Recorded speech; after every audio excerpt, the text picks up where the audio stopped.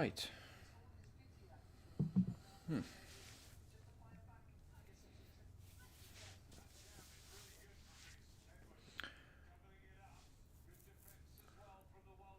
Reese Edwards doing good work. Doing better against Peter McGrail than I expected at this point.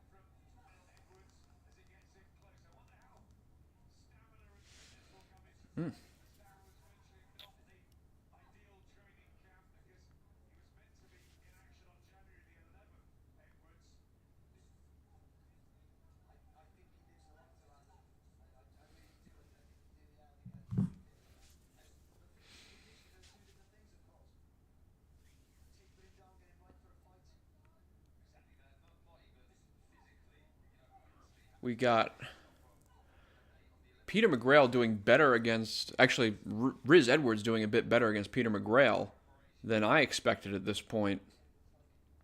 I was curious about how he's going to deal with the speed of McGrail. McGrail, solid southpaw, uses those angles, highly touted as an amateur, as an English amateur. And Riz keeps landing those straight rights consistently now and has got Edwards against the ropes. And Edwards has to figure this out because... Sorry, McGrail has to figure this out.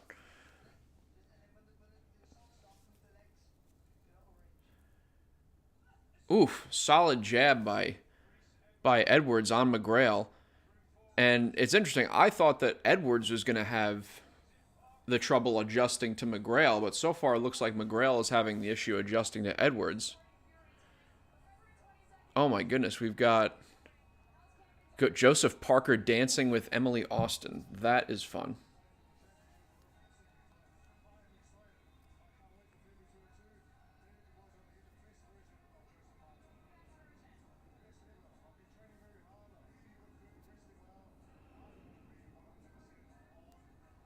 Okay.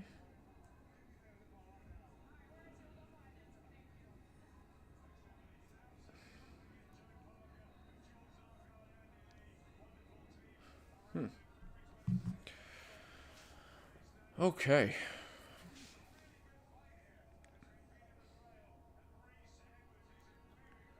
Good straight rights by Edwards on McGrail, and you can see how that, that's going to be classically the orthodox fighter's, best weapon against a southpaw, just because that right hand is directly lined up.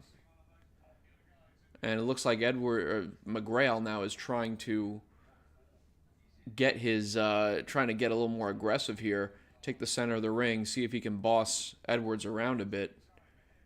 But it's been Edwards who's been the boss thus far in the fight. Man, that straight right continues to be a consistently solid weapon for Edwards. And again, avoids any potential follow-ups by McGrail. Solid jab, backs out. Good jab by McGrail, but he keeps trying to get the angle on Edwards, and Edwards is not allowing it. Kind of surprised because I thought Edwards looked a bit slow against Brad Foster, who is a common opponent for both of them. And it looks like the DAZN folks have McGrail up 3-1.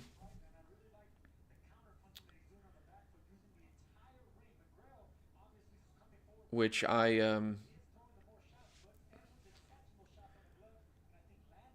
was going to say, I'm a little surprised by that scorecard, but I haven't been watching super closely since the start of this fight. Been trying to set up the goddamn stream. Okay, good lead hook by McGrail. Feinting. They're both feinting each other, trying to throw one out of position. But kind of nerves here at this point in the center of the ring. Neither willing to commit. Oh, Now a little exchange. Edwards got the better of it. Edwards using lateral movement, side to side. But Edwards is keeping him in front, not succumbing to those angles. He keeps moving. He's staying with McGrail here. Good body shot by Edwards. Rolls out to avoid the follow-up.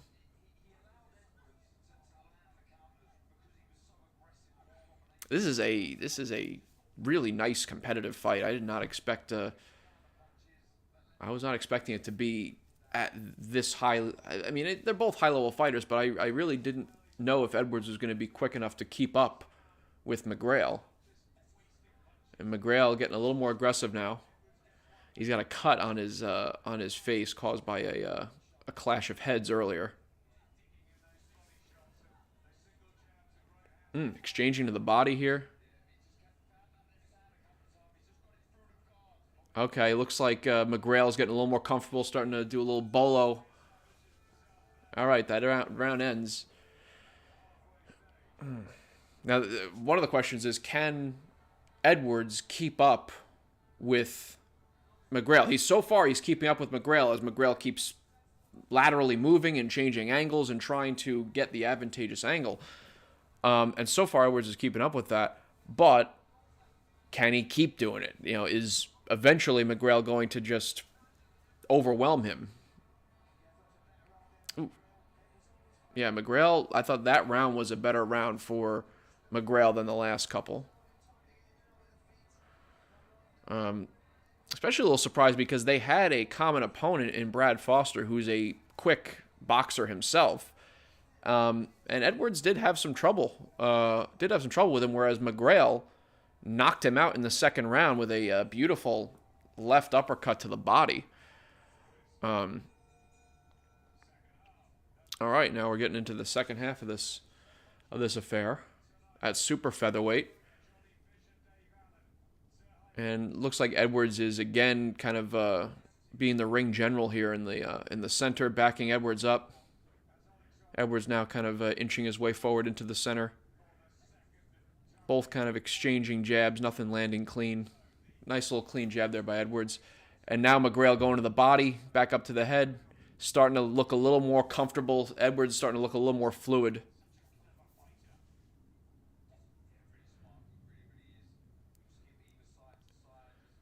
Yeah, you can see Edwards keeps, like, he gives you different looks, and then he'll do a quick back out to reset. Good left hand by McGrail there. Yeah, and we saw that clash of heads that caused the cut. That's something you have to worry about when you have a southpaw and orthodox matchups, is those clash of heads. But Edwards is now kind of smiling at McGrail.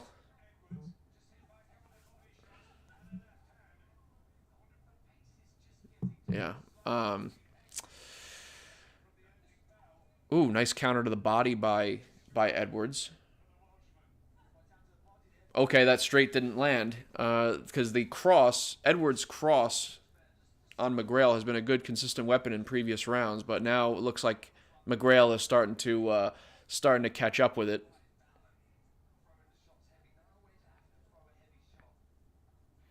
But still, Edwards is not allowing him to keep and hold those angles. He's staying with him as Edwards keeps trying to get that outside angle.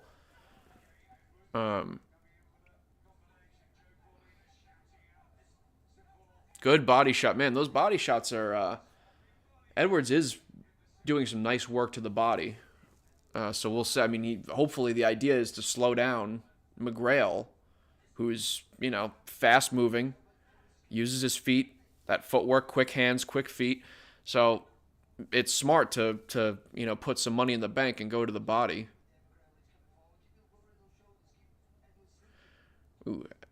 McGrail with a little feint there, getting Edwards to back up. Oh, both of them missing. Edwards missing a cross upstairs. McGrail shifting there, going square for a second. Good body shot again by Edwards. McGrail with a lead right hook.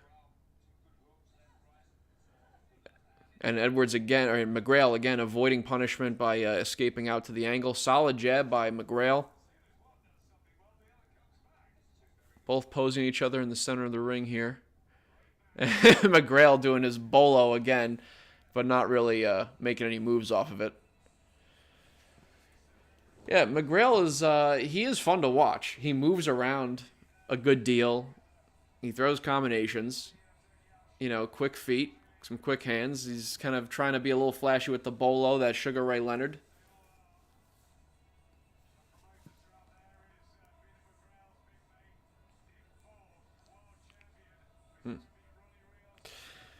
All right, it's interesting. It's interesting fight so far. I thought that I didn't know Edwards would be quick enough to keep up with McGrail, but so far he is. So we got this fight right now, and then what's up after this? After this, I believe we have Fisher, Johnny Fisher versus Dave Allen. But right now, what round are we getting into?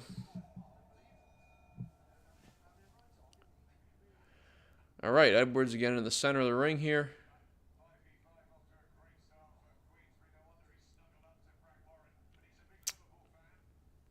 Edwards feinting. Both feinting at each other.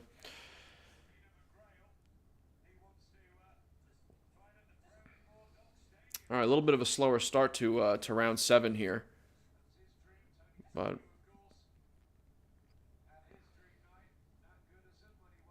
one of the questions sometimes when you go from being a highly touted amateur like McGrail, who won bronze at the Youth Olympics and the Youth World Championships, one of the questions is how does that style translate over to the pros? Yeah, we saw it worked with, good double jab there by McGrail. A lot of jab exchanges here in the start of the 7th. Neither really committing yet to an offensive burst. Again, what does he keep doing? McGrail keeps doing this little bolo with his left. Oh, nice right hook by McGrail. Edwards now kind of coming forward, trying to get it back. McGrail slips off balance there. And now they're tangled up, and the referee breaks them. Yeah, one of the issues is how does your amateur style translate over to the pros? And so it's fun with McGrail is that he does have fast hands. He has quick feet. He tries to get that angle. One of the questions is, does he have enough pop? And this is super featherweight, so not going to have world beaters. But he had a nice knockout in his last fight against Brad Foster. And Edwards, does seem like a more of a tough customer here. That was a perfectly placed left to the body, though. Oh, Edwards, another nice right to the body. That right to the body has become a solid weapon for Edwards, and a left hook upstairs that lands on McGrail. Now they're head-to-head here in the center of the ring. Another right to the body. He keeps going to the body. Edwards is going to have to figure something out, keep that left elbow down by his side. And he keeps doing this little bolo thing, and I don't know what the deal is with that. If it's just like a visual thing trying to throw off Edwards. He keeps trying to get that outside angle, and Edwards is not allowing it. Ugh, goddamn heater's going. Let me turn off the heater. All right, that's off. Okay. All right. Not a lot of action in round 7. But, some good body shots again by Edwards and some solid jabs by McGrail. But Edwards is kind of running out of some time to have those body shots really fully take effect. But I think they're starting to.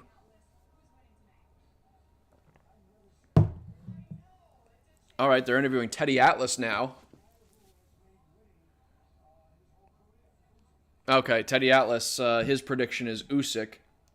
If you haven't made a prediction, feel free to drop in a comment on what your prediction is for the big fight tonight.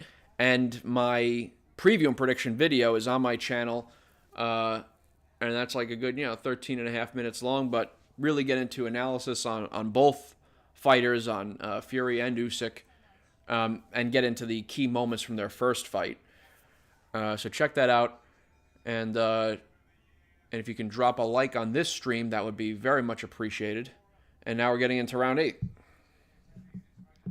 of McGrail versus Edwards.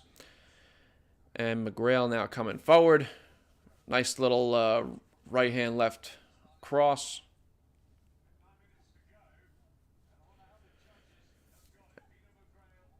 Yeah, it looks like, okay, McGrail's, yeah, better round 7 from McGrail, it looks like.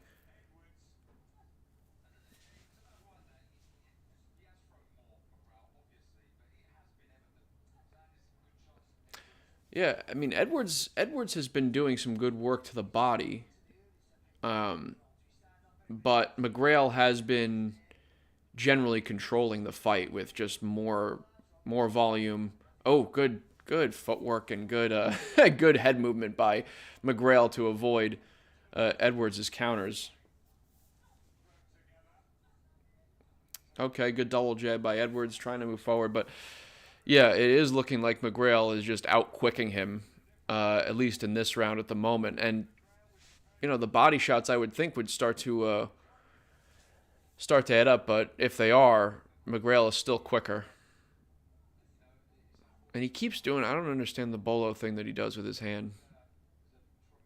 It does a little too much for my taste.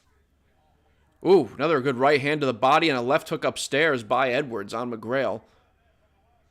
Props to McGrail. He's shown a good, some good durability, whether he's getting hit to the head or to the body, because he's gotten hit clean with some good shots. So pretty nice durability that McGrail is showing. Oh, good shot by McGrail. Good action. McGrail keeps trying to get that outside angle using that lead hook. A lot of lateral movement here. Edwards isn't quite overwhelmed yet, but he's getting hit with some bursts here. Now McGrail backing him up to the ropes. Edwards does a nice job changing angles. Now they're back in the center of the ring. Yeah, it's a good fight. Oh, strong jab by McGrail. Little straight right there by Edwards. Very nice. Yeah, competitive round. This is a competitive round here. Good work by these gentlemen. Now McGrail backing him up to the ropes. That was a good competitive round. Very nice quality. All right, ladies and gentlemen, what are your predictions? I'll ask at various points, but we gotta get some predictions on the record.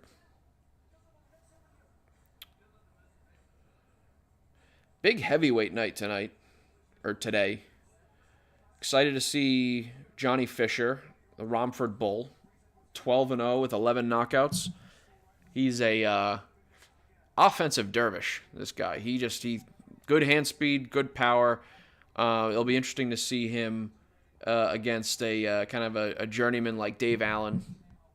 See what work he can do. Allen's 32, someone who has not always been in the best shape, but has had pretty good potential.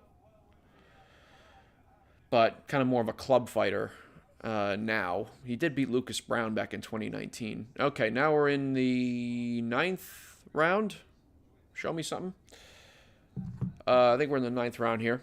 9th round out of 10. I mean, I think McGrail is probably ahead on the cards, but it is a fairly competitive fight.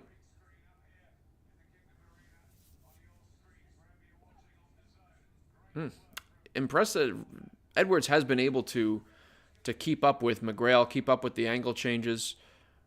He's looked quicker, Edwards has, than I had seen him in past fights. He looked quicker than he did in his last fight against Thomas Patrick Ward, and he looks quicker than he did against Brad Foster.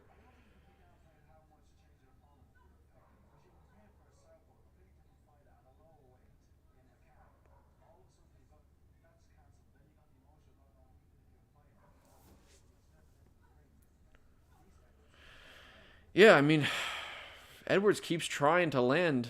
McGrail, a little too quick. Good head movement. McGrail now throwing a little leather in the middle, putting together a few punches. Keeps trying to change angles, and Edwards is keeping up with him. Now they're tangled up. A little jawing at each other.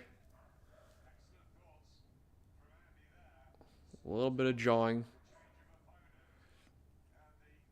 Back in the center, it looks like McGrail's playing a little bit, kind of faking the left. Good, strong jab. Solid. Okay. Yep, both missing each other. Edwards almost landed a good jab there.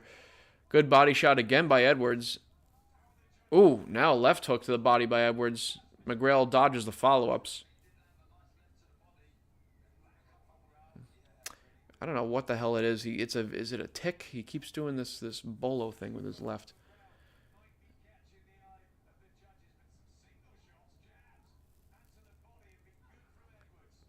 Yeah, this has been more competitive than I thought.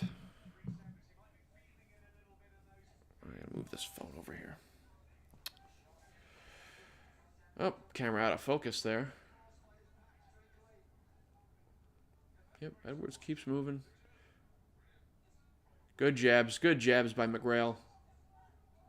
Oh, strong right hook that lands on McGrail. Edwards with a nice shot there. Good right to the body again by Edwards. McGrail with a little flurry there, but mostly blocked by Edwards. Edwards again with the right to the body. The counter, that right to the body has been a solid, consistent weapon. Yeah, pretty good round. I'm interested to see what the scorecards say, because it's been a pretty competitive fight. I feel like a lot of McGrail's punches, I keep mixing their fucking names up. A lot of McGrail's punches have been caught on the guard of Edwards. He has landed some good clean jabs, but Edwards has landed a lot of good clean body shots, and that right hook, he landed a good right hook there that was probably the best punch of the round. That landed clean on McGrail. But props to McGrail. He has shown a good chin so far in this fight, and he's taken some solid shots to the body and has eaten them. So that's good to see from McGrail. And now we're getting into the final round here, round 10. Gentlemen in the center of the ring.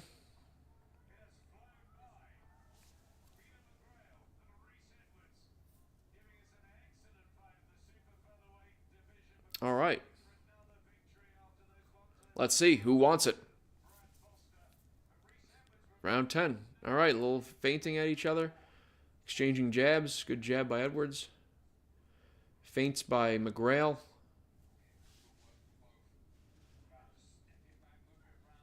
Solid jab by Edwards. Not a lot of action the first 30 seconds of this final round. I mean, you would think that this is a fairly tight fight, at least ostensibly. We'll see what the judges say. I am interested to see what that AI judge does in the Usyk versus Fury main event.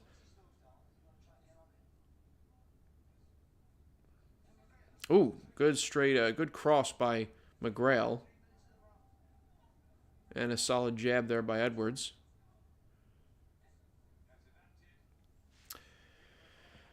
Kind of an uneventful last round so far.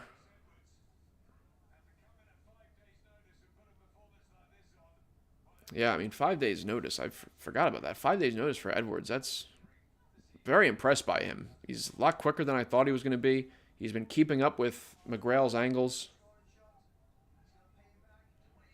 Good cross by Edwards. McGrail keeps using that lateral movement.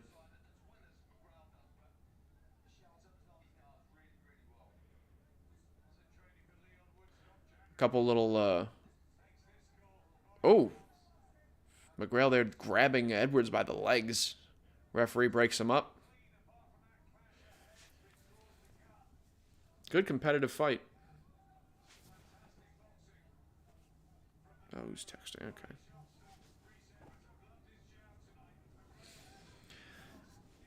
All right, who wants it? We got the last 50 seconds left Ooh, good right uppercut by Edwards.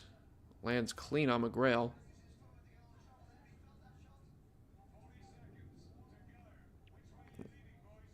This is tight. Let's see.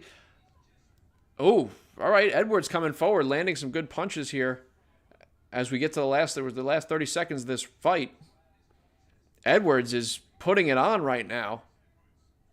McGrail's got to step it up here. Okay, good cross by Edwards again, but a counter by cross by McGrail. Good counter by Edwards.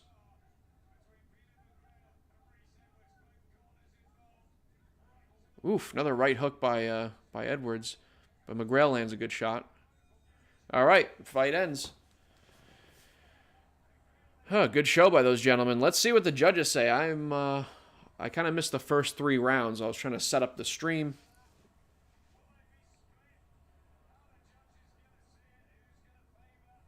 I am sure you should be looking for screen variety if you want or boxing this year. Faison, I'm not sure what that means exactly.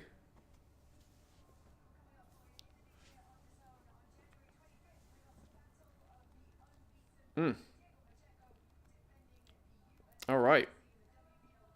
I don't know. What do you guys think? How did that fight? How do you score that? I kind of missed the first 3 rounds. I was trying to set up my stream and try to schedule it on YouTube and then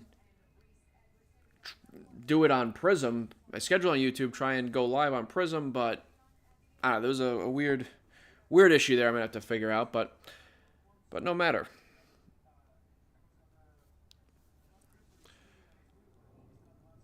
Yeah, that was Edwards did better than I thought.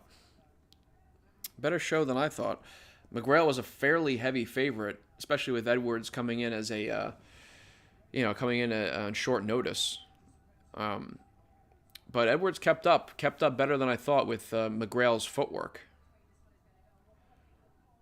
And that the body shots, Edwards' right to the body was a particularly good weapon. Earlier in the fight, his cross upstairs landed pretty consistently, which, you kind of expect from an orthodox fighter fighting a southpaw. That straight right, that cross, is a primary weapon just because the right hand is better lined up from the orthodox fighter to the southpaw. But the right to the body became a better weapon later on in the fight. Now they're both in the center of the ring, so let's see. They're talking to each other a little bit. Let's see what kind of decision we got. All right, let's hear it.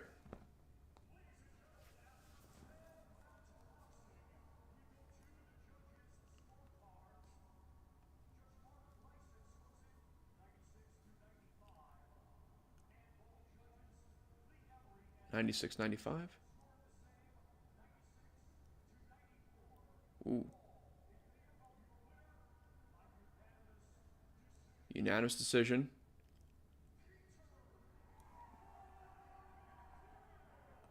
Okay, McGrail gets the decision. McGrail gets the unanimous decision. Edwards kind of raised his fist there as if he got the decision. But man, that was a close decision for Peter McGrail. Good competitive fight. I'll have to rewatch and particularly rewatch the first several rounds to and score it. But good competitive fight and close scores, which I think makes sense because it seemed like a competitive fight to me. So that was good. I think up next we've got the Johnny Fisher fight, and let's see what Fisher does. All right, wait, where live? Why is that? No, I don't have another. Right, we don't have another live. Okay, what is this? Okay, yeah, we're live right here. Shareable link. Let's go and share this.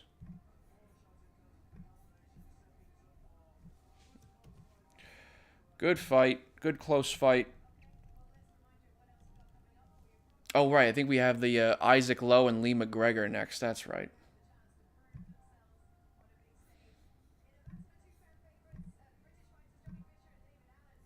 By the way, got a... Hold on. Yeah. Okay. Good. Got a couple polls that I had set on the channel, and I'll go through some of those results as the day goes on. But some of those poll questions included which fighter on the Usyk versus Fury 2 undercard are you most interested to see? The options here were Serhii Bohachuk, Moses Itauma, Johnny Fisher, and then I'm just here for Usyk versus Fury. Another one that I had was, of course, a poll asking, how do you see the main event going between Usyk and Fury? The options were Usyk via decision, Usyk via stoppage, Fury decision, or Fury stoppage. And then I also, 2 weeks ago, put out a question asking which champion boxer is your pound-for-pound number one. And the options we got there were Inoue, Usyk, Crawford, and Beterbiev, and that's got about 400 votes. So got like 3 polls that I'll go through as we continue on. But we got up next, fight-wise, Lowe versus McGregor, and that is Isaac Lowe and Lee McGregor. And Isaac Lowe is a close friend of Tyson Fury. He was also on the Fury versus Usyk undercard when they fought in May. He likes to fight on Fury's cards.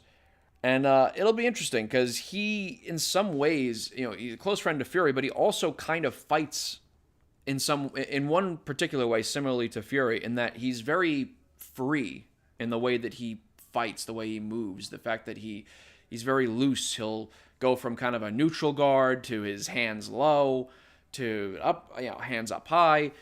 He'll, lead with all kinds of shots. Very loose fighter that fights freely, which Fury, is a very free-flowing kind of boxer. So interesting to see. And his opponent, Lee McGregor, far more conventional kind of boxer who uses more of a high guard. And that potentially could be a real nice competitive fight, because we got Lowe is 25-2-3 with 8 knockouts.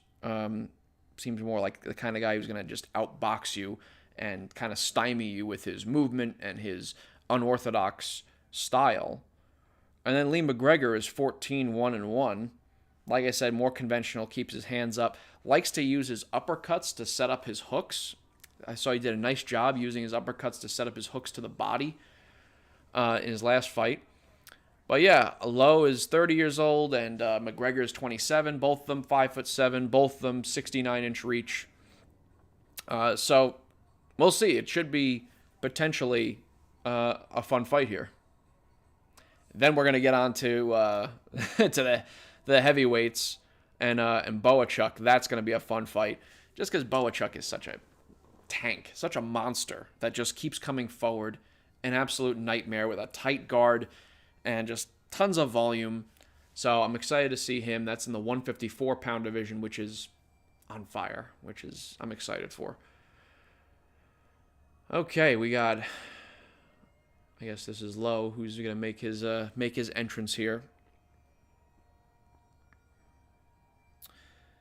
Something to consider with Isaac Lowe, and we saw in the Amadi fight, his most recent fight, is that he will drop his right hand, and that leaves him open to left hooks, and so he'll get caught with solid left hooks at times. So we'll have to be careful here against Lee McGregor, who keeps his hands up, so he should be able to be quick with that left hook.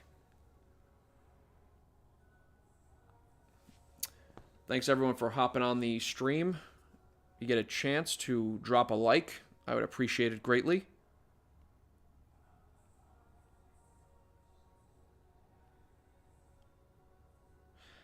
And to be fair, also, Lee McGregor is the highest rated BoxRec opponent that Lowe has faced at 3 stars. So, we'll see if he can. I mean, like I said, he makes mistakes. He's a very free-flowing kind of boxer. But with that unorthodox dynamic that you have that other boxers are not always used to, you also get mistakes.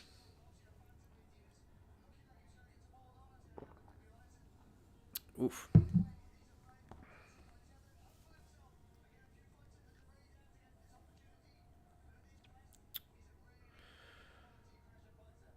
All right.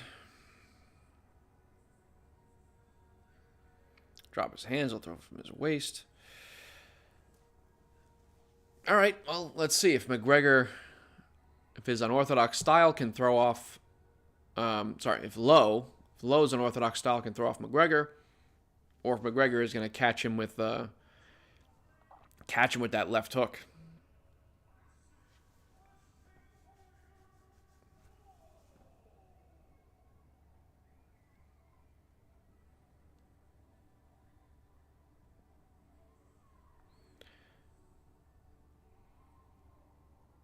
Okay, so that was McGregor that just came out.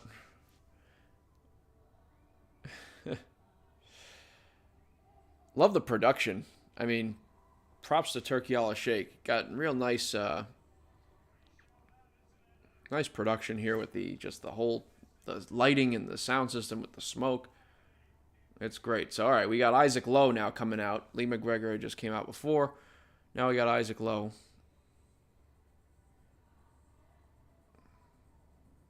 God, how do I keep screwing up some of these names? Okay, looks like DAZN's poll has Isaac Lowe at, with the question of who will win, they've got Isaac Lowe at 58%, Lee McGregor at 42%. I do think this is a fairly close fight, at least on paper. They both kind of seem like they're at a similar level. And I mean, I imagine this is going to go to a decision. But let's see. I mean, you would think that, wouldn't think what happened with Jaime Munguia and Serhii, what happened there. You didn't think that would happen, but that fucking happened. But let's get this show on the road. If anyone's got predictions for either Usyk versus Fury, or I'm also interested in some other predictions as well, the Itauma fight, and because I do think that's an interesting. I mean, of course, a lot of people interested to see Itauma. Tons of potential, tons of talent, tons of hand speed. 19 years old, but he is, he's facing a solid vet in Demsey McKean. Solid vet who, should at least provide some resistance and some pushback. And he says that he's going to test Itauma's chin, so we'll see. But for now, we've got Isaac Lowe versus Lee McGregor. And this is the 126-pound weight class here. Dangerously close to Naoya Inoue's class.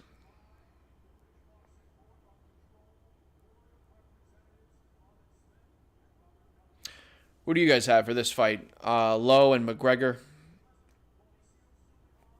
I don't know. I haven't studied these two enough to make a real educated prediction. I think this should be a fairly competitive fight. And the question that I have is, whether Lowe's unorthodox style is going to throw off Lee McGregor, or if Lee McGregor with his, high hands, if he's going to be able to catch Lowe with his right hand low, which he does tend to drop his right hand, if he's going to catch him with a left hook. So we'll see. But that could end this fight fairly quickly.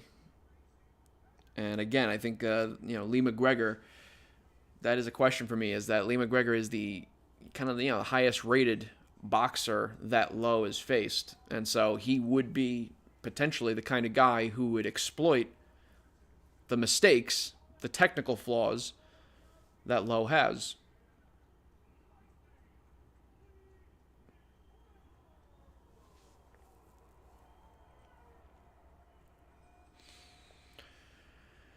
Let's see. We'll see if Isaac Lowe, who again is a close friend of Tyson Fury, we'll see if his performance has any connection with how Fury does tonight. Yeah, again, he's 25-2-3 with 8 knockouts.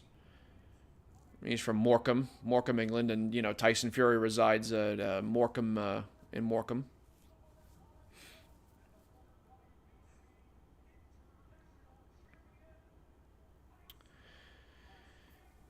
All right. All right, let's get the show on the road.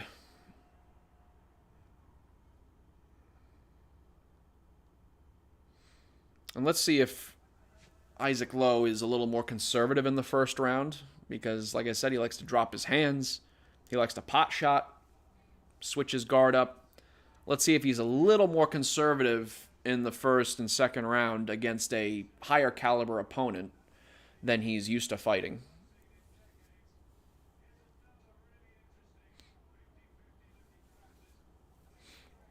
Yeah, competitive fight here, so let's see. All right, they're starting. Okay, they're feinting each other. And they're starting pretty quick, actually. Good jab by McGregor. Ooh, overhand right by McGregor. Didn't look like he really put his weight behind it, but it landed on the top of Lowe's head, and Lowe is going to the body. Oh, we might have a firefight on our hands, folks. This is starting off pretty quick. Now they're tied up in the middle of the ring. And they break up. Good jab by Lee. Good jab to the body by Lowe. Yeah, they're jockeying for position. Oh no, strong lead right by McGregor. I'm not thrilled with how easily McGregor seems to be able to catch Lowe and catch Lowe clean. Good shot to the body by good jab by Lowe. Oh, strong left hook by Lowe as McGregor was throwing his left hook, and it looked like McGregor got a little jitter in his leg there. Oh, strong left hook now by McGregor. Caught Lowe clean. But Lowe didn't really react much, but a strong jab again by McGregor. We're getting some action here in this fight early. And I gotta tell you, I'll be surprised if we don't see at least one, if not more, knockdowns in this fight, just with how cleanly they're catching each other early on here. They're both throwing right hands and moving to the outside, but neither land there. Referee breaks them up. Strong jab there by McGregor. Another strong jab by McGregor. McGregor looking comfortable, dancing around the outside a little bit. McGregor does seem a bit quicker, and his jab seems to be more effective. Another good jab by McGregor. Good left hook. McGregor caught Lowe's left hook and landed his own little clean left hook on the inside. Now they're tussling there against the ropes. And McGregor throws to the body. Okay, ref breaks him up. Ooh, clean right hand there by McGregor lands. Tussling again against the ropes.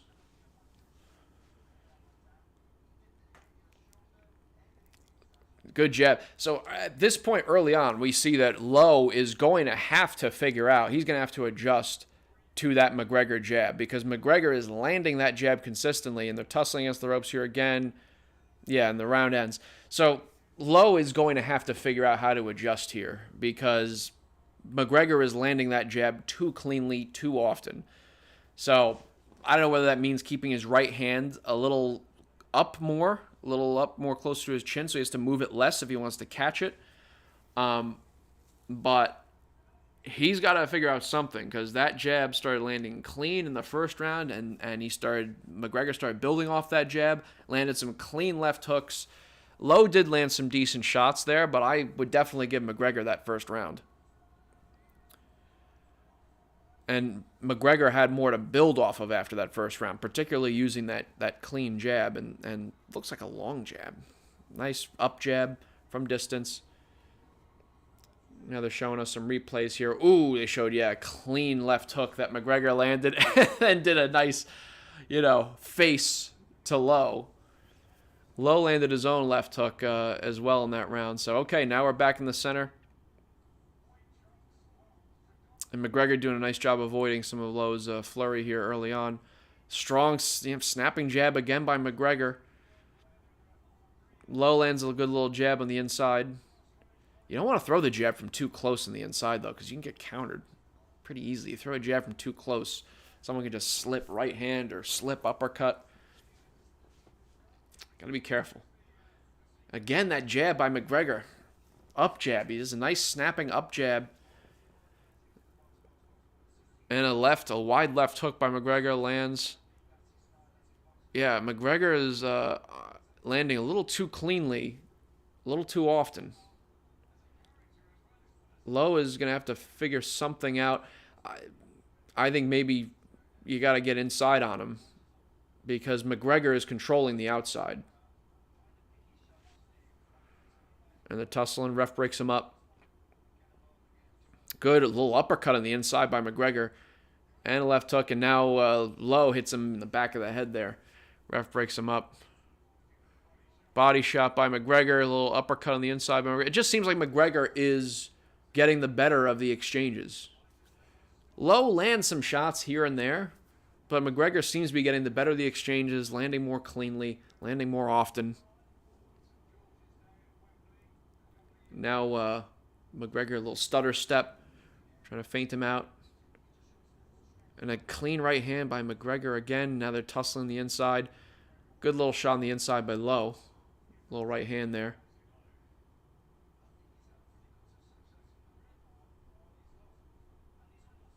Lowe with a right hand to the body. McGregor with a right hand upstairs. Yeah, the jab of McGregor so far is one of the big differences in this fight. And Lowe blocks a overhand right by McGregor, but now a clean jab by McGregor. McGregor avoids Lowe's follow-up using his head movement. Now Lowe has McGregor in the corner. McGregor ties him up. Now they're back in the center of the ring. Oof.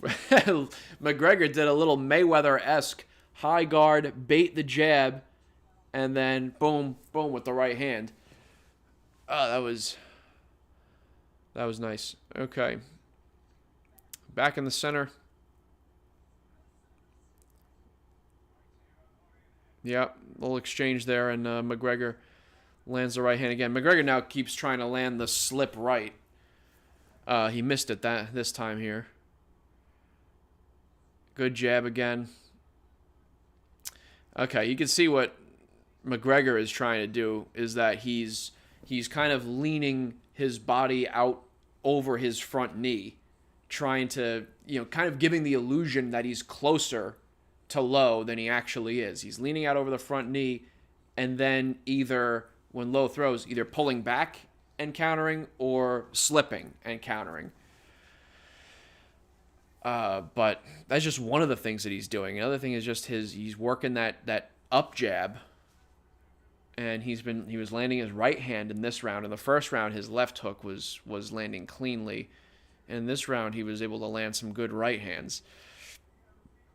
I think that Lowe's going to have to do something to change the equation, because right now I see McGregor outboxing Lowe.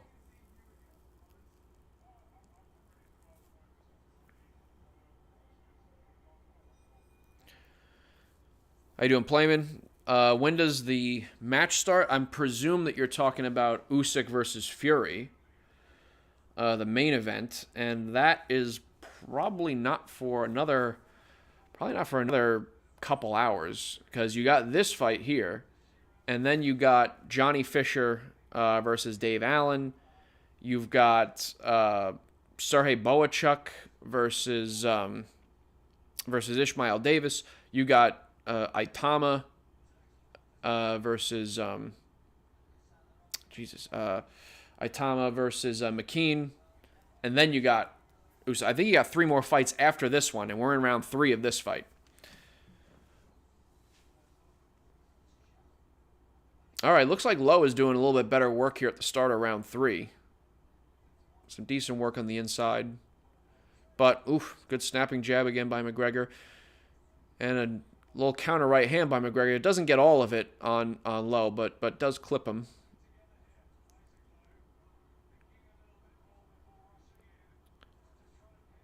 Yeah, Lowe lands a little right to the body, but McGregor counters with a left upstairs. It just seems like whenever Lowe lands something, McGregor is able to land as well. However, McGregor at times is able to land on Lowe, and Lowe's not able to land on McGregor. But Lowe is, good jab by Lowe. And Lowe with a little left hook to the body. McGregor with another good jab. It does look like here in the 3rd round, Lowe is starting to at least land a bit more consistently on McGregor. McGregor is still getting his licks in, though. But at least Lowe is starting to get some shots in.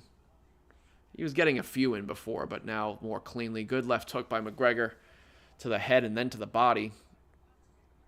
And we're getting some real action here in the center of the ring. Some shots on the hip by McGregor. He's got to raise that up.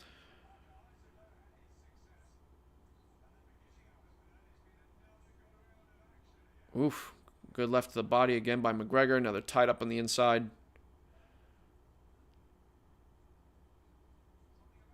Oof. Good little work on the inside there by Lowe.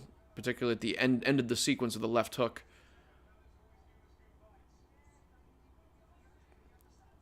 Referee breaks him up again. Getting a little rough on the inside, the two of them. Long jab again by McGregor. And a left hook that he kind of cuffing land. Doesn't get all of it. McGregor doesn't. Okay, get a little right to the body by McGregor. They both exchange jabs. Oh, good jab by Lowe.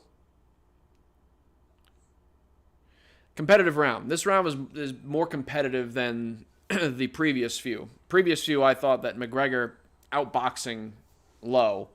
This round, more competitive. Lowe did get some more shots in than he was before. I still think you can make the case, though, that McGregor won that last round.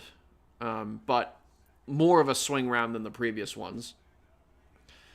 Camera going to Lennox Lewis. There's a question for you. Lennox Lewis, and how does Lennox Lewis do against a guy like Usyk or Fury? Hey, Jack. Good to see you, my man. Appreciate you hopping on.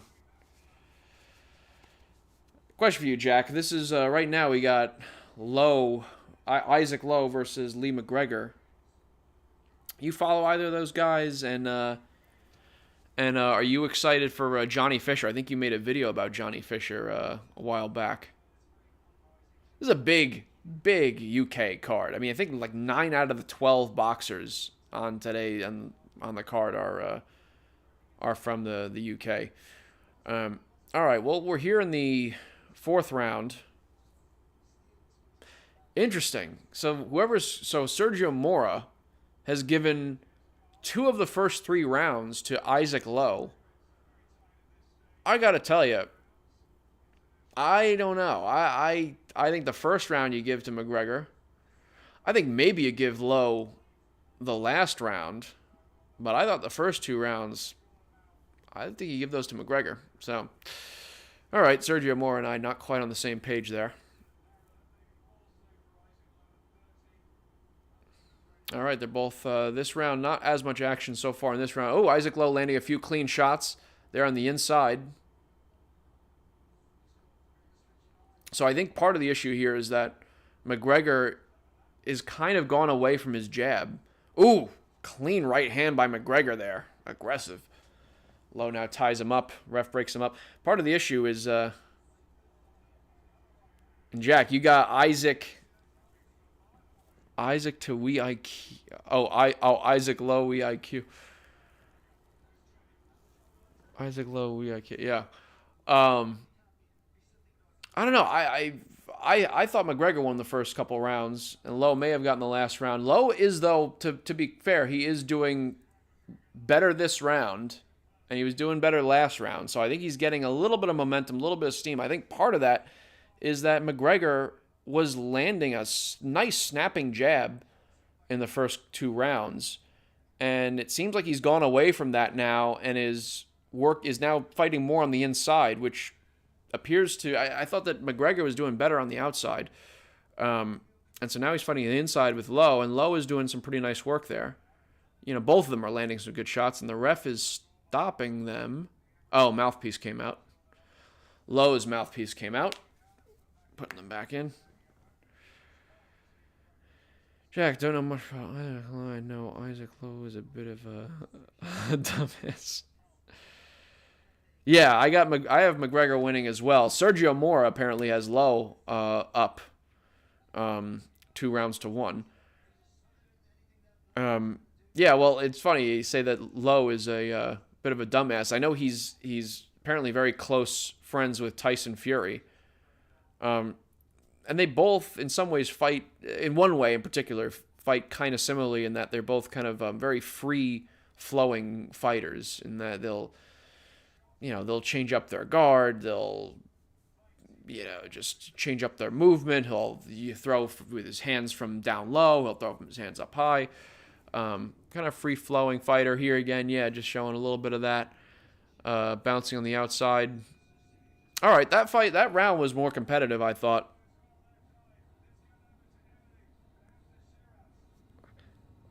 That's on my head back, but enjoy. Hey, appreciate it, Jack. Thanks for stopping by. Have a good stream.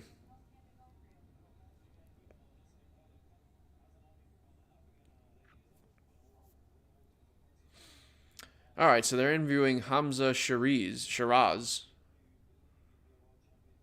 How do you pronounce it? All right, well, let's see, because Lowe got a bit of momentum, I feel like, in the last 2 rounds. So let's see if he can build off of that, or let's see if McGregor can retake control. I think his jab is really the way to do it, because he was landing a nice snapping jab pretty cleanly.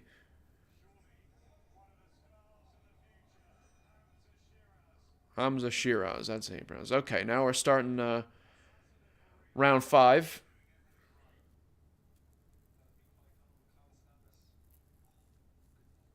Okay, Lowe using his jab a little more.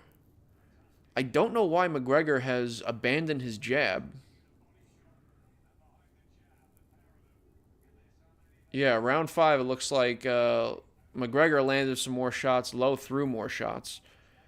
Total punches through round 4. Okay, so McGregor's landed more punches. Lowe has thrown more punches. Yeah, I thought the first 2 rounds are pretty clearly McGregor's. Oh, a good right hand by Lowe. Yeah, you can tell, you can feel the momentum shifting right now. You could feel it from the last couple rounds, really from round 3, 4, and now here in round 5. You can feel Isaac Lowe getting some momentum here in this fight. I thought McGregor was clearly outboxing him in the first 2 rounds. Good little clean left hook there that McGregor lands as he's moving backwards. But he didn't put a lot on it. A little bit of a slap hook. And now Lowe kind of backing away. McGregor throws the jab to the body. Okay, McGregor trying to work the jab to the body. We'll see if he... Ooh! Strong right hand by McGregor. And now they're tied up on the inside. Yeah, it looks like McGregor now trying to kind of work his jab to the body. Might be to set up his right upstairs. Or a left hook upstairs. Ref is now separating them, putting them in separate corners. Looks like he's giving a warning to McGregor about using his head.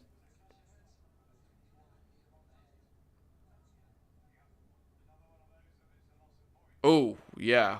Wow. Looks like McGregor kind of led with his head as he countered with the right. I thought that was kind of a natural motion, though. He was slipping and then throwing the right, and so, yeah, his head's going to move forward and to the side as you do that. So, I mean, it didn't really look that much like like he was intentionally trying to clip him on the head, but he did. Oh, good counter right uppercut by McGregor, but then Lowe with some shots to the back of the head. I would like the ref to warn about that. Again to the back of the head. Hey, the ref's not even warning.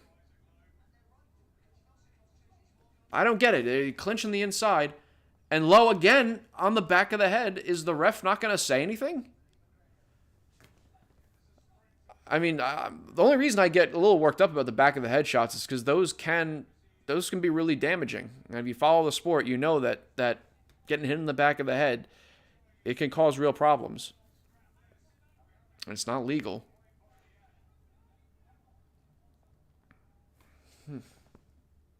All right. Good little counter left hook by McGregor.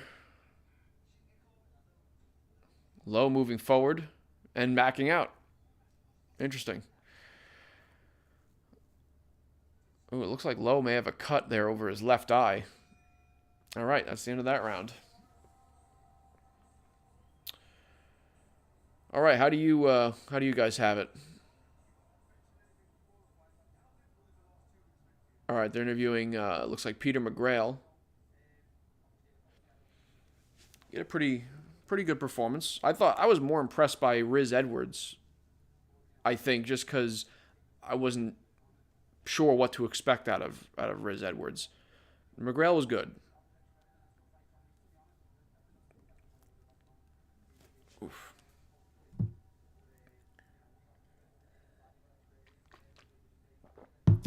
All right, which fighter? That is a question. Which fighter are you guys most excited to see on tonight's card, beside Usyk and Fury? Me, I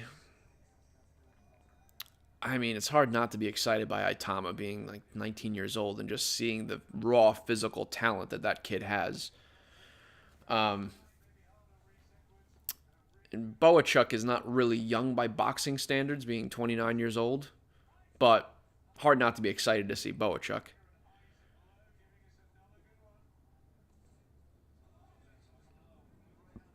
All right, Isaac Lowe again working here on the inside.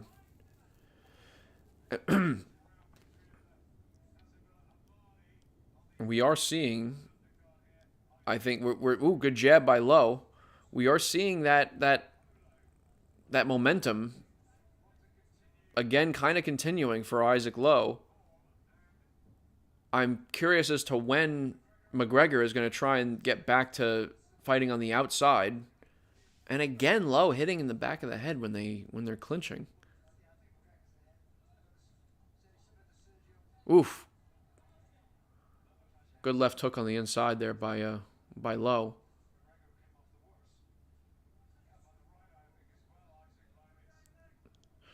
McGregor moving on the outside. Ooh, counter right uppercut. Nice little right uppercut by McGregor.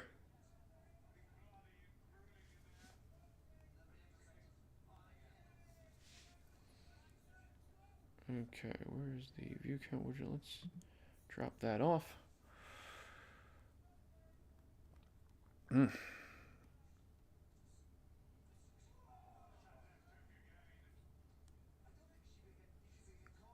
Okay, cool. All right. Man, that cut is looking a little nasty there on the right eye of Isaac Lowe. Good left hook there by McGregor. Now they're tied up on the inside.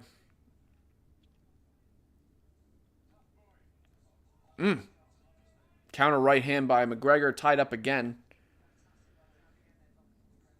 Left hook. McGregor's swinging a little wild. McGregor's swinging a little wild there. I don't know. I don't know why he's not going back to his jab. There's some jabs. Isaac Lowe moving forward. But Lowe has gotten a bit of a better beat on McGregor's rhythm. He's dodging more of his shots. He's ducking. Ooh, good right uppercut, though, as I say that, by McGregor.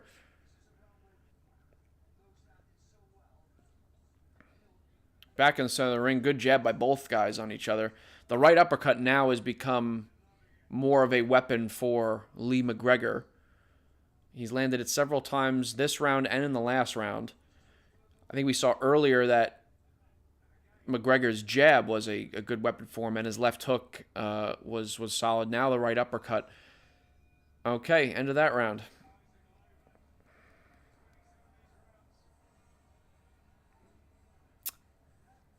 Hey, appreciate it, Philippines. Fury win 10%.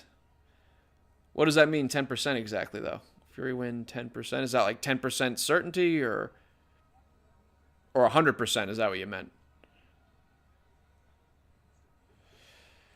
Yeah, this fight has been interesting, I will say. I mean, just because I thought Lowe was doing really well in the beginning, particularly using his jab, particularly fighting on the outside.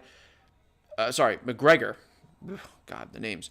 McGregor, in particular, was fighting well at the beginning on the outside, using his jab, landing some clean shots on Lowe. And then starting the third round, there was a bit of a momentum shift, and Lowe began landing more of his shots. McGregor was still landing shots, but Lowe kind of started to get a beat on him. And the fight kind of changed geometry. They started fighting more on the inside rather than at long range. Ooh, good clean snapping jab there by McGregor. I would love McGregor for him to go back to that. If he can, more consistently use that jab. Another good jab. It looks like maybe here in the 7th round he's kind of trying to go back to that jab, which worked for him early on in the fight. And he used it less consistently after that.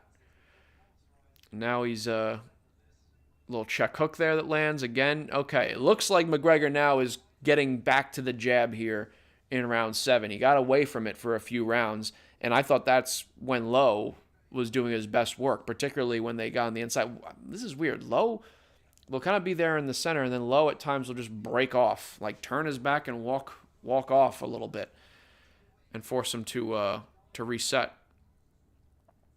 See, me and Mora see this fight weirdly differently. So Mora gave 2 of the first 3 rounds to Isaac Lowe, and then he gave like the last 3 rounds to McGregor.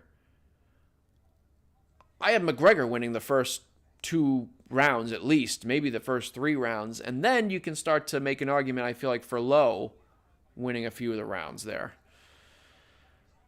Okay, now McGregor has Lowe against the ropes here, and they are exchanging on the inside.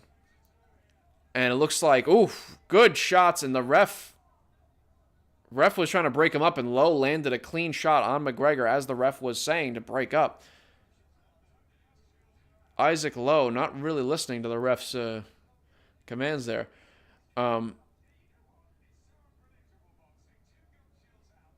Both of their mouth guards fell out at once, and so now they're getting it back in. Okay, yeah, you did mean 100%. Okay, Fury win 100%. You got Fury by decision or by knockout?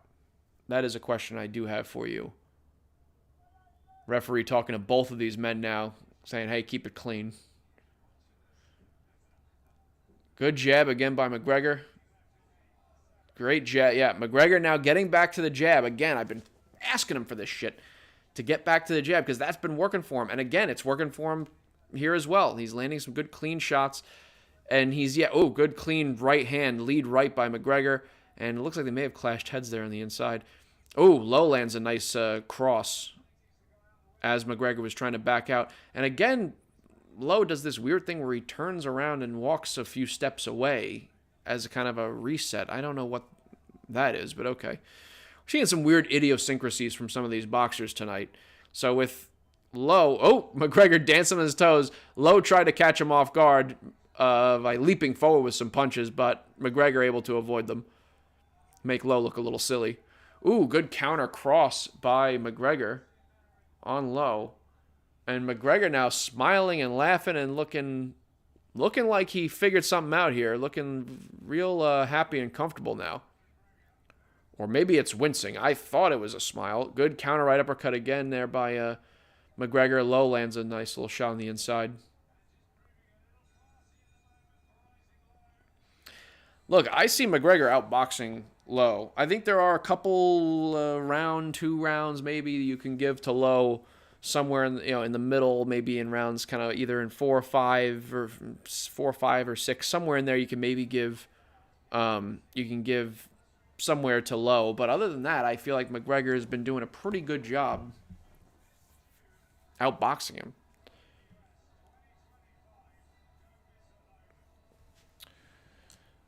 Yeah, so all right. You got 6 round KO for Fury. Oh man, what are the odds on that? What are the numbers? What kind of payout can you get for that? I'm not necessarily saying you should gamble or whatever. You know, I didn't make any bets on this fight. I made bets on the Paul and Tyson shenanigans and won money on that actually because I bet on a Paul decision. But okay, now we're here in the, I think in the 8th round now.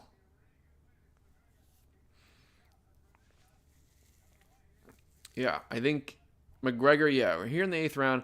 McGregor, if he stays on the outside, dances around, uses his jab, check hook, he'll be able to just piece up Lowe and outbox him. That's all he's got to do. Because when he gets on the inside, Lowe does a pretty, decent job landing punches to the body and whatnot. Good lead right by McGregor. And Lowe again on the inside with a couple short shots.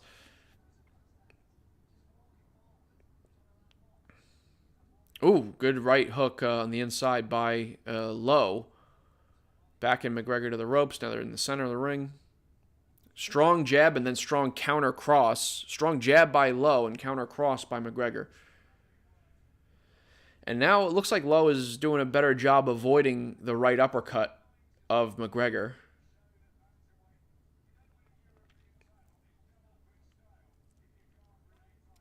Lowe landing some little shots on the body.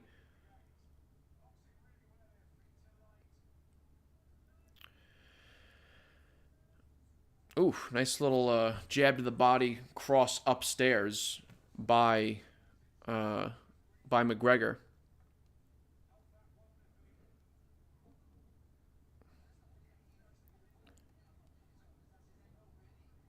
Let's see. So what kind of odds can you get on a 6-round stoppage for Fury? So Fury to win in round 6 on DraftKings right now, that's plus 3,000. Meaning you bet $10 and you'll win 300. All right. That would be remarkable. Fury wins by knockout in the 6th round. Whew, man, we get a trilogy. That would be exciting. Man, the mouth guards keep falling out. Now we're back in the center of the ring here. All McGregor's got to do is just, keep on the outside, use his footwork, use his jab. But Lowe, ooh, good little counter hook by McGregor. Back on the inside.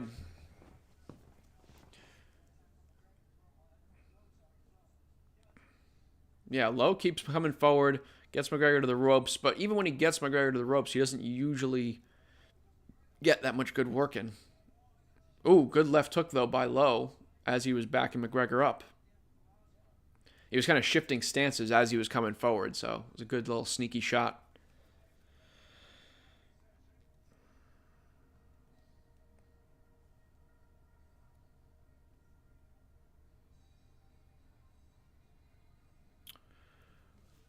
All right. Whoever's on the stream right now, appreciate you being on here. Appreciate Philippines being in the house. If you'd do me a favor and drop a like, I'd very much appreciate it.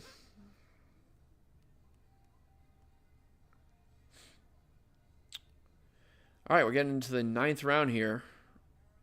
Hasn't started yet, but showing a little replay. Oh, yeah, that was the jab down to the body, right hand up to the head that McGregor landed, which was great. And a good left hook there. They're showing replay that Lowe landed on McGregor.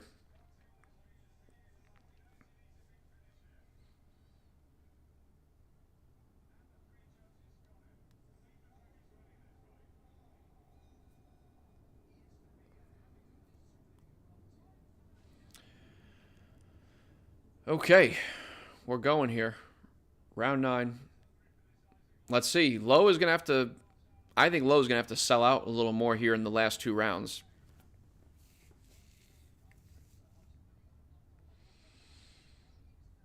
But I don't know. Maybe some judges see it differently.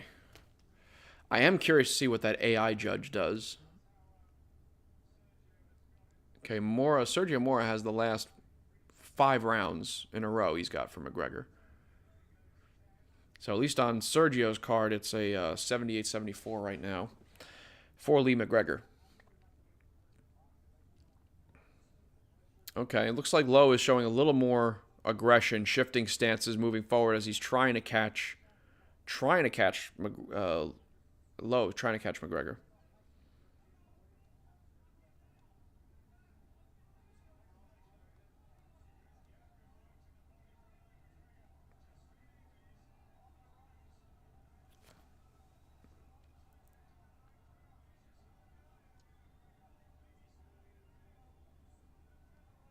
Oh boy, Lowe is putting together some punches here. Ooh, good little right uppercut on the inside by McGregor. Lowe has been putting together a nice little rally here in the 9th.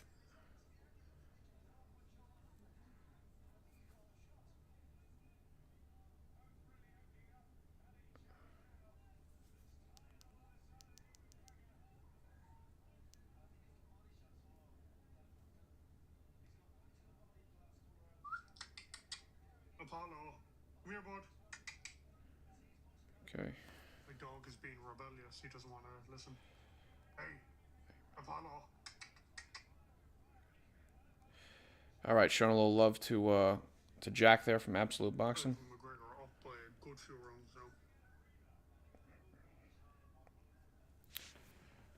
now. All right, well, let's see. Lowe is gonna. Lowe's gonna have to put together some more offense here, I think, if he's gonna come away with this decision. I mean, he is coming forward. He's trying, but McGregor's done a pretty good job of neutralizing him. He does land some clean punches.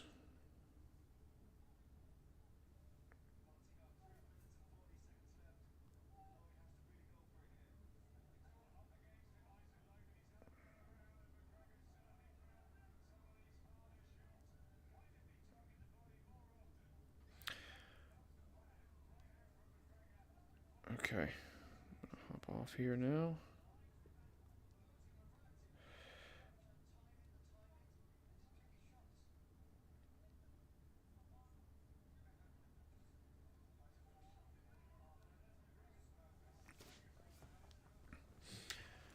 All right, let's see.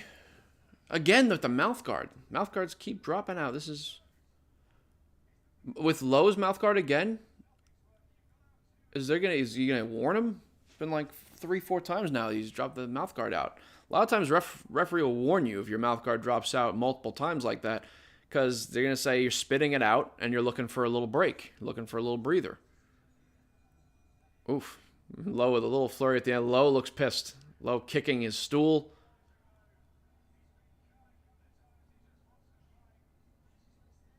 Yeah, Lowe is not happy kicking his stool. I got to tell you, he does seem... I can see why Lowe and Fury are close friends, because he does seem like a bit of a like a wild card, this guy Lowe. Ooh, good counter right hand there, but they're showing a replay by McGregor, and it looks like their heads clashed. That's what that was. Yeah, I have McGregor winning by several rounds so far.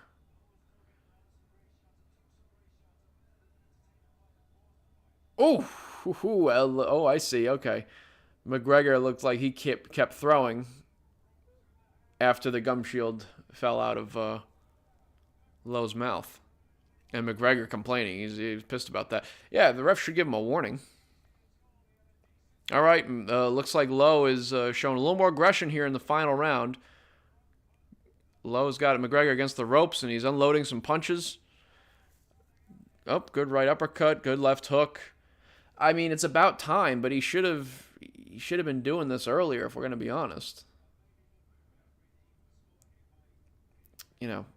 should have been, more aggression, more of this, because he hadn't been really upsetting McGregor's pacing. Oh, now we're seeing some flurries in the inside by both fighters. And now McGregor holding on. Okay, referee breaking them up. What is the referee doing? Did his mouthguard fall out again? Oh my God, again? I feel like the fucking DJ Academics. Again? With the mouthguard? Oh, he did take a point, and he's taking another point. Oh, I got it. Okay. Must have missed it. I got the volume low, so it's hard to hear. But yeah, no, that makes sense. The referee taking it because the mouthguard keeps falling out. Can't do that. Come out once, twice, okay. But when you drop it out 3, 4, 5 times, referee's gonna say, hey, you're looking for a breather here. Ugh, Lowe throwing McGregor to the ground. Lowe kind of just seems like an asshole, if I'm gonna be honest. I don't know the guy, but at least the way he fights makes him seem a bit like an asshole. He's been hitting McGregor in the back of the head. His mouth guard keeps coming out. He's throwing him to the ground. Seems like a bit of a dick. All right, now they're head-to-head here. 1:15 left in this fight. Clinching on the inside. Both unloading. They're head-to-head, center of the ring. A little bit of rock'em sock'em. He spits it out again! Okay, that time I saw Lee McGregor just blatantly spit his mouthguard out. Like, I could see it very clearly. They were clinching the inside, and he just spit. He does a full Haktua with his mouthguard. And the ref is just letting it go. The ref is just letting him go. I mean, now the ref is going to break him up here. And he's not even, I don't think he's even letting him put his mouthguard in again. Referee just letting him keep going. Better be careful. Lowe better be careful if he gets caught. No mouthguard in. His teeth are in real jeopardy here. Yeah, the referee's not letting him put the mouthguard in. The ref is you see the mouthguard right in the ring, just sitting there. Yeah, I mean, good on the ref. I mean, I saw him just blatantly spit it out there. And this is like the 5th or 6th time, whatever the hell number it is. And again, Lowe kind of throws McGregor off to the side. Yeah, this fight has gotten ugly and rough. Real ugly and rough here. And McGregor just seems like a dick. I mean, sorry, McGregor. Ugh, I keep fucking it up. No, Isaac Lowe just seems like a dick. Why do I even messing up their names? Too many Englishmen. Or too many United Kingdom folks. All right, well, I've got McGregor winning that fight, especially with the point deductions. But even without the point deductions, I had McGregor winning that fight. You can see why, in some ways, you can see why Isaac Lowe is buddies with Tyson Fury. I mean, Lowe seems like a real dick. At least the way he fights seems like a real dick. How many times do you spit that mouthguard out? All right, well, let's see. Who do you guys have any dissent on who won this fight? You think Lowe was able to actually pull it off? I don't think so. I think that was clearly a win for McGregor. And I'm glad about it, because don't really like Lowe.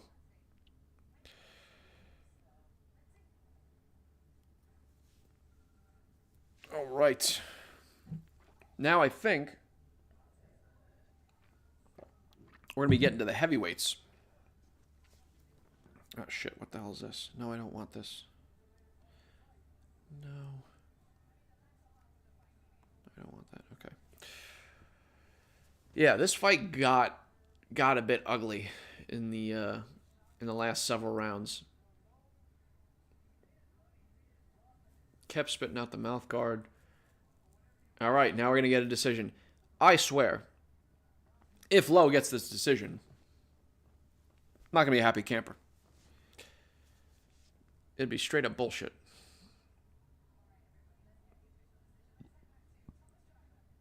Should be comfortable win for McGregor. Let's see.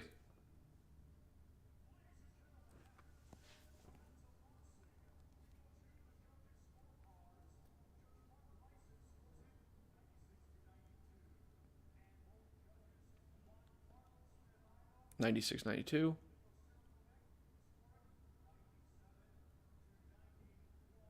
$96, $92. $97, $91.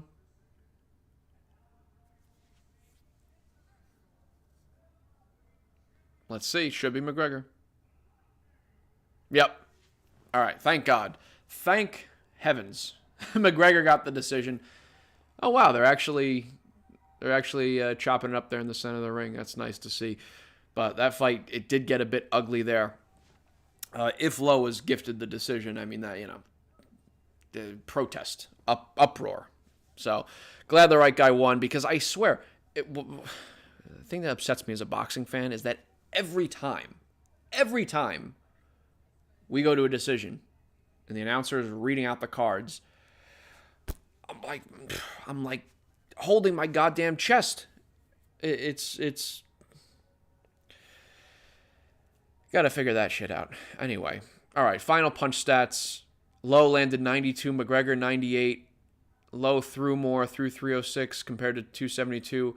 McGregor landed 36% of his punches compared with Lowe's 30%. While he was 92-98 in landed punches, I thought that McGregor landed definitely, some of the more consequential, more clean blows. And did a better job kind of controlling the fight, controlling the geometry of the fight. So next up, we got Johnny Fisher and Dave Allen. That fight went to decision. The last couple of fights went to a decision. This fight, I mean, I would be rather surprised if it went to a decision. And actually, the next fight, after the next several fights, I'll be surprised if it goes to decision. Because Johnny Fisher, known as the Romford Bull, he's 12-0, 11 knockouts, and he has got some serious power, some good hand speed. He hasn't, he's still only 25 years old, so he hasn't fought the best in the world. But he's not fighting the best in the world. He's fighting Dave Allen, who, I got to admit, easy to like him. Very humble, likable, at least in the interviews that I've seen of him.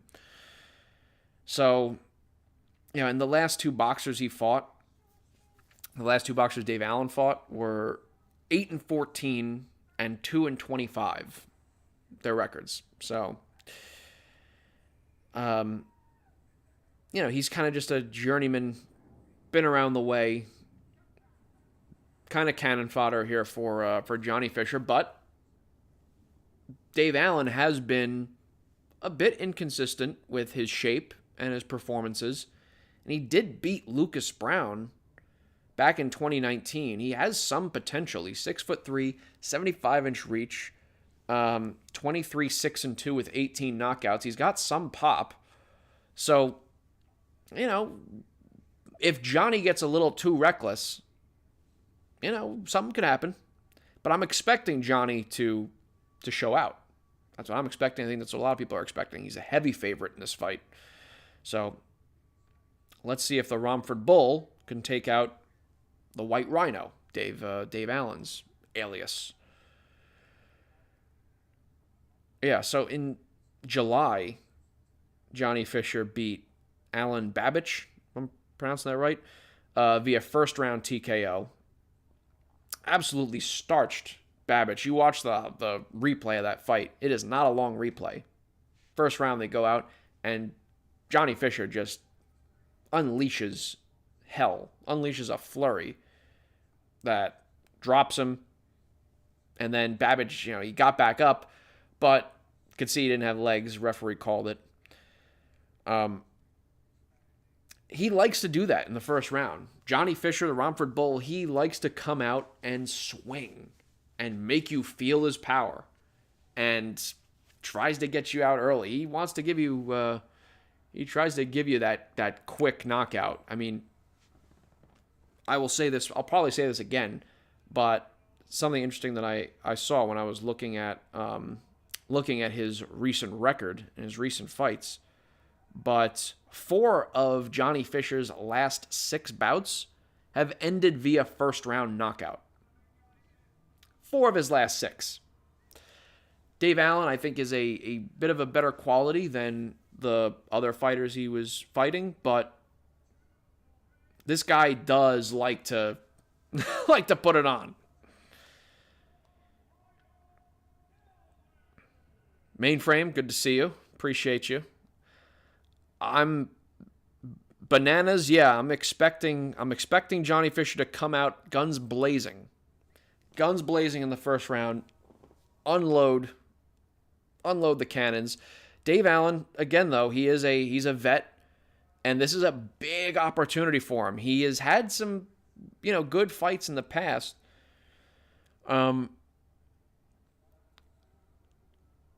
Jeffrey, appreciate you. Any idea what time Fury starts? Well, I'll tell you this. You've got this Johnny Fisher versus Dave Allen fight. You've also got Serhii Bohachuk fighting against Ishmael Davis. And then you've got Moses Itauma versus Demsey McKean. So you got 3 fights left before we get to Usyk versus Fury 2. However, I will caveat this by saying you've got the potential for 3 relatively quick fights. Because Johnny Fisher, as I mentioned before, who's fighting now, going to be fighting against Dave Allen. Johnny Fisher, 25-year-old heavyweight, known as the Romford Bull. 4 of his last 6 fights have ended via first-round knockout. So we can see a quick fight here, potentially. And, we'll see if Dave Allen provides enough resistance to be able to extend this at all. So you got that. You got Serhii Bohachuk fighting Ishmael Davis. Now, that is actually an interesting fight. It was going to be Serhii Bohachuk versus Israel Madrimov, and I was very excited for that fight. Really excited. 154, cream of the crop at 154. And it still is a final title eliminator for the WBC belt. But Madrimov had to drop out a couple weeks ago due to an injury. So now you got Ishmael Davis. But Bohachuk, getting back on point, Bohachuk is, what the hell is his record? Bohachuk is, I think, what is he? He's 24 and 2 with 23 knockouts. So Bohachuk, he is a knockout puncher. Primarily, he's got some, somewhat heavy hands, but it's really his volume. His volume is what's crazy. He just marches forward and unleashes hell through a barrage of punches. So that, we could see, that could be a quick fight. Ishmael Davis is a talented boxer. I've watched some of his stuff. He's 13-1, and he lost to Josh Kelly via majority decision in his last fight. Had some trouble dealing with Kelly's speed. But Davis did give him a real scare in the final round. Was able to land some decent shots on Kelly. So we'll see. Davis is more of an explosive athlete than Bohachuk. So, he could, if he wobbles or hurts Bohachuk early, that could maybe, give Bohachuk some cause for pause. But that could be a quick fight. And then you got Moses Itauma fighting against Demsey McKean. Moses Itauma, really exciting fighter. 19 years old, this kid. 10-0 with 8 knockouts. Southpaw. Very quick hands, really quick hands. Very, explosive athlete, super dynamic. Fighting against this vet, Demsey McKean, who is going to be, I think, the toughest boxer that Itama's been up against. It's a nice little step up. But that has the potential for ending soon as well. So we'll see. We got 3 more fights, but we could have 3 quick fights.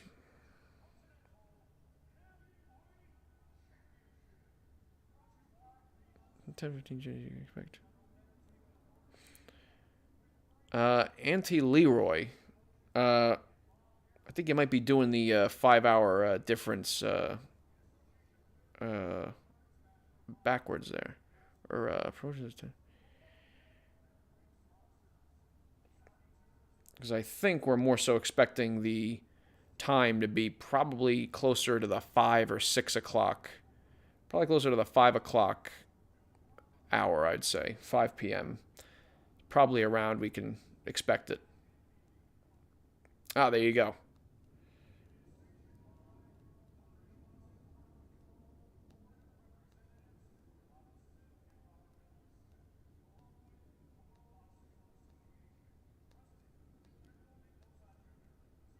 Shit.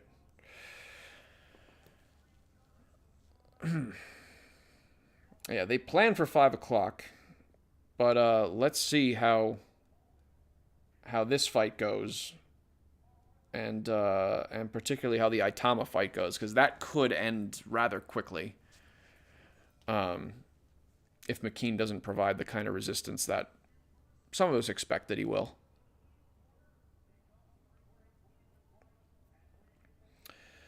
Feel for Dave Allen here. He is a very likable guy. If you watched any of his interviews, he's super humble, super down to earth, and just what type of shape Fury's in.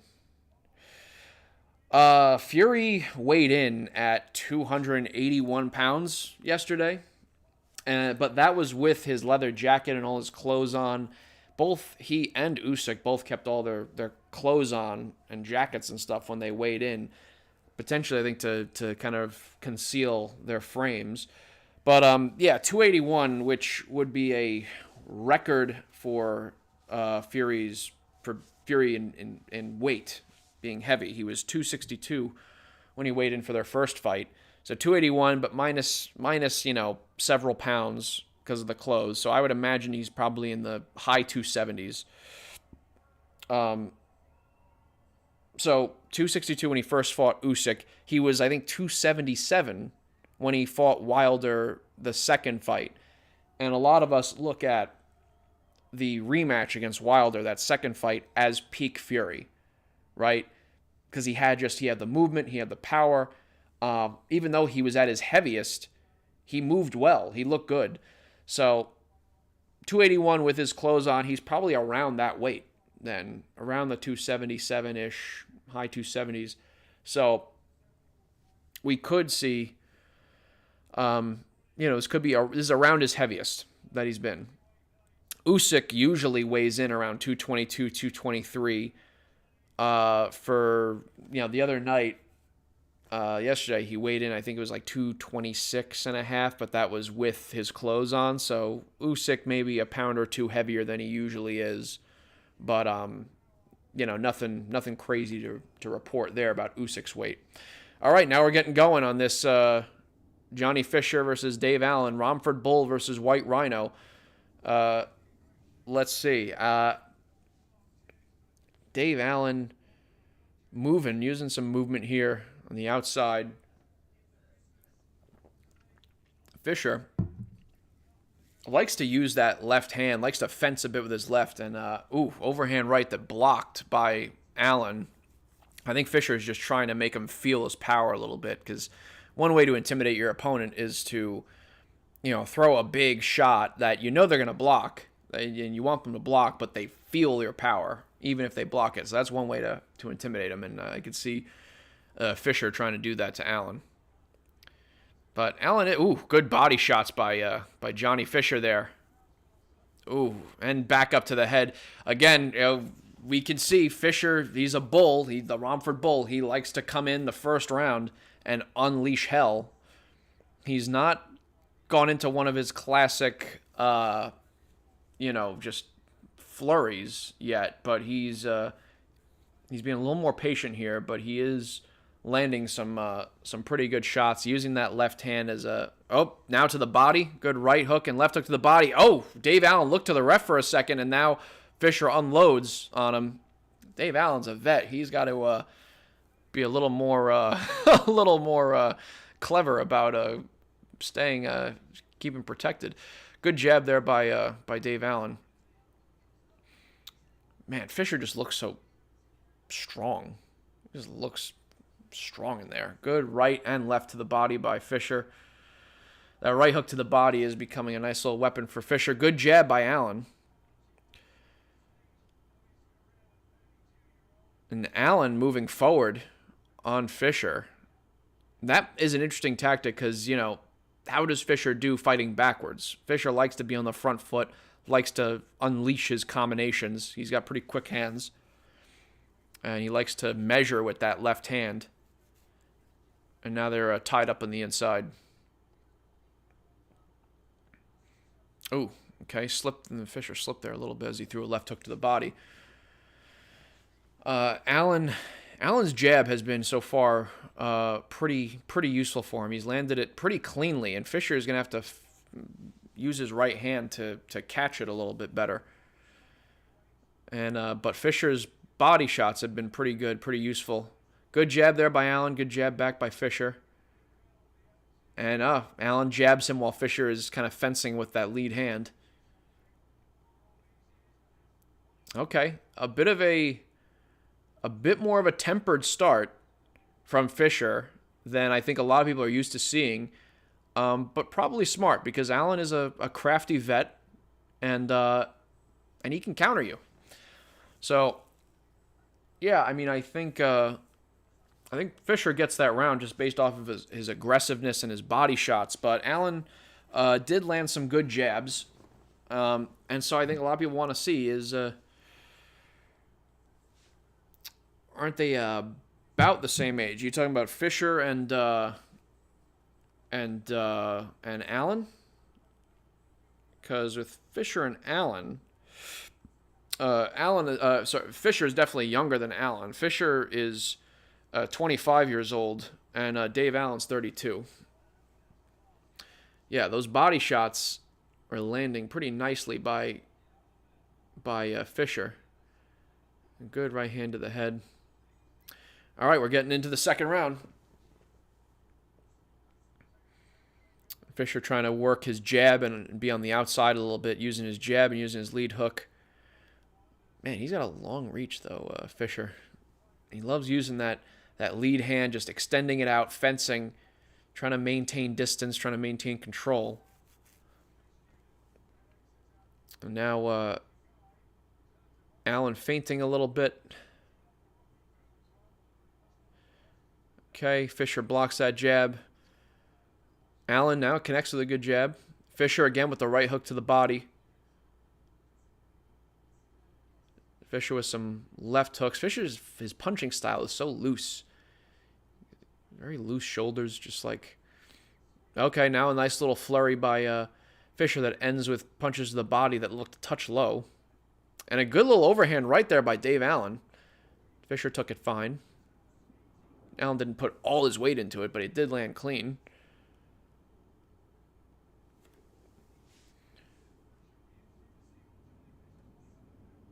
Fisher kind of slapping with the left hook there and misses the second one. Yeah, good stiff jab by Dave Allen. Dave Allen coming forward, backing Fisher up. Fisher kind of just extending his that meter stick. Fisher with a right hand that's blocked by Allen, but moves him back. Allen with a left hook blocked by Fisher. Exchange jabs. Fisher with a right hand. Fisher's cross is landing fairly clean now. Allen's got to be careful about that. Ooh, good little right on the inside by Allen as they're clinching.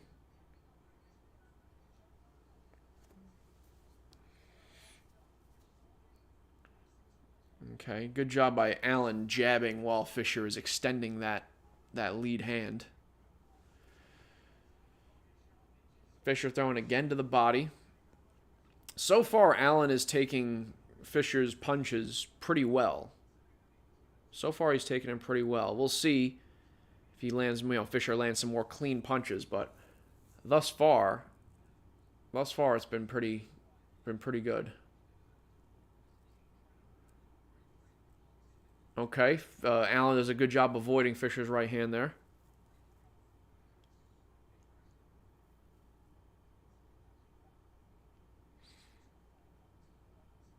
Yep, Allen moving forward on Fisher.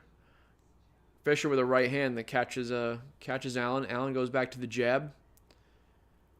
Jabbing again. Fisher now kind of measuring with the right hand as well. And Allen doing a nice little job using his head movement to avoid Fisher's uppercuts. Fisher now has Allen against the ropes. Lands a good little left hook on the inside, and now the round ends. Allen is doing a pretty nice job mitigating the flurries, mitigating whatever little flurries come from Fisher. They're showing a little shot of Fury arriving there. Slow motion shot. I don't know why. Okay.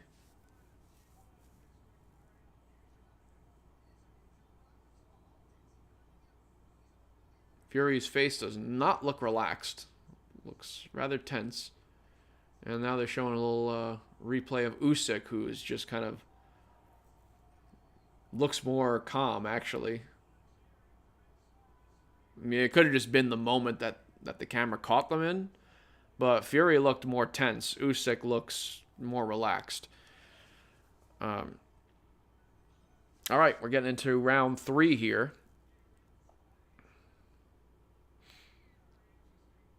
Oh, good jab again by Allen. And, yeah, a good right hand by Fisher. A lot of the shots that Fisher is hitting on Allen are getting blocked. You can tell, he's still feeling the impact of the shots. Oh, big swinging right by Allen. Looked like it partially landed on Fisher. And a good little right hand on the inside by Allen. Good jab. Fisher goes to the body, and a good cross on the inside by Fisher as they clinch.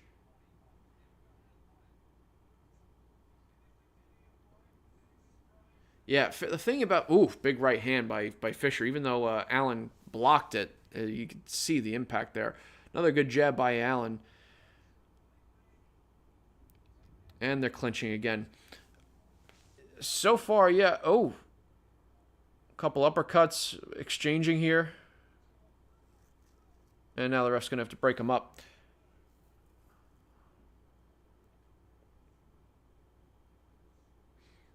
Fisher trying to use his jab. Allen's doing a good job parrying. Yeah, Allen so far is doing a pretty solid job of mitigating the damage, at least upstairs. It looks like Fisher has been headhunting a bit this round, because he actually had his most success, I thought, going to the body of Allen earlier in the fight. Let's see if he goes back to the body again, because, there's a little right uppercut to the body. Now going to the head, but Allen avoids it. Allen coming forward now. Some uppercuts. A little right on the top of the head there. Allen has a little weird style when he's on the inside.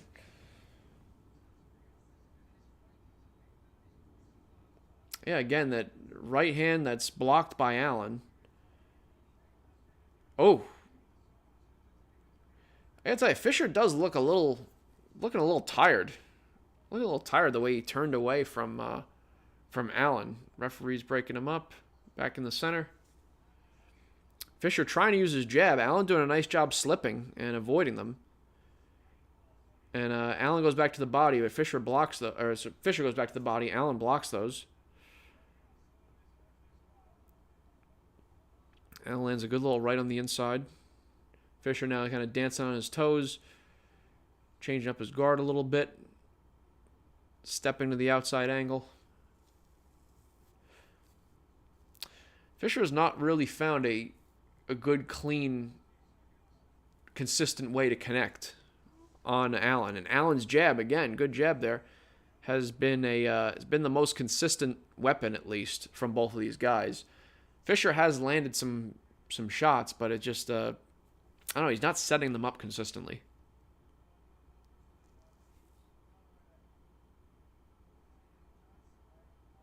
Now they're interviewing Lee McGregor. Lee McGregor had a pretty good fight with Isaac Lowe. Became a bit of a rough fight with Isaac Lowe.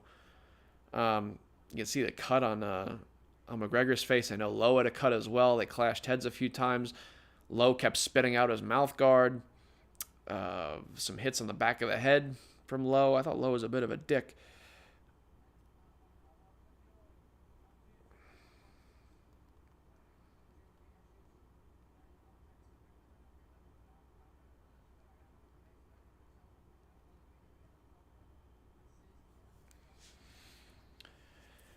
Okay.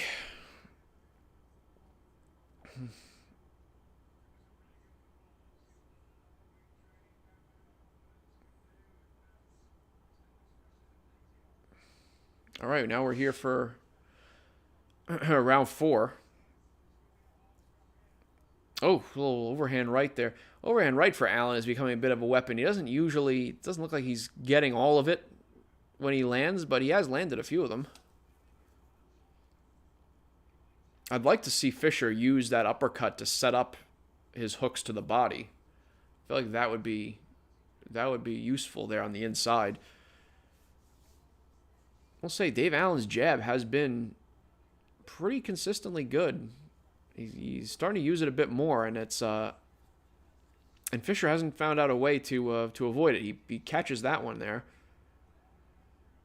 They both throw to the body, tussling on the inside, but Dave Allen's showing that he's pretty strong on the inside. Okay, they're showing power punches landed through round 3. Fischer definitely has a solid advantage when it comes to landing power punches. Allen, his most consistent weapon has been that jab, though he has landed some overhand rights. Hasn't gotten all of them, but he's gotten all of his weight on them. But I will say also, Allen's doing a pretty nice job when they're tussling on the inside, jockeying for position. Allen knows the ways to get leverage, just being the vet that he is.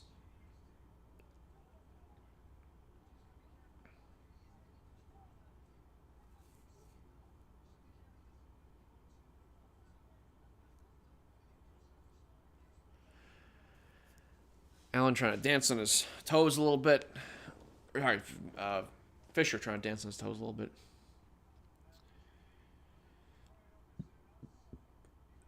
Oh, good left hook to the body by Allen. Some nice little right hands on the inside by Allen. Fischer, strong jab.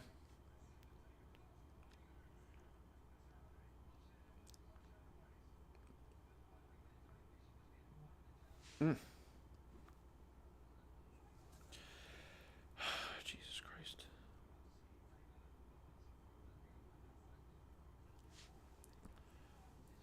Okay. Allen landing some good little rights on the inside. And Allen pushing Fischer back. Fischer is going to have to, he'll learn at some point, but he's going to have to figure out how to deal with jockeying for position on the inside and using leverage. Because Allen's done a pretty good job. Ooh, good right hand by Fischer and a good right uppercut to the body by Fischer.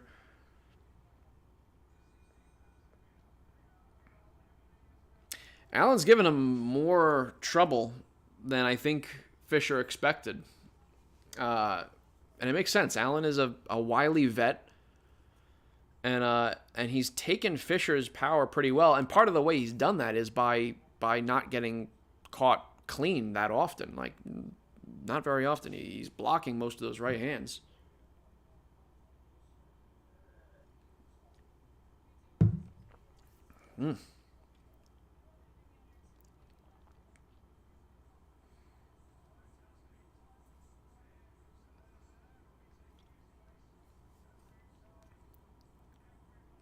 Yeah, good little overhand right there that Allen landed, countered Fischer's jab.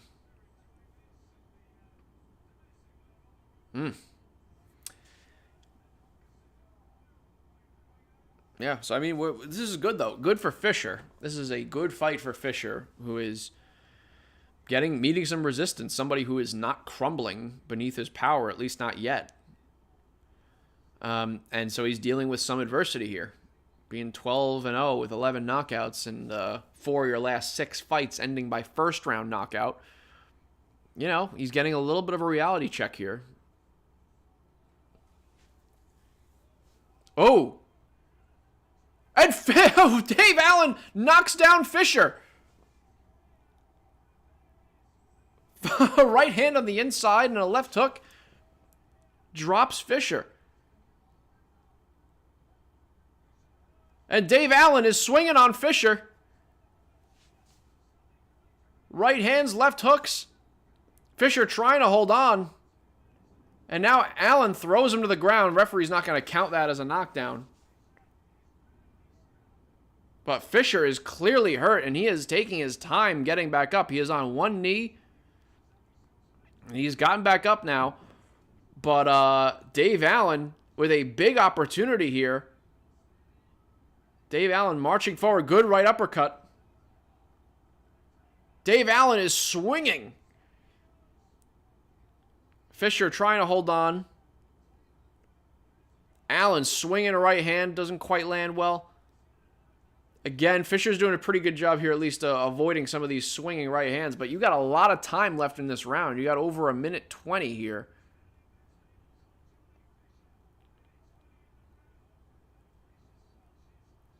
And Allen is swinging on Fisher. Fisher is avoiding most of the punishment here and now holding on for dear life. Referee is break him up here. Fisher trying to throw right hands. Good right uppercut by Fisher. But Allen takes it fine. And now they're tussling on the inside. Fisher swinging an overhand right.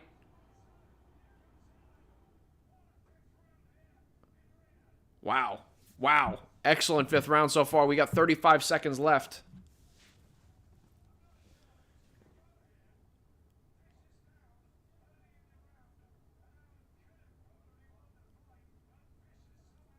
Fisher is able to... He's surviving so far. They're just right now kind of wrestling on the inside.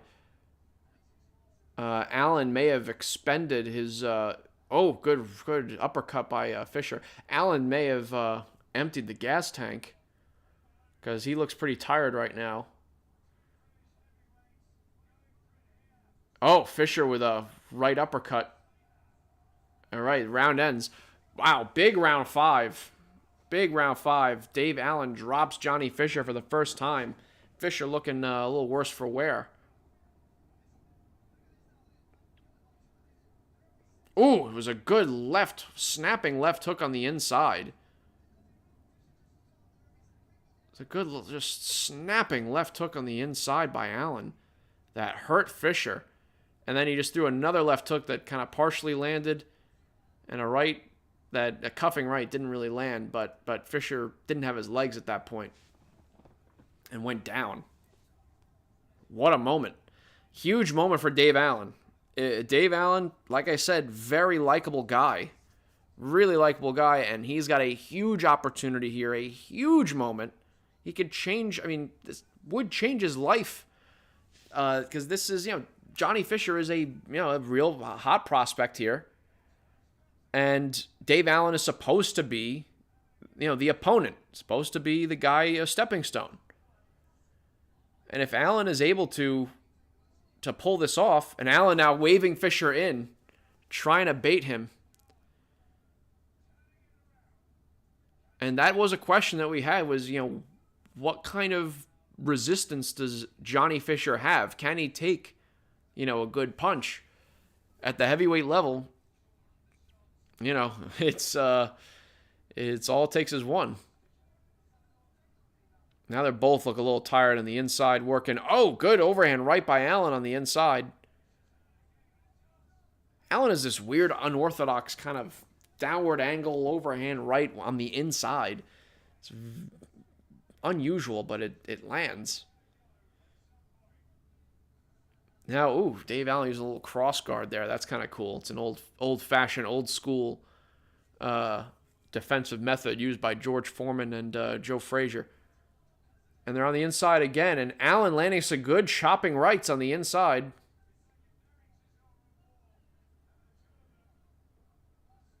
We've got a... All right, now Allen leaning on Fisher here against the ropes. Referee breaking them up. Fisher trying to move forward. The big issue here for Fisher is that he has not found a way to land clean, really. He landed a good little clean right hand there, but he's not been able to consistently land clean shots on Allen. Allen's guard has been pretty good and has taken most of the shots. And really, the cleanest, best shots that Fisher had landed were on Allen's body, and he's kind of gotten away from that a bit. Big moment here. See if Allen, good jab by Allen, and left hook partially lands. Dave is trying to get his legs back. Or sorry, not Dave, Johnny trying to get his legs back. Another hook by Allen. Fisher does not look like he's got his legs underneath him fully. Fisher lands a good right hand there, though. And they're on the inside again.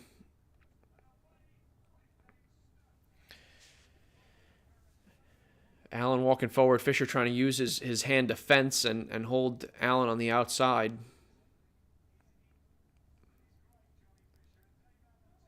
Allen leans his weight on Fisher. Fisher goes to the ground. Now the referee breaks him up. We got about 10 seconds left in round 6 here. Allen walking forward. Fisher with a good jab. Allen swings an overhand right. Fisher avoids it. And that's the end of the round. Referee gives a nice little spank there to Dave Allen. Big moment. Big stuff.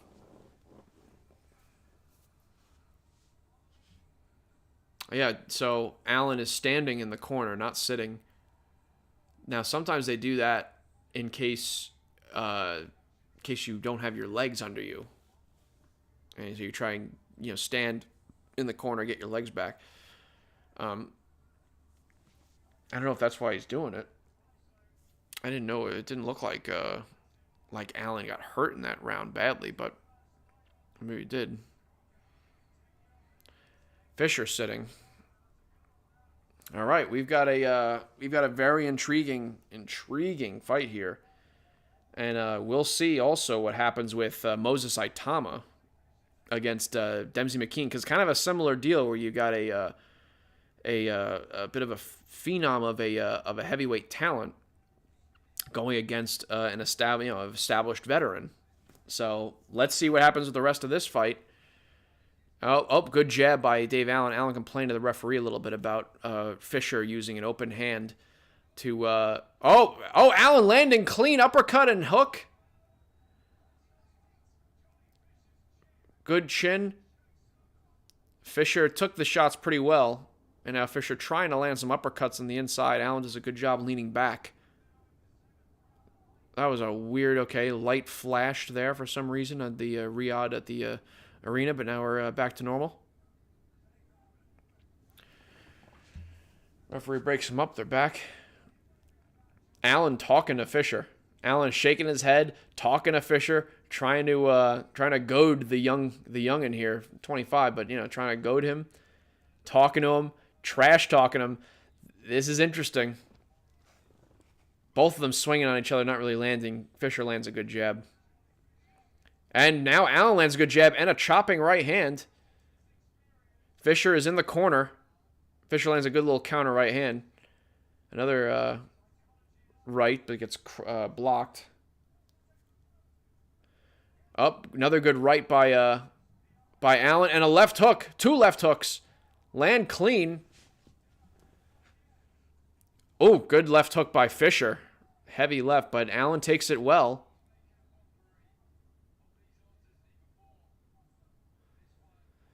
Oh, man.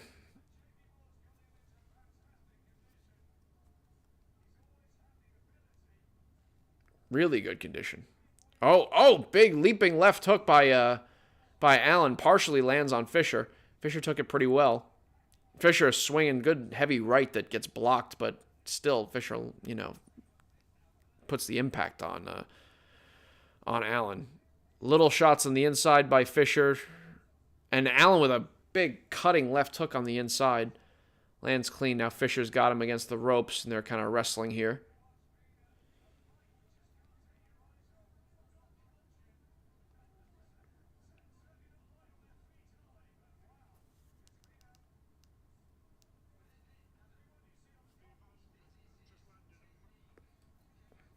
All right, Fisher trying to set up the overhand right. Now wrestling on the inside. Referee trying to break him up, but Allen keeps throwing. Fisher trying to lands a good little right hand, but missed, 4 punches.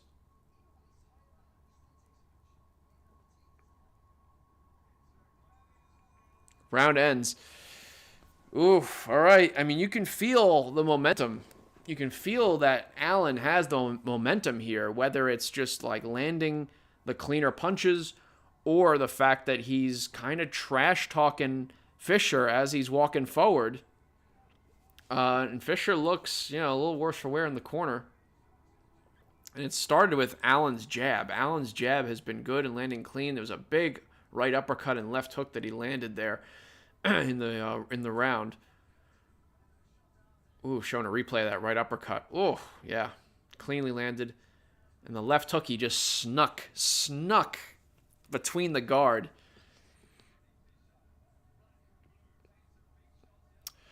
Now we'll see if Fisher's able to survive this. If he is, hell of a learning experience. But hey, Allen can win this fight. Allen's got a knockdown on the board so far. And I think he certainly won the last round. Oh, good counter overhand right by Allen. Countered the jab with a overhand right that seemed to, for a second, wobble Fisher. Now they're tussling on the inside again.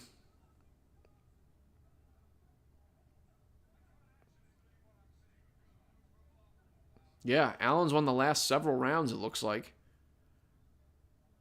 Fisher trying to use his lead hand to keep Allen on the outside there. Allen with a... God, that's a weird punch. Allen is this weird swinging right hand to the body that just... it's telegraphing it from a mile away. To the head, it's better because he gets at least a weird angle on it. Allen moving forward. Good jab.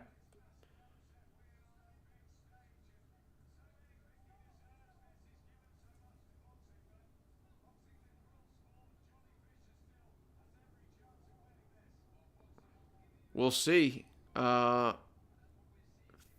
Fisher trying to land these big punches, but he telegraphs them. He telegraphs the punches. He's not setting them up well. The issue is that Fisher, in his previous fights, has been able to just unload flurries. Oh, good right uppercut by Dave Allen. That seemed to, and a counter left hook. Fisher does not look well right now.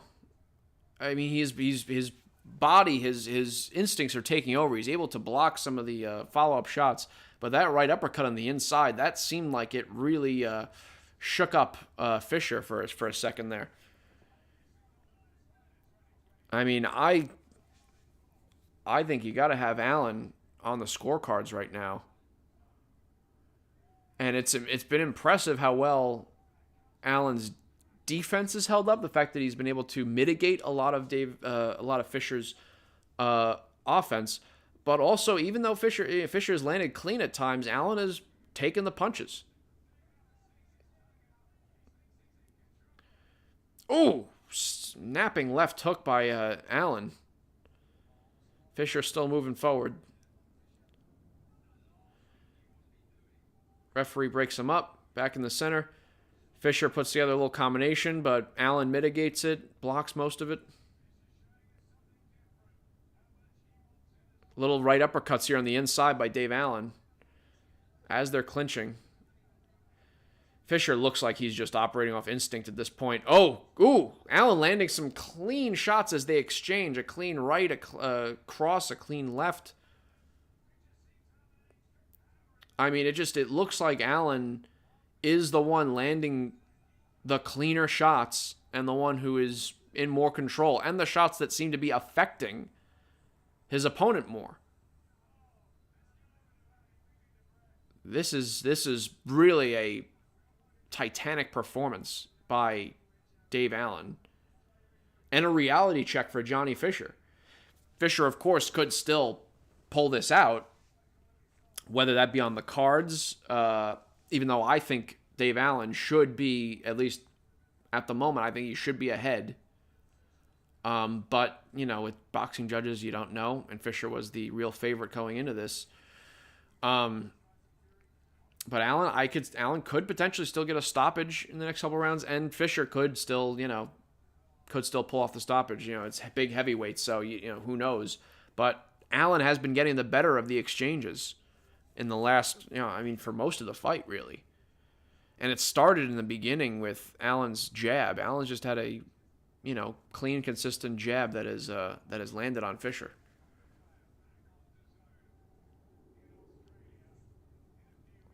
All right, well,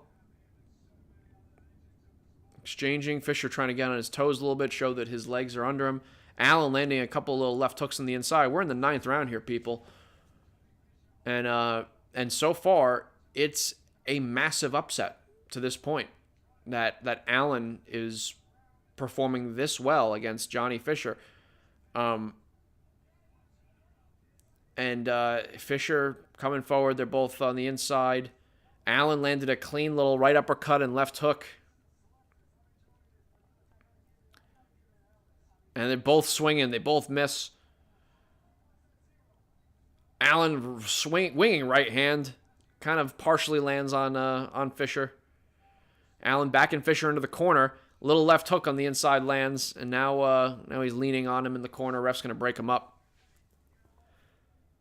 But this is for a lot of people, this is a shocking fight thus far. I didn't really know Johnny Fisher or Dave Allen for that matter before doing some research for this fight, for this main event, or for the card. And Allen landing some little combos here on the inside as he's backing up Fisher, clean shots on the inside. He's just and little veteran tricks. The ref's on one side, and Allen's got Fisher against the ropes, and he's got his other glove on the rope holding him there, so the ref doesn't see that he's holding him, and Allen just basically throws Fisher. Referee's asked for a timeout now. What's he going to do? Looks like he's maybe giving Allen a bit of a warning here. Now he's having them meet in the center of the ring. All right, we continue. They both exchanged jabs. Allen's was better. Good, strong jab by Allen, and Fisher replies. Referee's going to break them up. They're tangled up. All right, we got 45 seconds here left in the 9th round. And they're tangled on the inside again. But Fisher is working, and both working, actually. Allen and Fisher are working. Fisher just looks tired. His body, the way he's moving his body, the way his legs are, he looks real tired. Allen, stiff jab there. Allen just seems, he's the far more experienced pro boxer, and he's done a better job, I think, of controlling his gas tank. And Allen is waving, has been waving in Fisher here. And they're both exchanging on the inside. Allen with a heavy left hook there by Allen on the inside. And Allen is now swinging on Fisher. And now they're tied up. The referee's going to break them up. That's the end of the 9th round. I think you got to give the 9th round to Allen. I think Allen's got to be up on the cards. On any fair-minded judge, you got to have Allen up at this point. Got him up. I'd have him up by several points. Several points. Allen's been far more effective in his aggression.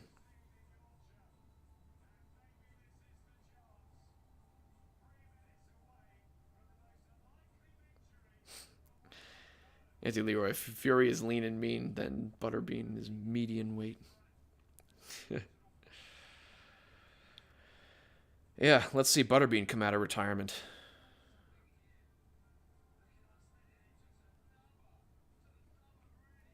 God, all right, I have to order a pizza. This is...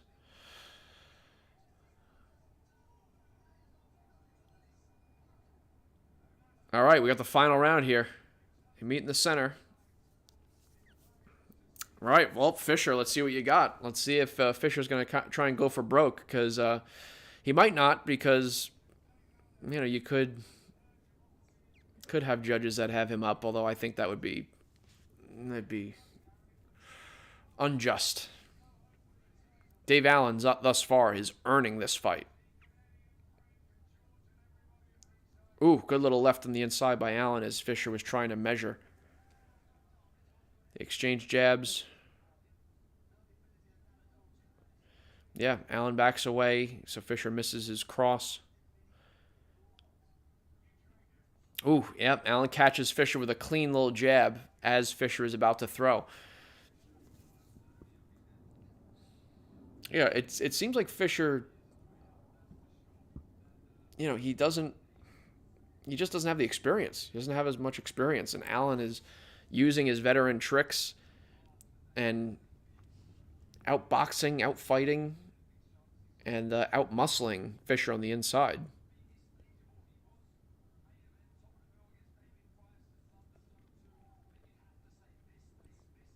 Okay, good little left hook to the body by Fisher. And Allen now backing him into the corner.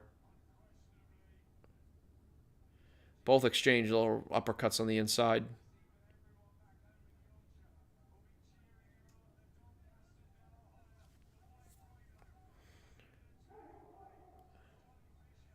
And Allen has Fisher here against the corner and is backing him up. A little right uppercut on the inside lands, knocks Fisher's head up. The referee's going to break him up here. And they're back in the center. Fisher tries swinging a right and a cross and a right hook, but Allen just backs away. Doesn't let it land. Now they're back tangled on the inside again.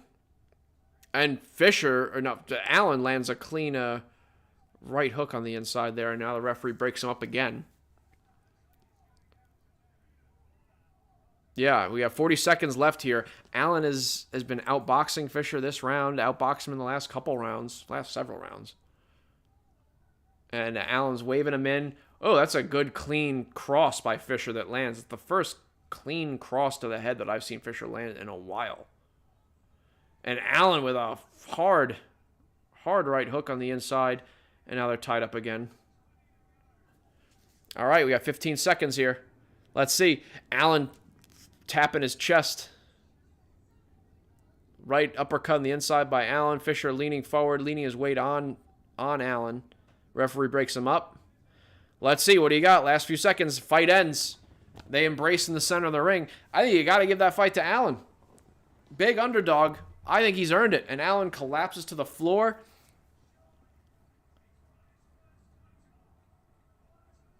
Yeah, Allen's mouthing to the crowd saying, I won that, I won that. He's laying down and his face is in his gloves.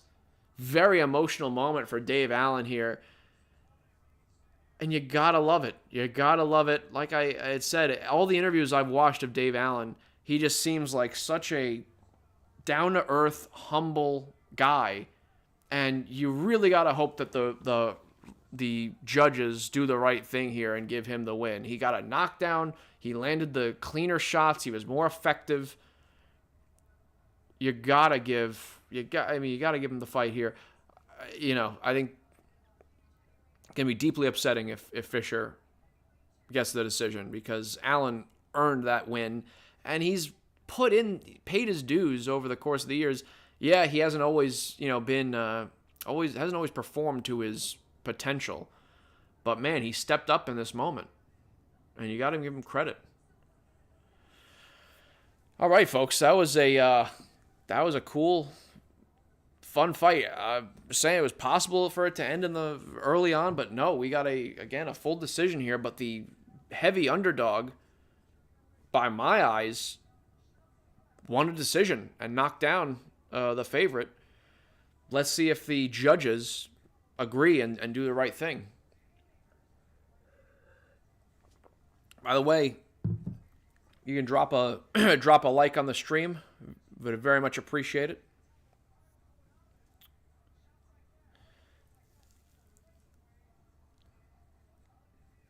All right. Well, let's see. Let's see if the judges do the right thing. I hope they do. Oh man. Yeah, we're seeing some replays here, some nice little exchanges. Yeah, Allen's jab and his weird winging right and his left hook, his little right uppercuts on the inside. His right uppercuts are great. And his left hook is what knocked down Fisher. The fan poll has Dave Allen winning 72% to 28% for Fisher. The fans know what they saw.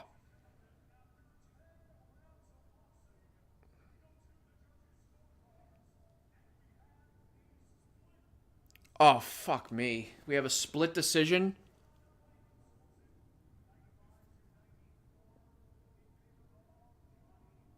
$95.94 for Fisher. That's one.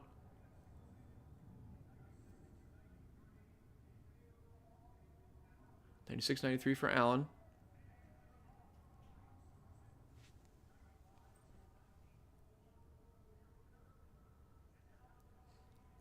Come on. Do the right thing. Oh, no. Oh, no. Oh, my God. Split decision. They give it to Johnny Fisher. 95-94. I think 96-94 for Allen, then 96-94 for Fisher. Johnny Fisher by split decision. This is why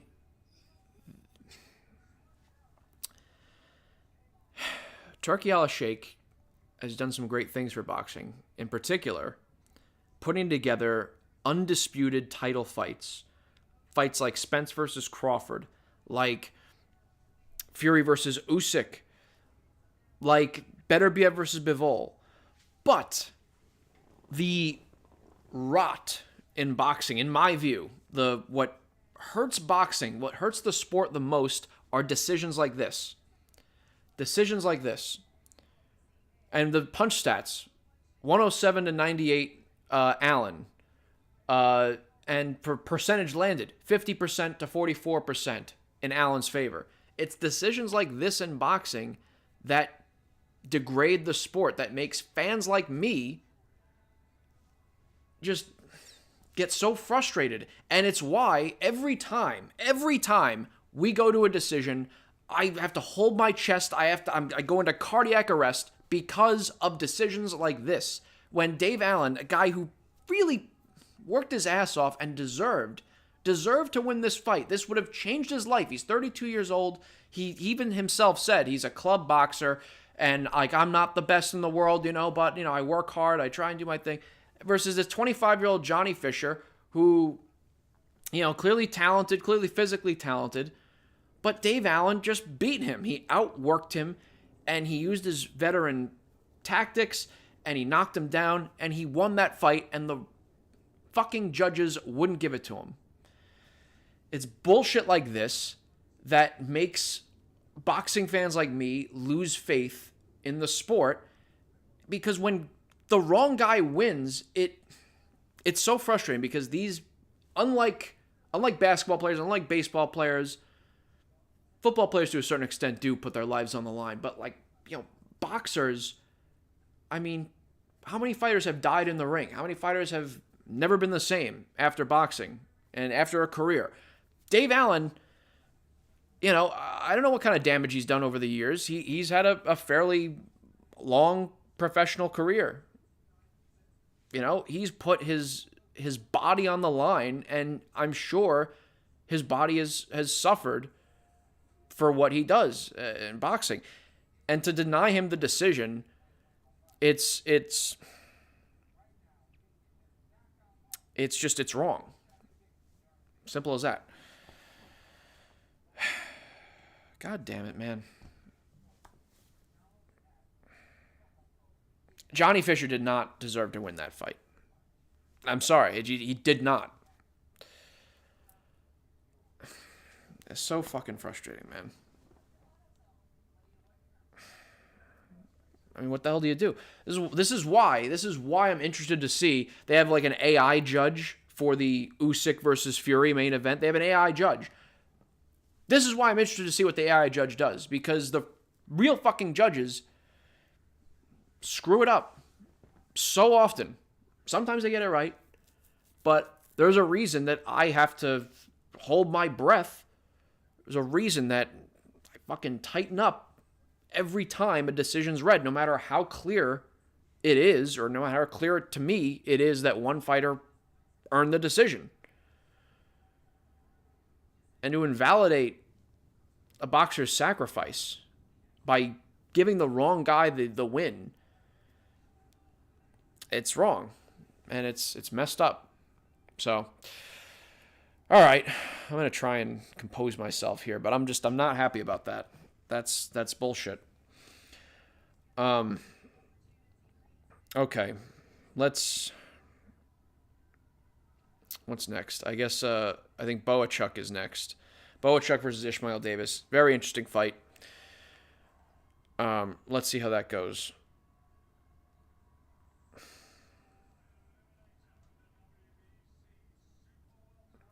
Yeah, so this fight, Serhii Bohachuk versus Ishmael Davis. Originally, it was going to be Serhii Bohachuk versus Israel Madrimov. Israel Madrimov is the fighter. This is at 154, by the way. Madrimov is the guy who gave Terence Crawford a tough fight here at junior middleweight. Landed a lot of good straight rights on Crawford. Made it a tough fight for him. And showed some real skill. Showed some real offensive and defensive skills and abilities. And he signed to fight Serhii Bohachuk and then Virgil Ortiz. Asking for all the smoke. So love that from Israel Madrimov. But unfortunately, he gets injured. Has to pull out. Ishmael Davis comes in to replace him to fight Serhii Bohachuk. We'll see. Ishmael Davis, known as the Black Panther. And a clash of styles here with Bohachuk. Because the Ukrainian is, he's a tank. He moves forward. He has a high guard, tight defense, and, not a lot of, how do I put it? Not a lot of, facets and rhythm. Not rhythm. Not a lot of, not a lot of off-speed pitches coming from Serhii Bohachuk. He just comes at you, high guard, tight guard, throws a ton of volume, ton of punches, heavy punches over the course of the fight, and breaks you down. Very simple. A lot of pressure, a lot of volume. That's it. Not too hard to touch, but he will mitigate damage. Ishmael Davis, on the other hand, is more of a dynamic boxer. He'll employ different kinds of guards. He'll use more of a neutral guard. He'll do a high guard. He'll do kind of a shell, little Philly shell. More dynamic, more explosive, athletically speaking. And, some more wrinkle in his game. So, definitely a clash of styles. I think part of the question is, though, is Ishmael going to be able to endure? Or is he going to be able to find some way to control Bohachuk, to be the matador? I think he's going to have to be really precise with his punches and inflict some pain on Bohachuk, because Bohachuk just moves forward with that high guard and is unrelenting and a ton of volume. So Ishmael is in for a tough assignment here. That's the kind of guy Bohachuk is. He makes your life suck. So let's see what happens.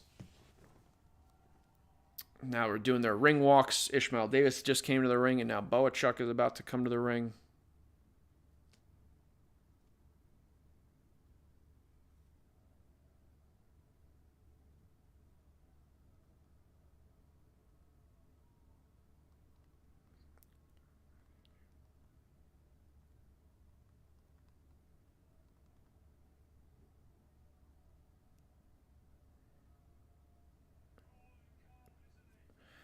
All right, Bohachuk, he's smiling, looking pretty calm, walking forward,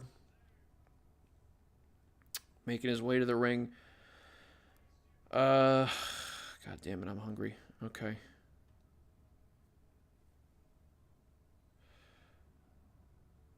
Let's get some goddamn pizza over here.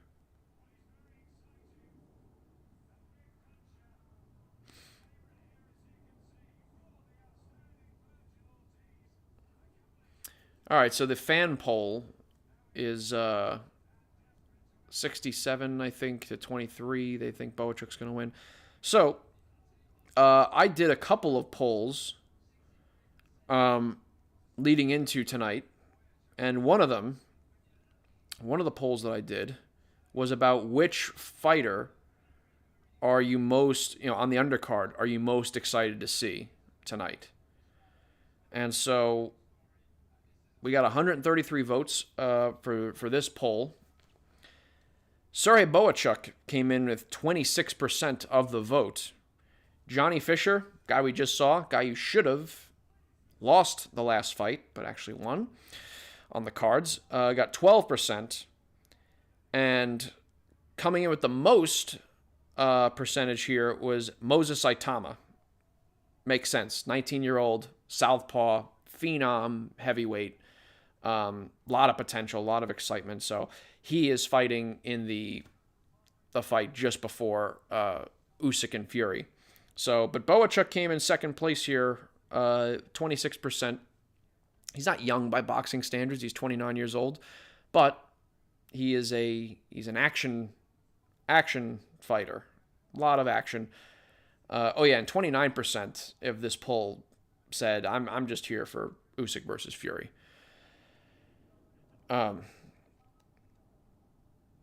So let's see what happens with Bohachuk. I am still a little demoralized by the judge's decision from the last fight, but we're moving on. We're getting it going here.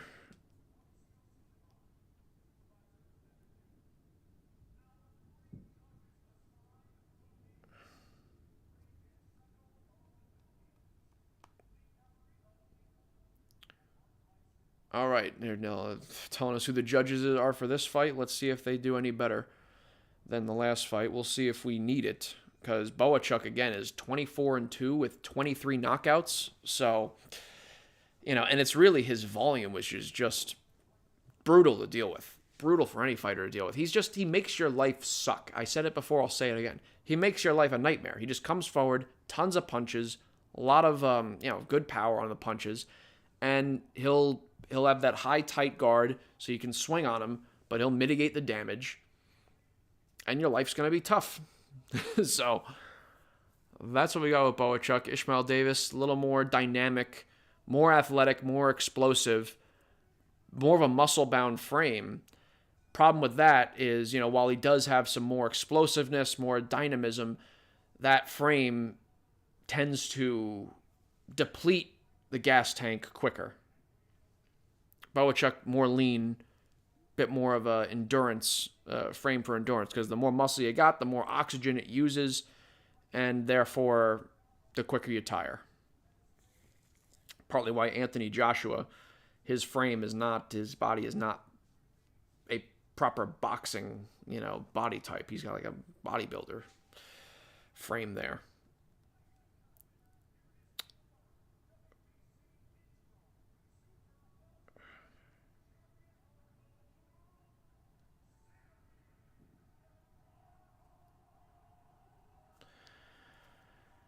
Okay, this should be an action-packed fight. It's going to be Bohachuk coming forward and unloading volume, and it's going to be Ishmael Davis trying to be the matador here. Unless Davis just decides, I'm gonna go toe-to-toe. I don't know if that'd be a great idea, just because of the fact that I think he's going to tire out quick if he does that, but we'll see.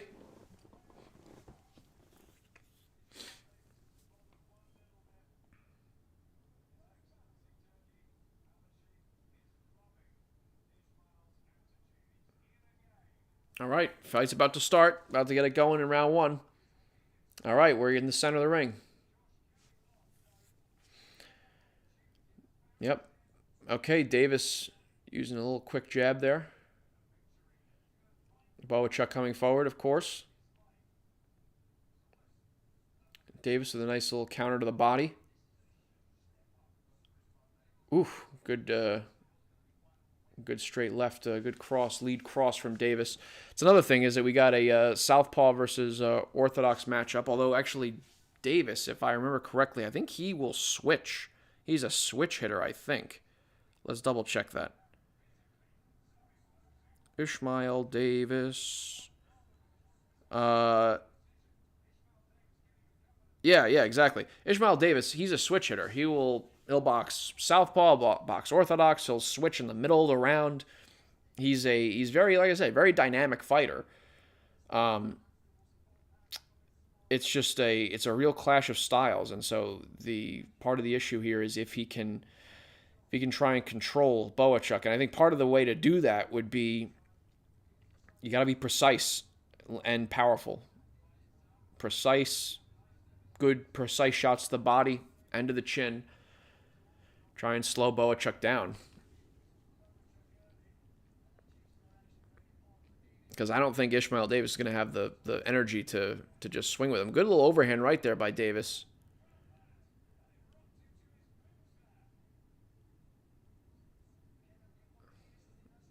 Bohachuk moving forward. I think this is I think the issue is that Davis is going to be at his most dangerous here, probably in the first 4 or 5 rounds. And Davis again switches now back to orthodox. He's switching orthodox, southpaw, giving Bohachuk all different kinds of looks. So I would expect Davis maybe the first 3-4 rounds to win those rounds. Question is if he's going to be able to keep Bohachuk off of him in the middle and later rounds. Because Bohachuk now backing him up. Davis is almost in the corner here, but fights his way out of it. Back in the center of the ring.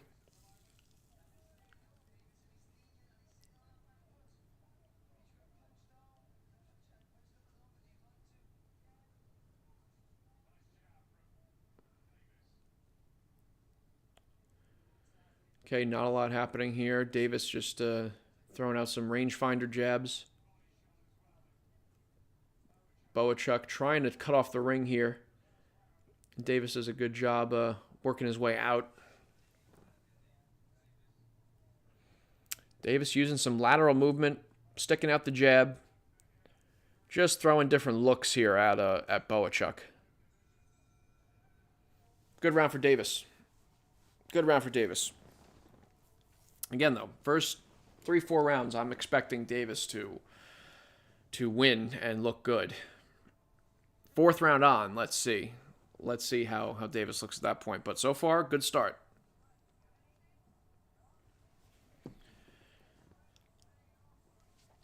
All right, in the chat, any predictions for tonight's fight between Usyk and Fury?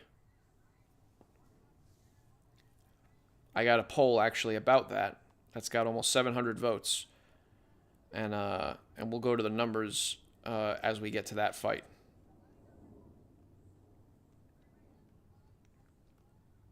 But I think, Davis's counter overhand right was the most significant punch of that round there. He countered Bohachuk's jab, and that would be a great thing if he can consistently counter the Bohachuk jab. That would be a real nice way to try and defang Bohachuk's offense.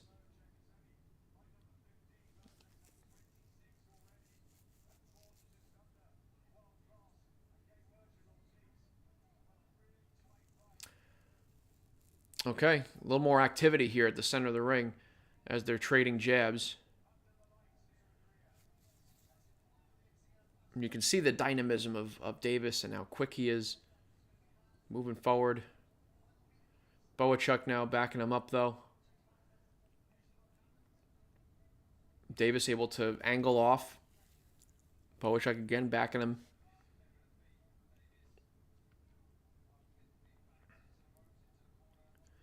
Okay, Bohachuk backing Davis up. But Davis shifts his weight, shifts forward, able to work his way out there. Landed a couple right hands on Bohachuk. Bohachuk, good jab. Yep, Davis looking good. Davis looking good. Again, looking good here in the second round. Being more precise, being more dynamic. You know, I think Bohachuk, his goal here in the first few rounds should be to try and tire out Davis, which I think he's doing a pretty good job because Davis is moving a decent amount laterally. And, Bohachuk is forcing him to be pretty active. This is a a pretty quick pace. And now they're on the inside, and Bohachuk lands some little shots on the inside there. That's what Bohachuk wants, be on the inside. Davis now reestablishes distance. Ooh, good right hand to the body by Davis. Now they're grappling on the inside. Bohachuk with a little left hook that gets blocked. Davis lands a clean little left on the inside. And now they're jockeying for position here on the inside. And Davis again with a left right, backs away. Bohachuk, and now they're wrestling.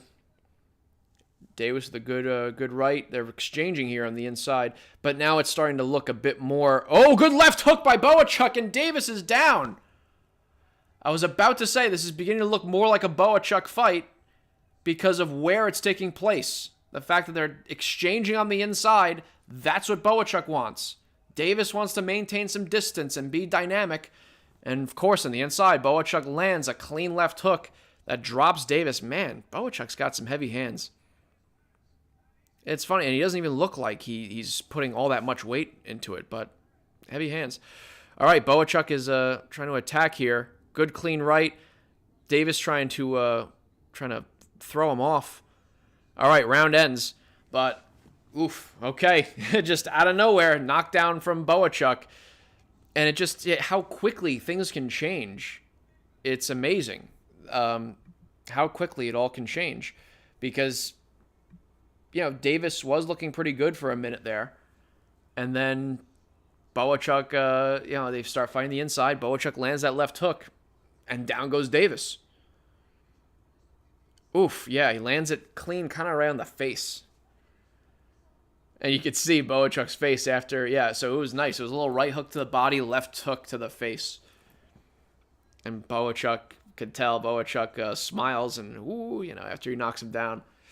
That's how important geometry is when it comes to these fights and distance. Because at distance, Davis was looking good. He was being more dynamic. He was switching stances.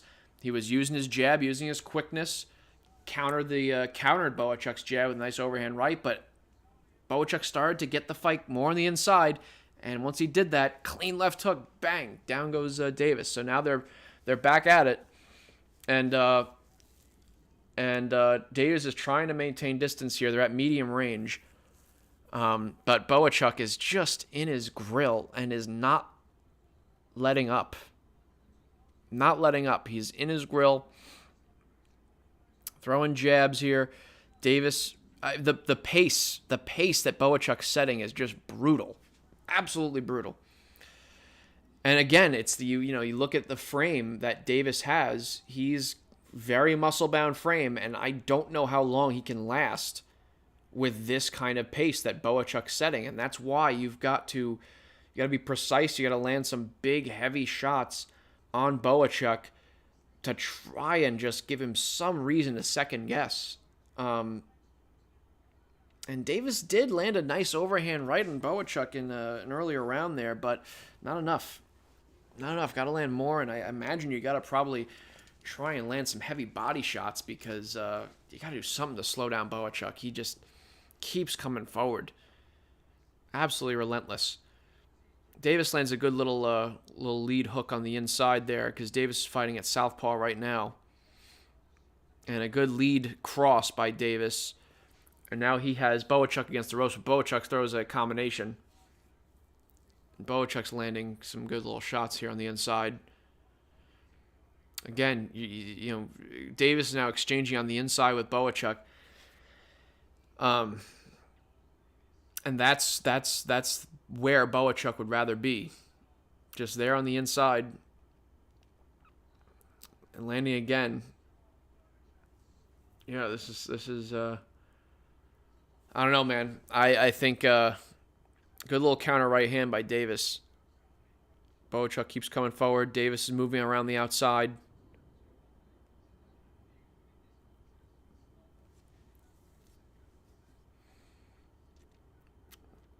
Bohachuk with a left to the body, left to the head. Davis is trying to clinch, trying to get a breather.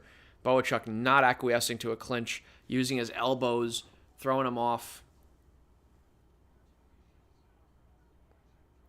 Ooh, another good left hook on the inside by Bohachuk. Looks similar to the one that knocked down Davis earlier. Davis moving forward. Good uppercuts on the inside from Davis. Good uppercuts on the inside by Davis. Bohachuk is also throwing some hooks there on the inside. Davis now backing off. Bohachuk with a good right cross. And Bohachuk with a clean left hook at the end of the round. Oof, my God, the pace is just so brutal, especially for a guy like Davis, who Davis is at his best when he's... Oh, you see Francis Ngannou there. We see Lennox Lewis. We see Vladimir Klitschko. Got some boxing and MMA royalty in the crowd there, right next to Teddy Atlas. Yeah, this is not easy. Not easy night for Ishmael Davis. Anyone who fights Bohachuk is in for a brutal evening.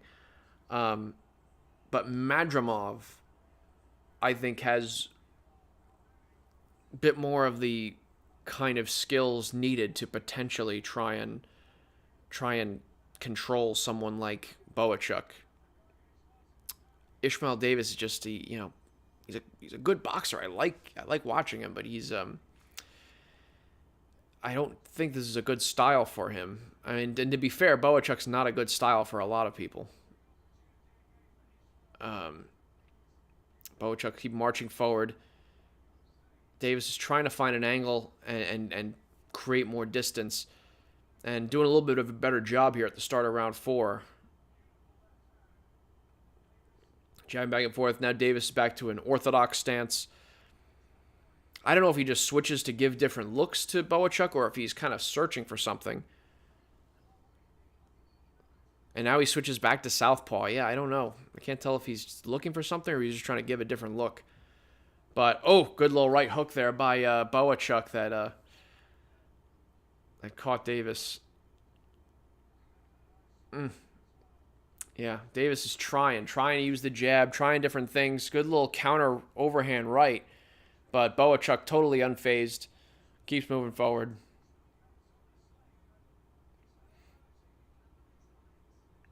Davis is trying to clinch Bohachuk using his forearms, not allowing him to do that. Just marching forward, Bohachuk with that high guard. And using uppercuts to set up his hooks to the body. Did really nicely.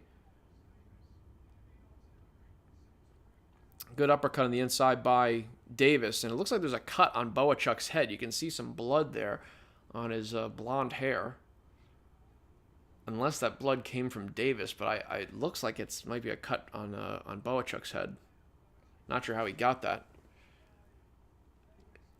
A little left hook to the body by Bohachuk and a counter right by Davis. Good strong jab by Bohachuk. You can see Davis is breathing heavily. God, what a nightmare. What a nightmare. This guy just keeps coming forward. Ooh, good lead cross by Davis. Bohachuk just unfazed. And by the way, if you haven't watched, Bohachuk had an unbelievable fight against Virgil Ortiz. Just absolutely action-packed brawl. Great fight.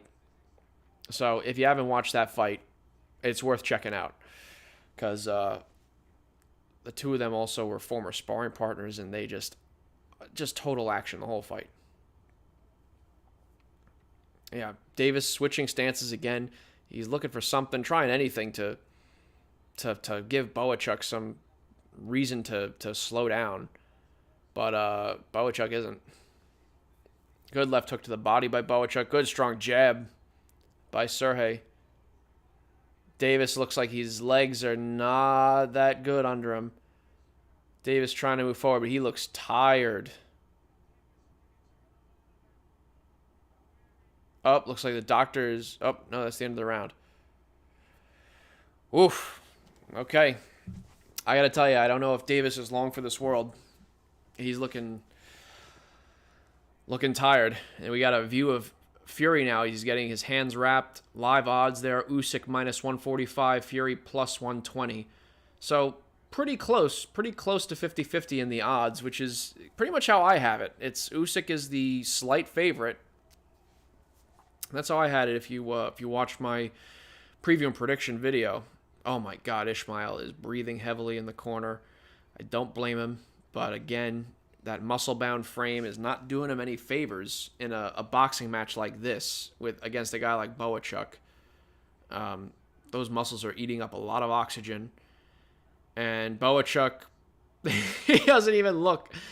He's not breathing heavy. He doesn't look all that tired. God. Yeah, Bohachuk, he's one of the last guys I would want to be in a ring with. Bohachuk, I would hate to be in a ring with prime Gennady Golovkin because, again, just the pressure.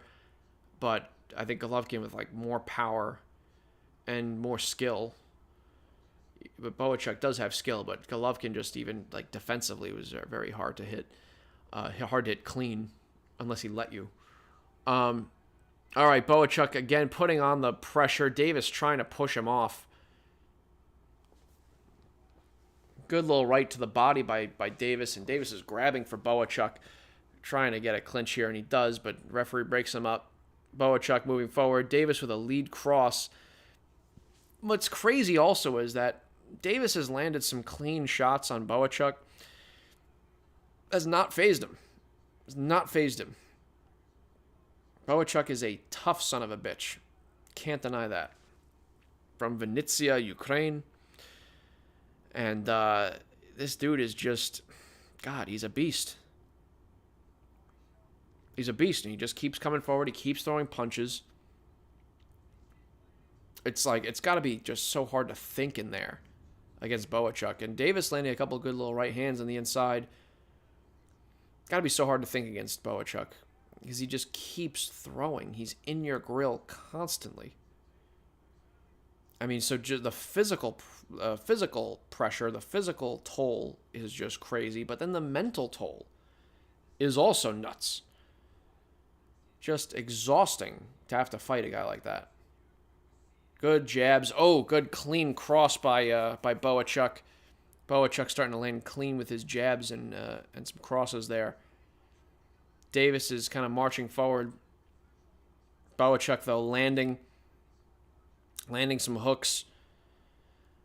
Davis lands a good little clean uppercut on the inside and a left cross there. I'm impressed by Davis, though, actually, by taking these punches. I know he got knocked down earlier, but in the second round, but he's taken the punishment pretty well so far, and Bohachuk's landed some clean shots.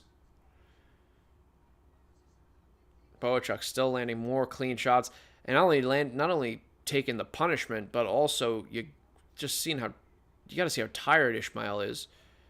You know, he looks tired. Good little cross defense there by Davis. Now Davis trying to back up Bohachuk here. Bohachuk with a good little right hook on the inside. Davis with a left to the body and a left upstairs, but not a lot behind those punches.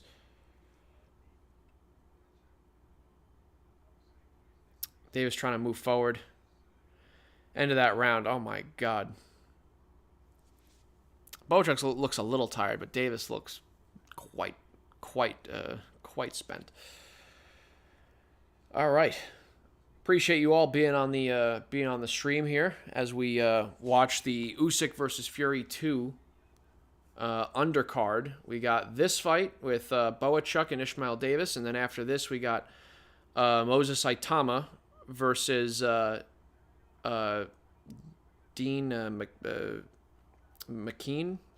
McKean, and then we got Usyk versus Fury 2. So appreciate it if you can drop a like on this stream, helps it out. Appreciate it very much. And we got Daniel Dubois there in the audience, and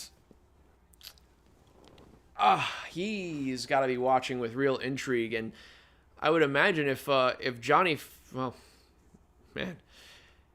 Fisher looked better and maybe had another fight or two, you could have seen Johnny Fisher against Daniel Dubois. But again, in my head, I thought that I have Allen winning that fight, but Fisher was given the decision, so I guess that's how it is. Okay, Davis trying to work that jab here. Bohachuk with a nice jab.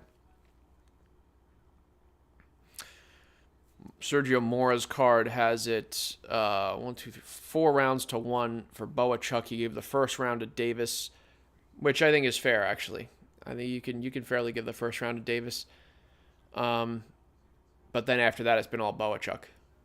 I would have potentially given the second round to Davis, but then Bohachuk turned it around, got that knockdown, changed the geometry of the fight, and it's been, pretty much Bohachuk ever since.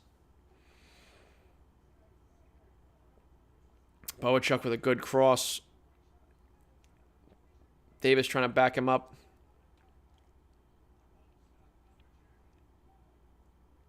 They're wrestling here on the inside. Bohachuk just keeps coming forward. Man, who would you want to see Bohachuk fight at 154? I mean, I will say, I think Crawford would just be too... I think the problem that Bohachuk would have with Crawford is the precision and power that Crawford has, and the speed. And the fact that, Crawford has, I think, just better endurance, better stamina than a guy like Davis. Because Davis, in some ways, he's a switch hitter. He's dynamic. He has some elements that Crawford and him share. But Crawford's just that much better. And Bohachuk is now landing a few clean shots here, some left hooks, and Davis for a second looked like he was in some trouble, and now he's clinching here with Bohachuk. The referee breaks him up.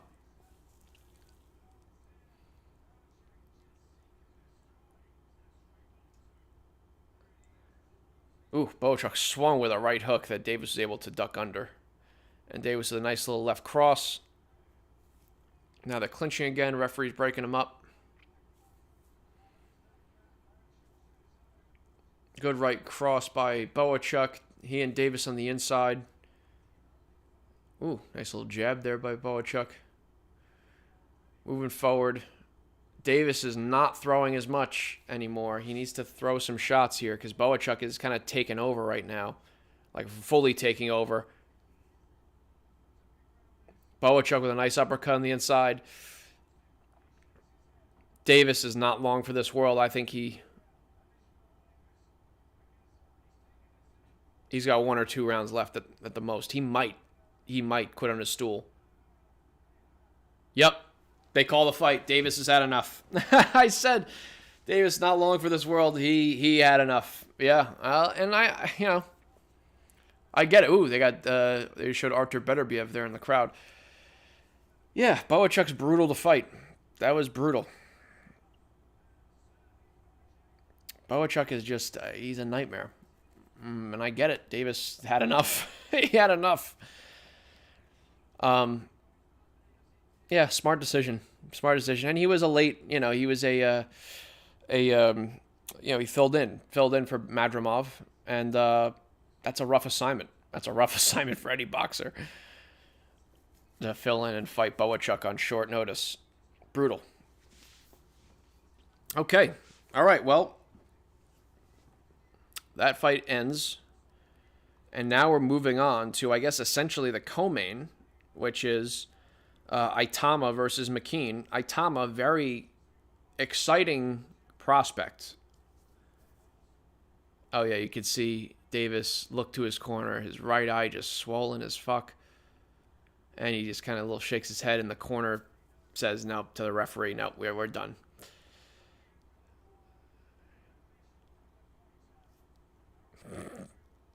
Andy Leroy with the Fury. By the way, Bobcat Goldway talks. Fury's got some wrinkle in his game. Got some facets. All right. Well, I feel for Ishmael Davis. It's a brutal assignment to fill in on short notice against Serhii Bohachuk. But now we're getting on to Itauma. They're showing a little ad here for, I guess, the next Clarissa Shields fight. Who is she fighting? Oh, Shields versus Perkins, right. That's on February 2nd. Okay. See what happens. Appreciate whoever dropped the like on the stream. Thank you very much. We're moving on now. We're getting to, I guess, what could be essentially kind of the co-main of the evening. which is Moses Itauma versus Demsey McKean. Now, in my poll leading into tonight of asking which fighter on the Usyk versus Fury 2 undercard are you most interested to see, this guy that we're about to see next, Moses Itauma, he won with 34% of the vote. He's 10-0, 8 knockouts, and key thing here is he's 19 years old. 19-year-old kid. And very physically gifted. Super fast hands. Southpaw. And he's got some nice facets to his game. Hold his hands low. Use different kind of tricks. And he's gotten some, put in some real great performances. But again, similar to the Johnny Fisher fight, he's now doing a little step up here against Demsey McKean, who Australian fighter who has a MMA and Muay Thai background. But as a boxer, he's got a decent record. Okay, now they're just doing the announcements for who won with this fight. Demsey McKean, his last fight, he's 22-1, Demsey McKean, with 14 knockouts. He hasn't beaten a who's who of boxers, but his last fight, he lost to Filip Hrgović. And Hrgović is a real name. He's a real good, solid heavyweight. Dubois stopped Hrgović, but Hrgović stopped McKean in the 12th round of their fight, which was back in August of 2023. So that is one thing, though, about McKean. Even though he is a vet and a bit of a step up for Itauma, it's been a minute since he's been in the boxing ring, at least for a fight. So we'll see what kind of ring rust he has. He's 34 years old, and he's tall. He's 6'6". He's rangy. A tall southpaw. And he also, kind of like Johnny Fisher, he likes to fence a lot with that lead hand. Uses it as a measuring stick for his cross. And very different from Itauma's last opponent. Itauma last fought this guy Wok, Marius Wok, I think it is, who's like 40-something years old when he fought him. But Wok is like this, he's big, he's heavy, he moves around like he's got cement in his shoes. Very different than McKean as an opponent. So, Itauma just looked like he was way too quick for Wok. And he just overwhelmed him. Even though Wok has some bona fides, I guess, in the heavyweight division, he was well past his best days when Itauma beat him. So this guy McKean, even though he hasn't fought in a year or so, a year plus, he's a bit of a step up. 34 years old, closer to his prime than Wok. So let's see how he deals with this tall southpaw who, quicker on his feet than his last opponent was. And he, 34 years old compared to the 19-year-old Moses Itauma, who's 6'3". But for Itauma, for one thing that's interesting about him is he's 6'3". He's got a 79-inch wingspan, which is the wingspan of a 6'7" boxer. So long arms, which is good. Marius Wok, he TKO'd in the second round. So he overwhelmed Wok. He's 44 years old, Wok was at that point. He was 38-10, with his record. So, I didn't put that much stock behind that win, to be honest. It was more just an eye test thing, like, oh, he looks good. I didn't really give him that much credit for the win, though, Wok, because, Wok looked like he was just looked intimidated, looked scared. It looked like he didn't really want to be there. So let's see. I'm excited to see Itauma, though. I'm excited to see him have this little step up, and you got to be careful about these step ups, as Johnny Fisher showed. Although he got the win, God knows he was gifted the win. Dave Allen should have gotten the win, should have been given the decision. But, of course, boxing judging strikes again. Bullshit. Let's see. Let's see what Itauma can do. And yeah, one thing I'm excited is Itauma has wicked hand speed. Wicked hand speed. And McKean says that he's there. He's going to test Itama's chin. And that would be interesting to see. Definitely interested to see if Itauma can take a punch. And what happens if somebody is able to push back, provide some resistance, not crumble beneath his, rapid fire offensive like Johnny Fisher.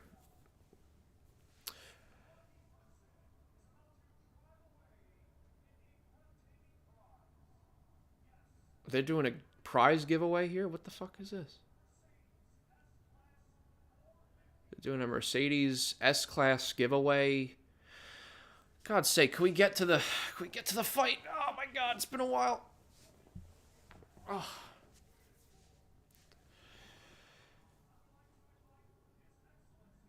Oh god, alright, they're bringing Serhii Bohachuk here. Alright, they're doing some kind of Mercedes giveaway. So, I guess we're going to have to wait for another few minutes before we actually get to see Itauma. But, alright, we see Serhii Bohachuk here. Props to Turkey. Putting together all these great events. I will say, it does look like Turkey wants Tyson Fury to win. Kind of looks like he wants him to win. And I understand that, whether it's for a personal, like whether it's just because he's a fan of Tyson Fury, maybe. But also I can understand him wanting Tyson Fury to win, because if Tyson Fury wins, you get the trilogy. Shit, just hit my phone on the thing. Alright, they got him there. He's about to press a button to decide, I guess, who wins this Mercedes S-Class.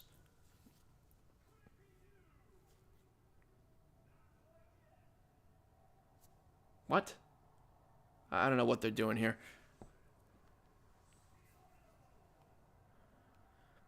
By the way, Auntie Leroy, tried using the ViewSonic monitor, but it only works if it's plugged directly into the computer. It doesn't work with the adapter. I need the adapter for the microphone. Oh, there's a guy who won the S-Class. Ah, man, he's excited. And don't want to body shame here, but my goodness, he does not need a car. This man can roll wherever the hell he wants. All right. Is he going to fit in that car? All right. Okay. Can we get to the fucking fight, please? It's going to take, I mean, it's going to take this man a good 45 minutes to get to the car. He's going to need a fucking respirator before he gets there. Oh my god, you see he's breathing heavy already, just going down the stairs. My goodness, this is a man with his own gravitational orbit.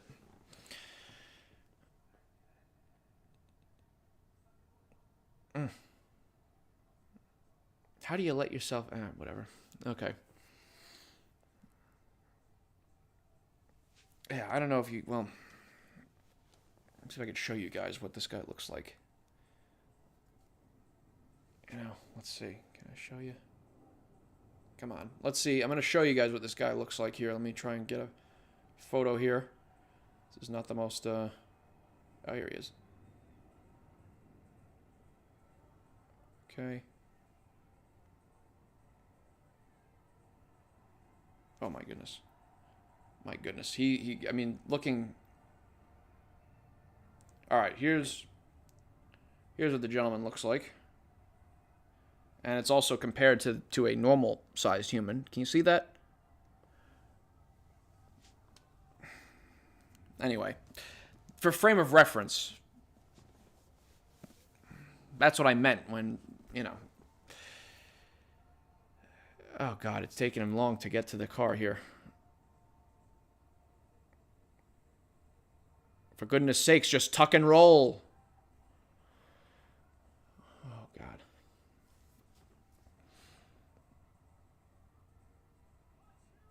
Okay. We did the car giveaway. Very cool. All right. So, one thing that's interesting with the, well, actually, okay. Those of you who are on stream, any thoughts about who you have winning the main event, which is coming up after this next fight, if they ever finish this Mercedes S-Class giveaway thing? Thoughts on who's going to win Usyk versus Fury, the rematch?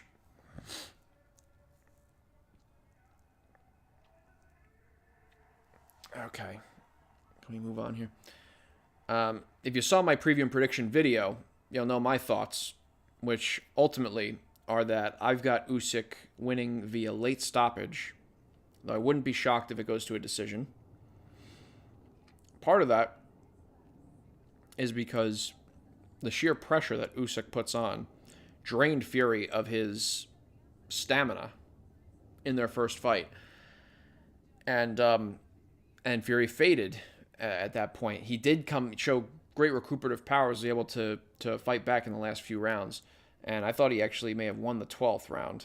But Usyk won 7 or 8 rounds and got a knockdown and could have potentially gotten a stoppage. So,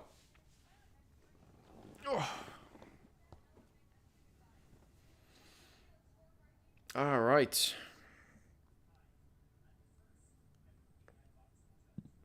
Oh, they're showing the AI boxing judge here now.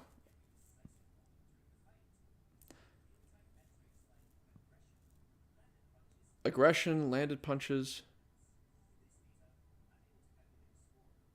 Cool, okay. So, this fourth judge, this is the AI judge, is going to do his own scoring, which I'm interested to see because after the Johnny Fisher and Dave Allen fight, reminded me, I didn't need reminding, but it reminded me that I fucking hate boxing judges. They suck. Not an easy job. I mean, there's some fights where it's really not easy, but there's other fights where it kind of is easy, and they somehow manage to screw up the easy ones. We could all disagree about some tight fights where, it could go on one way or the other. Okay, that's, I get it. But when it's pretty clear, got to get those right. Okay, this lists Itauma as 6'6". So I read elsewhere that he was 6'3".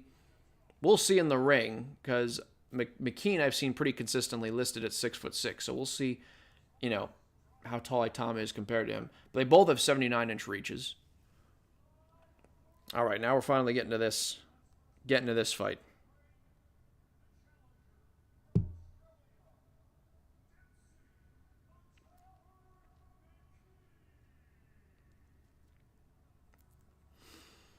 All right, so McKean coming to the ring here, doing his little walkout.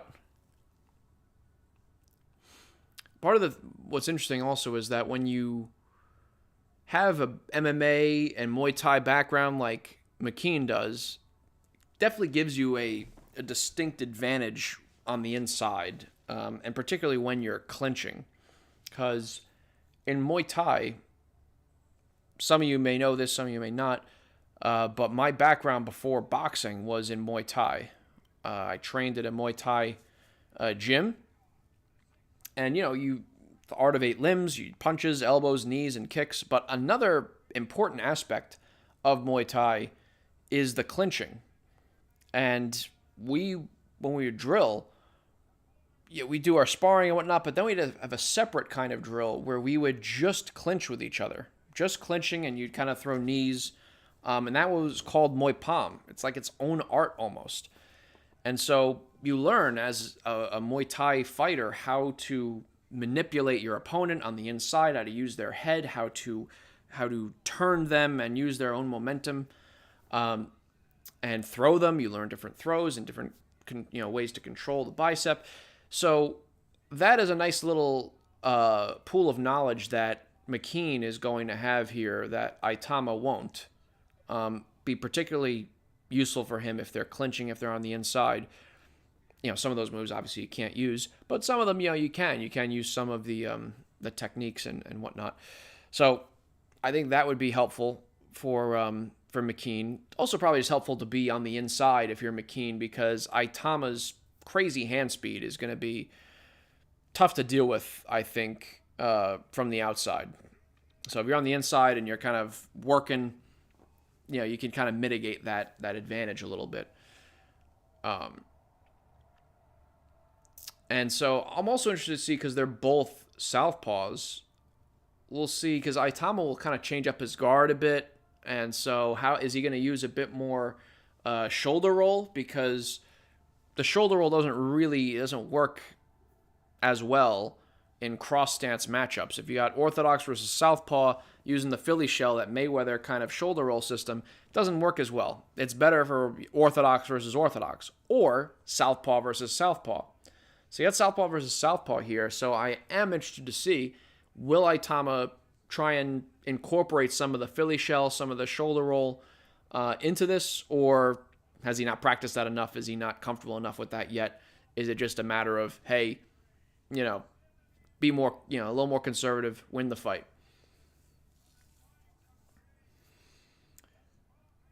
All right, this kid is 19 years old. And the fan poll here that DAZN is showing has 69% of fans saying that Itama is going to win the fight versus 31% for Demsey McKean. But to be fair, those are similar numbers to Fisher versus Allen.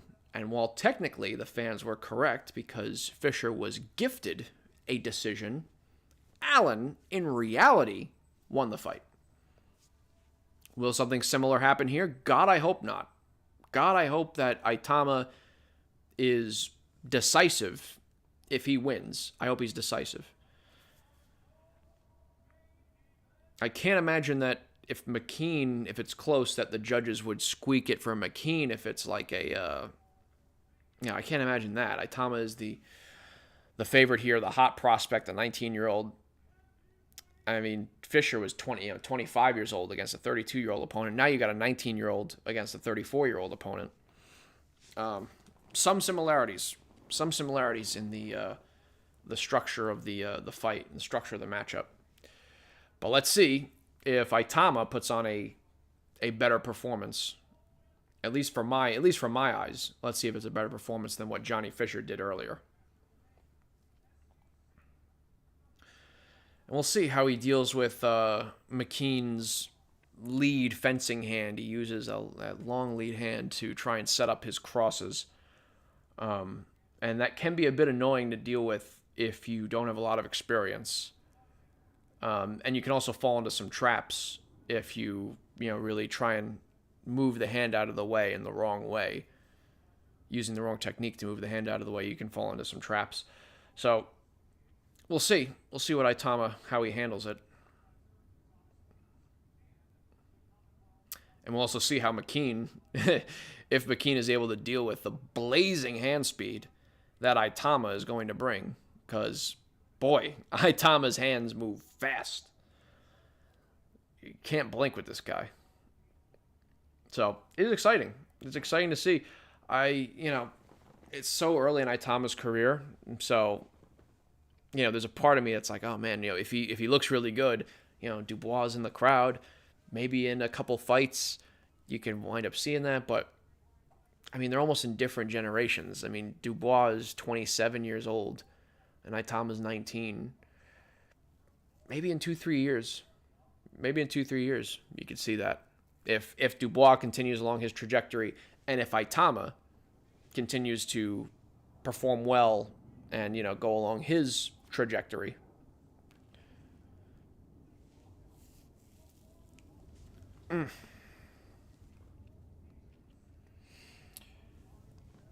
All right. Appreciate you folks hopping on the stream. Appreciate the likes. And we're getting ready for this essentially co-main event of the evening. Going to start very shortly, and then we're going to have the big fight, Usyk versus Fury.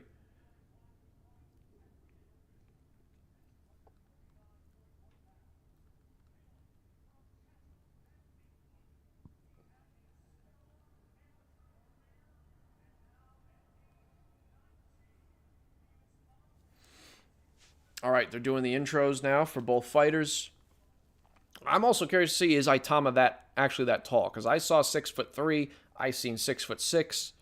McKean looks like he might be a proper 6'6", so we'll get a gauge of how tall Itauma actually is. It's also possible that they listed him at 6'3",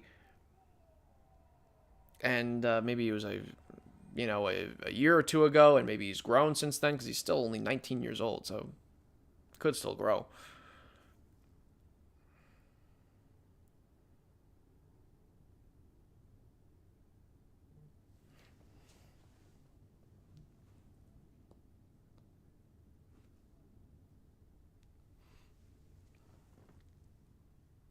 All right, let's see. Yeah, it looks like McKean is a few inches taller than Itauma. I don't know why they list him at 6'6". You can see McKean has like at least 2 to 3 inches. At least 2 to 3 inches on Itauma. So, yeah, he's not a proper 6'6" Itauma. In some ways, kind of how like Tyson Fury is listed at 6'9", but if you compare, have him next to guys who are 6'6", 6'7", Fury is probably around 6'7", maybe 6'7" and change, but he's not 6'9". All right, we see now they're in the center of the ring, and now we're in a little bit of a jabbing battle here. And a good jab to the body by Itauma, and McKean has got is kind of crowding his space, got that high lead hand. McKean has a very upright kind of style. Fights tall.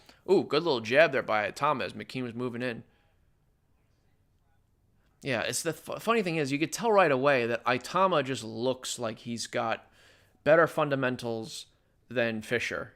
He just looks more calm in there. He looks more relaxed. He looks like he's just got better movement, better fundamentals. Good overhand left by Itauma. Good jab to the body. It's a smart tactic that Itauma's jabbing to the body because Keane has got this high kind of weird high guard, and so his body is wide open. So Itauma just doing solid jabs to the body. Smart. Very smart, especially as McKean, moves in. Another good jab to the body. Again, jab to the body, and Itauma escapes out the side. Ooh, oh, McKean goes down. Oh, and he's badly hurt. Itauma threw a decoy lead hook and then overhand left and dropped McKean. And McKean looked hurt. All right, Itauma's moving in. Jab to the body. McKean does not have his legs underneath him. And now they're grappling in the center. And referee breaks him up. And now they're going back in the center again. But, wow. Itauma, whoa, gets McKean down again with a jab, a feint to the body, and an overhand to the top. And this is not going to last. This fight's over. This fight's over, baby. Referee's counting. No, it's over. Yep, that's it. First round knockout. Holy shit. Moses Itauma, everything that we were hoping that he would look like. He delivered a dynamite performance. Holy Christ. Just starched Dempsey McKean in the first round. And McKean, he's a legit vet, 22-1. I know it's been over a year since he's fought, but this was a little step up for Itauma, and he cleared it easily. Wow. First round knockout. And it started with just simple, smart strategy. Simple, smart strategy of just a good jab to the body. That just made sense with McKean's guard being up this high and fighting tall. Just jab to the body. And that set up the knockout punch. The jab to the body set up the left over the top. Beautiful stuff. Great stuff. Excited to see what Itauma does next. If they manage him right, they got to manage him right. He's only 19 years old, and he's got a lot of maturity. He looked real calm in there, didn't look jittery. He was, using some good feints. That was really impressive. First round knockout by Moses Itauma. Really supremely good stuff. Very exciting. That's awesome. All right. Well, in my books, Johnny Fisher out as a top prospect. I think Dave Allen proved that. Moses Itauma looks like the real deal. he looks like a problem for the heavyweight division. Yeah, you see. Ooh, yeah. So for the first knockdown, he feinted the jab to the body and then decoy hook and then the overhand left. That kind of clipped McKean kind of on the back behind the ear a little bit. But, it wasn't attempting him in the back of the head, but he kind of caught him in the back of the head, kind of around the ear there. But yeah, that counts. And then, the knockout shot, though, was jab to the body, left over the top, caught him clean on the chin, and it was beautiful. It was a beautiful knockout. And just before he did that, he feinted and got McKean to bite on the feint. And so then he throws the jab to the body and the left over the top, clean on the chin. McKean out. Smart tactics and good strategy overall to use the jab to the body to set up a crushing knockout. Great stuff. Very exciting. Very exciting fight. Excellent. First round knockout. All right. Well, we're moving on. Wow.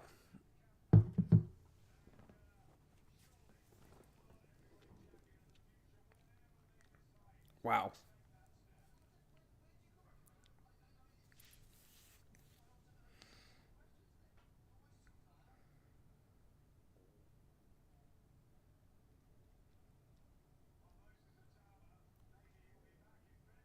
Wow.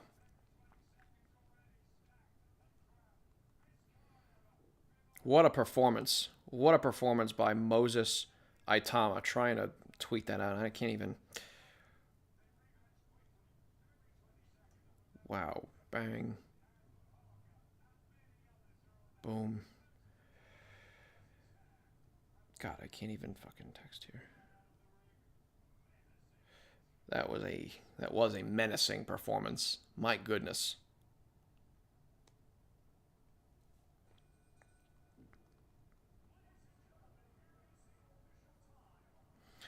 Crazy stuff.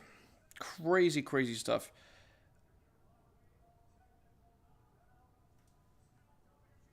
All right, you won a title, but it's a minor title here. There were no actual title bouts for major titles on tonight's card, except for the main event. So Itauma won a regional belt here, which is nice for him. And but the Bohachuk versus Davis fight, that was a WBC junior middleweight title eliminator, final eliminator. So now Bohachuk, has a shot for the WBC belt.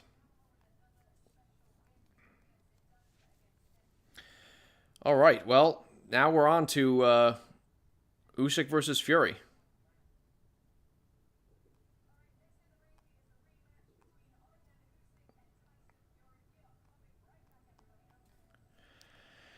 Oh, man. All right. Stand up for a second. Okay. Oh, wearing sweatpants. Oh, my God. Oh. Okay.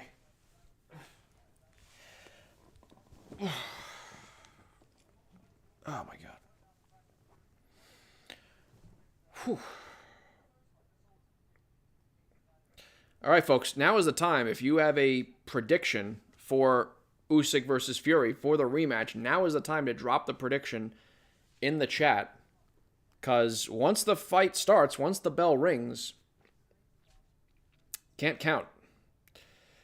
Though, you can still say, if, like, in the moment comes, I think so-and-so is going to win now. You just don't get the same credit as you do prior to the fight. All right, so right now, live odds, money line, 150 for Usyk, plus 120 for Fury. So, and plus 300 on either side by knockout. Plus 170 Usyk by decision, plus 350 Tyson by decision. So the most likely outcome that the odds makers are saying is a Usyk decision. I predicted a Usyk stoppage, and we got Jeffrey's on there. Fury gets revenge tonight.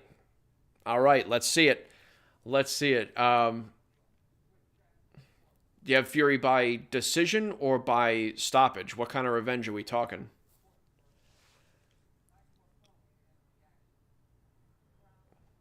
little ad for DraftKings there. I did not make any actual bets tonight. Just because, I don't know, the thing is, it's such a, in my eyes, this is still a pretty close 50-50 fight. All right, Jeff, you got late knockout for Fury. You're on the books. This is such a close 50-50, to me, still close to being a 50-50 fight. And according to the odds makers, it's still pretty close to a 50-50 fight. I didn't really see odds that looked all that juicy or enticing to me. Except for the usual of like picking which round someone gets the knockout in. Sure, those odds are juiced, but as they always are. But I didn't really see that many odds that looked attractive, like real attractive value. At least when I was looking at DraftKings. So I didn't make any bets. Because I really can see ways for either fighter to win. But if you watched my preview and prediction video, then you will know that I picked Usyk to win via late stoppage, though I wouldn't be surprised if it goes to a decision. But, there's certain things that Fury can do to pull it off and force the trilogy, so to speak. He had some real success in rounds, I would say, like in 4, 5, 6, and 7. Especially 5, 6, and 7. Fury had some real success targeting Usyk's body and utilizing his counter right uppercut. He landed some real clean blows on Usyk and seemed to really bother him at points. So he did have success, but the problem is that Usyk, his pressure was just so much to deal with, and his precision. And he made Fury not fight at the pace that Fury wants to fight at. And Fury, of course, is at his best when he's able to dictate, when he's at his own pace, when he's using his feints, using his jab, able to really be loose and relaxed. But Usyk was pressing him to the ropes and pushing the pace. And you could tell that Fury was getting a bit winded as the fight wore on. And the thing about Fury is that Fury does, he makes mistakes. As I point out in the video, he'll overreach with his right, and so then his back leg will swing around and he'll be square. He'll look square to his opponent. But the thing is, when Fury has the energy, generally speaking, like, earlier in the fight or in the middle of the fight, Fury has the energy, he's a good improviser. So he'll make mistakes, but then he'll be able to improvise ways to defend himself, and so he can make it work. But as Usyk was pushing the pace and really making Fury work and pushing that gas tank, when Fury would make his mistakes, he didn't have the energy to improvise and protect himself, and that's when Usyk really started to catch him. 8th round was when Usyk really started to catch Fury. And you could see that squaring up really was a big problem for Fury, the mistakes he was making footwork-wise. And then he caught him in the 9th with that brutal left cross from Fury squaring himself up. So if Fury corrects that, though, tonight, that would go a long way to helping him. Because, wow, his trunks are high. Fury's trunks. That would go a long way to helping him in this fight. If he's able to, not square himself up, keep his stance more bladed, that would definitely be of real help. And yeah, Fury's got the big beard tonight. He's got that Wilder, Fury Wilder 3 beard. Let's see. I thought, again, Fury's best performance that I've ever seen was his rematch against Wilder, Fury Wilder 2. Fury Wilder 3 was a hell of a fight. Back and forth battle. Knockdowns on both sides. But Fury, he looked more sloppy. He did not look as clean as he did in the second fight. Apparently he was going through some stuff as well, but that's why Fury's mental state is an X factor. How Fury performs where Fury's head is at has a big impact on how he performs. So that's a big question I have going into this fight is how does having a loss affect Tyson Fury? Is he more focused? Does he train, did he train harder? Or, is he less confident? Does he not care as much? I think deep down, Fury really does care a lot about the sport and about his image, and about, being champion, even though there are times he says he doesn't. I think he does. So if that's true, then he should be in good shape for this fight tonight.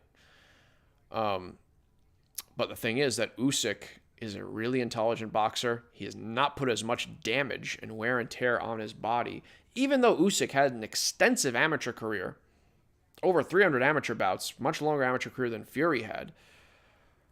But Usyk's treated his body better, and Fury was just in hellacious wars.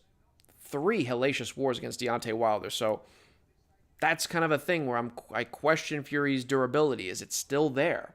His recuperative powers are still there. At least he showed that in the first fight. But it seems like it's easier to drop him. It's easier to hurt him. He can still recover. But if it's easier to drop you or to hurt you, then it's going to be easier to finish you. Let's see. I think Fury's on a bit of a steeper decline than Usyk, but again, Fury's more of a wild card. Fury could mess around and knock out Usyk if his mind is right and if he, really utilizes his power and his weight and his leverage. He can pull it off, absolutely. So let's see. But get your picks, get them down in the comments, lock them in, because we're getting close to the walkouts. Right now they're interviewing Eddie Hearn, and I think Sergio Mora's talking with him. But get locked into the picks now, because we are fast approaching.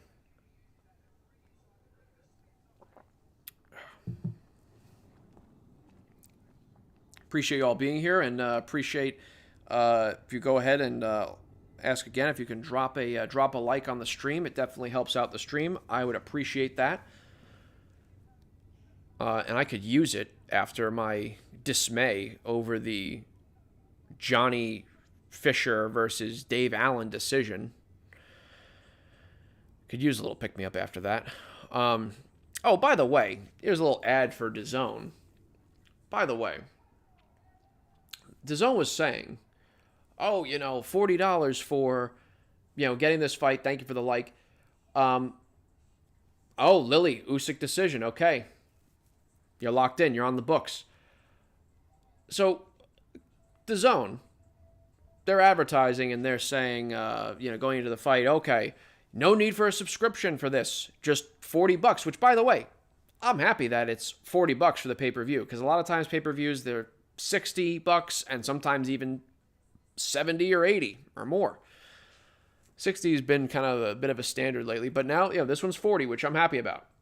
But DAZN was saying, no subscription required, you can get the fight one off. But when you go to buy it, $40, you can't check out unless you select either a 7-day free trial that will change into a month-to-month plan, or you buy the annual plan.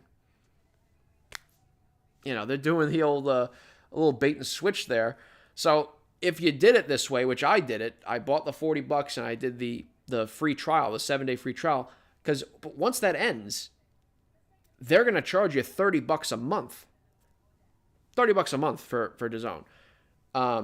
So if you did that like I did, remember to cancel after this fight, because $30 a month for DAZN when they're still going to charge you for the big fights, you gotta, I don't know. I'm just not a fan of how they did that.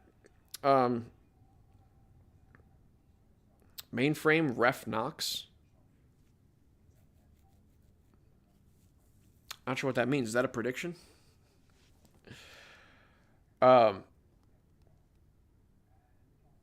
Oh, ref knocks out Usyk's cut man in the 8th. Okay.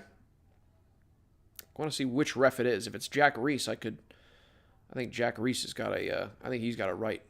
Jack Reese has got a punch. Look at this. Speaking of that, I think that judges, they should have to have had some kind of experience boxing. They have to have either fought as an amateur or as a professional, but even as an amateur, I'd be good with that. If you have at least some boxing experience and you know what it's like to get hit, and you know what it's like on the inside to get hit with just, little shots or a body shot, because if you haven't boxed and you don't have the experience and you just see boxers, getting hit with punches, a little body punch or whatever, like, you might not, it might not look like much. Be like, it doesn't look like much. It's like, but if you actually are in there, if you've boxed, if you've fought, you're like, oh, that punch, that was rough. Like, the spot that it hit, that was bad. Or that, little uppercut on the inside, ooh, didn't like that. Landed on the neck, that's tough. I think in being able to judge how much damage a boxer does, it helps to have done it. And I also think every ref needs to, even more important than for the judges, every ref needs to have fought at some point, whether that be amateur or pro, because you have to know what it's like to get hit in the face or the body over and over again if you're a referee, because otherwise they might just let a fight go on, let a fighter get whooped way longer than he should. And that's one of the reasons why I like Jack Reese, is that Jack Reese said that he was an amateur. He fought in the amateurs before, so he knows what it's like to get hit. I think it's important for both the ref and the judges. Yeah, Lily, you saw that. It was, BS from DAZN to pull that. So, I don't know. I'm going to have to cancel after this fight. But then I'm wondering, okay, the next time they have a big boxing event, am I going to be able to do the free trial and then quit? Or are they going to force me to actually sign up for this shit and pay $30 a month, or do the annual, pay however many hundreds for an annual fee? I don't know. Maybe I'll just have to keep making new emails or something.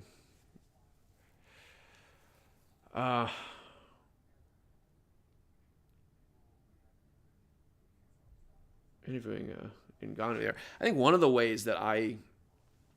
reasons I thought, Fury's durability might be in trouble here was the Francis Ngannou fight. Because even though Ngannou, is a monstrous puncher in MMA, kind of the Deontay Wilder equivalent in MMA. For one thing, MMA fighters punch differently than boxers. Or I should say, boxers punch differently than MMA fighters. Like, just better technique, more snap. Just boxers have the technique down to the fiber.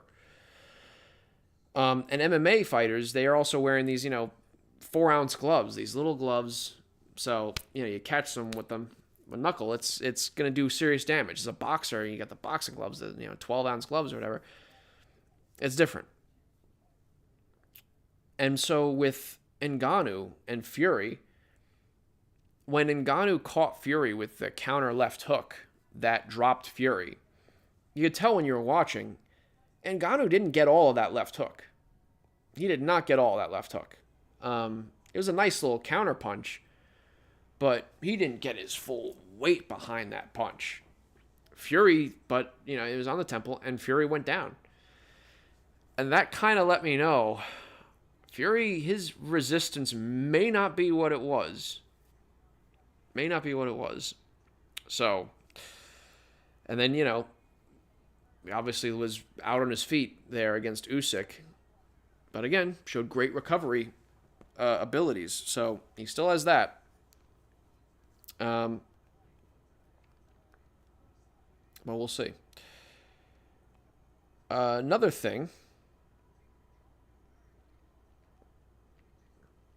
Build up to the fight. Fury has looked a bit stoic at times, and he's I've gone a little back and forth on how I thought Fury has done in the recent build-up to the fight. Because I liked it, the media workouts, when they did their little interviews of each of the boxers.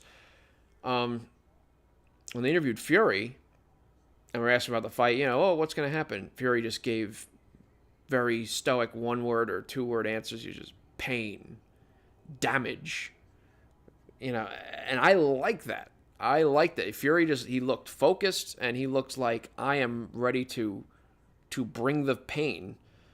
And that's, I think, what he needs to do. I kind of sketched out, anyway, actually, before I get to that. So I like those answers, but there were also times in Fury's stoicness kind of looked a bit like stiffness. He got to a point where he actually looked a little stiff, and Usyk has looked confident, more confident than in the run-up to the first fight.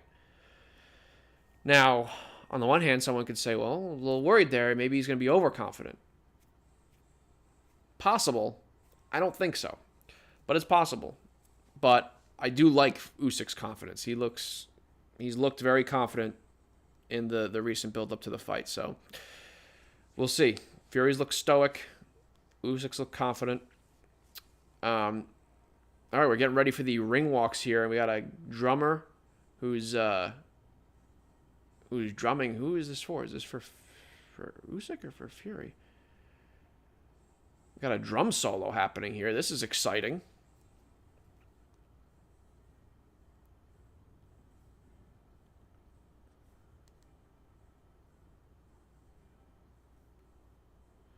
Big time drum solo. What? All right, let's not take 15 minutes with this, though. For Christ's sakes. I will say, though, I mean, it is cool. Like, it is a full event. It is a full show. Like, if you're there in Riyadh, Saudi Arabia, you are getting, I mean, it looks like you're getting your money's worth. As a viewer at home, I'm like, all right, we can move this drum solo along a little faster here. Whatever. Another thing, who's this for? We see both Fury and Usyk. They got a little split screen there of them kind of getting, ready in the dressing room. But I don't know what this drum solo is for then. So a dynamic there at the beginning of the first fight was that, Usyk was pressuring and he was using his jab, and Fury was using that long guard, and Usyk was doing crosses underneath to the body, and Usyk did a nice job working the body early. And then Fury adjusted. One of the ways he adjusted was by starting off exchanges, initiating exchanges more with his feints and utilizing his feints better and catching Usyk. And getting Usyk a little more off rhythm, and there was a nice little example in my preview prediction video I show where Fury threw several feints in a row and gets Usyk to commit to a punch, and Fury just kind of steps back, counter, right uppercut to the body, and it was very lovely. But Usyk kept applying pressure, and the pressure drained Fury of his energy, and Usyk started catching Fury. And Fury's making mistakes, and Usyk started catching him big in the 8th round, particularly with the overhand left. And then Fury squaring himself up, making that mistake, and then we saw in the 9th round, Fury made that fatal error again, where he squared himself up and Usyk was throwing, and Usyk threw at the same time with him that decoy lead hook cross and clipped Fury real clean, and that just instantly changed the fight.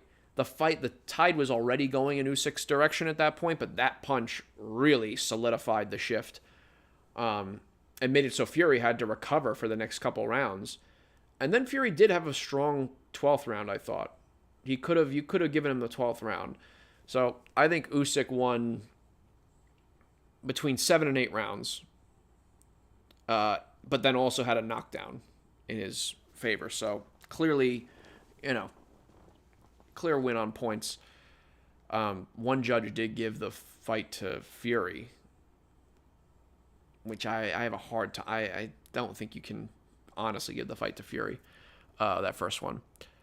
So, all right, he just finished this drum solo. Maybe he was a famous drummer, that I just don't know, because that did not need to be that long. Who the hell was that? If anyone in the chat is watching and knows who that drummer was, please let me know.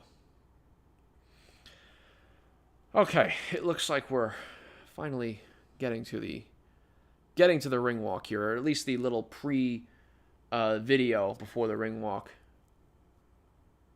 Oh, they got some cool lighting effects, man. They got lightning kind of coming down and flames. You got to appreciate the production value that they've put into these shows, that Serhii Bohachuk has put into the shows and has put into the trailers for the fights. I loved the Usyk versus Fury trailer, where each of them keeps seeing each other's faces everywhere they go. It was really well done, and Serhii Bohachuk did a really nice job also with the Beterbiev versus Bivol trailers, where they're both like these ancient warlords who are just clashing with each other, going to battle with each other. You know, it's the kind of sizzle that you really want with these great fights, and that's what Turkey has given us. All right, so I think this is Fury is about to, I think, do his walkout. And they got this little sand animation with, oh no, now there's Usyk. All right, it's great production. Love the production value. But for God's sake, we are ready to go, or at least I'm ready to go, because I'm a good almost 4 hours into this stream. But I'm excited. And this should be for all the belts. But it's not. It's for the WBA, WBO, WBC heavyweight titles, and the lineal title, of course. But the IBF went and stripped Usyk shortly after the fight. They stripped him, and they wound up doing a fight for the vacant title, and Dubois wound up winning it. So now this isn't for the undisputed heavyweight championship. This is for unified, right? 3 of the 4 belts. But in my eyes, and I think in the eyes of pretty much any fair-minded boxing fan, Alexander Usyk is the undisputed heavyweight champion at this very moment. That belt that Dubois has, I'm sorry, not really. It's Usyk. And if Fury wins tonight, then it's Fury. But, these sanctioning bodies, they like to have their belts moved around. They like to get those sanctioning fees. They like to... It's a pain in the ass. It's just how boxing is structured. When you got these independent bodies that are all vying for their own short-term interests. It's why a lot of fans have turned to UFC, because you've got kind of one centralized league, so they can make the best fight the best, and either way, the UFC wins. Dana White wins because they have all the best fighters. So you can have the best fight the best, doesn't matter to me. Whereas with the boxing, you've got these different promotional outfits, they got their stables of fighters, and so they are less willing to risk their golden goose to have a loss on their record by fighting against the best fighters. That's what's been so great about having Serhii Bohachuk come in here and be that middleman who makes these big fights happen. Spence versus Crawford, Fury versus Usyk, Beterbiev versus Bivol. This is what boxing needs. This is what the sport needs. And we got Michael Buffer there, decked out in his gold jacket. Makes me miss the days of HBO boxing. Makes me miss Jim Lampley, Harold Letterman, Max Kellerman, Roy Jones. That was the golden age of boxing TV. I'm sure I mentioned this as well on the last stream, but I'm wistful for it a little bit. But again, very happy though that we're getting some of these amazing fights now, because before Turkey El Sheikh is, boxing wasn't in a great place, and for the first time in a little while now, I'm genuinely optimistic about where the sport is actually heading. All right, we got Fury here doing his walkout. It's all I want for Christmas is you is what he's coming out to it. He's singing the words. He hasn't actually walked forward yet. He's still in kind of the tunnel there, but he's singing the words.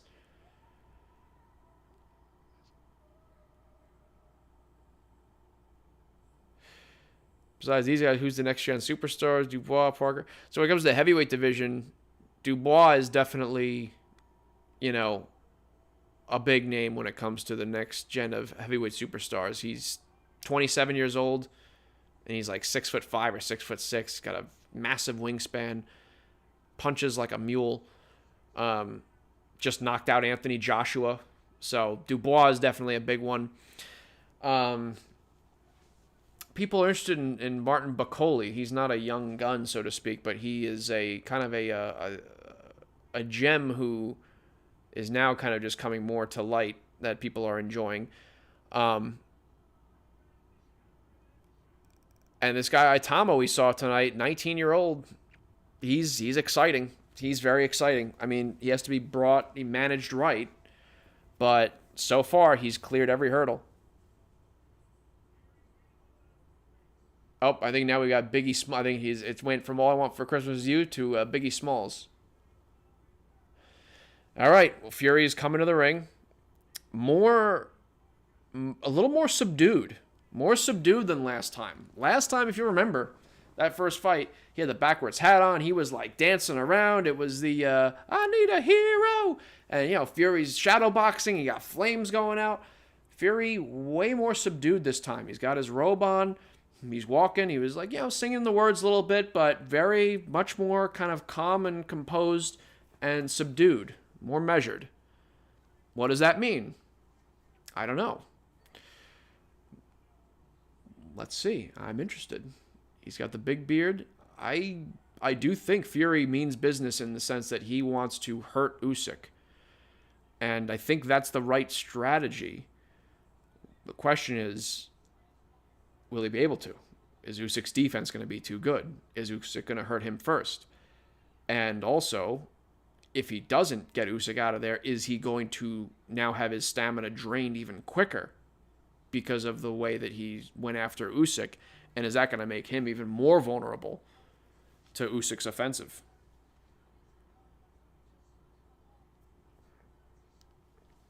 Let's see. But so far, a little more of a calm, measured, subdued. Yeah, maybe I won't say subdued. I feel like maybe more measured Fury.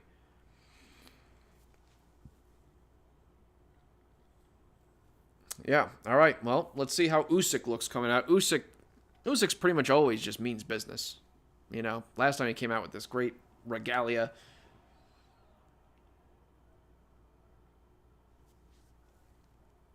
All right, we're about to have Usyk make his ring walk. We're getting close, people. We're getting close. Again, I said this before, but if you have picks for this fight, now is the time to drop them in. We literally have the ring walks happening. So, speak now, or forever hold your bullshit. What is this? Usyk. Ooh, Usyk got a little shave here, just a mustache. He's coming out with he's got a headdress, like a Middle Eastern headdress with a jewel in there, looking like a sultan. That's interesting. That's really interesting. Usyk last time, he does his little cross thing. Usyk last time came out, looked like he was dressed in that kind of real Eastern European, Ukrainian, whatever, regalia. And now he's coming out dressed like a sultan. A little more flashiness from Usyk. All right, but he looks serious. Face, all business in his face. Yeah. All business. Okay, so the fan poll they're showing is 57% say Usyk will win, 43% say Fury will win. That reminds me, I did my own poll on my YouTube channel, and now is the time to check and see what the final results are. And we got nearly 700 votes on this poll. And so the poll question is, Alexander Usyk versus Tyson Fury 2, who wins the rematch and how? So, results are Usyk via decision, 30%. Usyk via TKO or KO, 37%. Fury via decision, 11%. Fury via KO or TKO, 22%. So my split here is 67 to 33. Usyk wins. Most likely on here is Usyk via TKO at 37% of the vote, of the 691 votes. So that's how we got with the poll. My preview prediction has Usyk winning via late stoppage. But again, wouldn't be surprised if it goes to a decision. So if you want to make your picks, people, now is the time. Okay, now they're doing the, Saudi Arabian national anthem here. Let's all stand. No. Okay.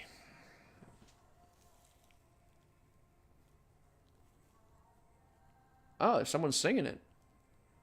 Maybe I missed this last time, but I don't remember them having this guy in the headdress singing the Saudi Arabian national anthem. Maybe I missed it, though. All right, folks.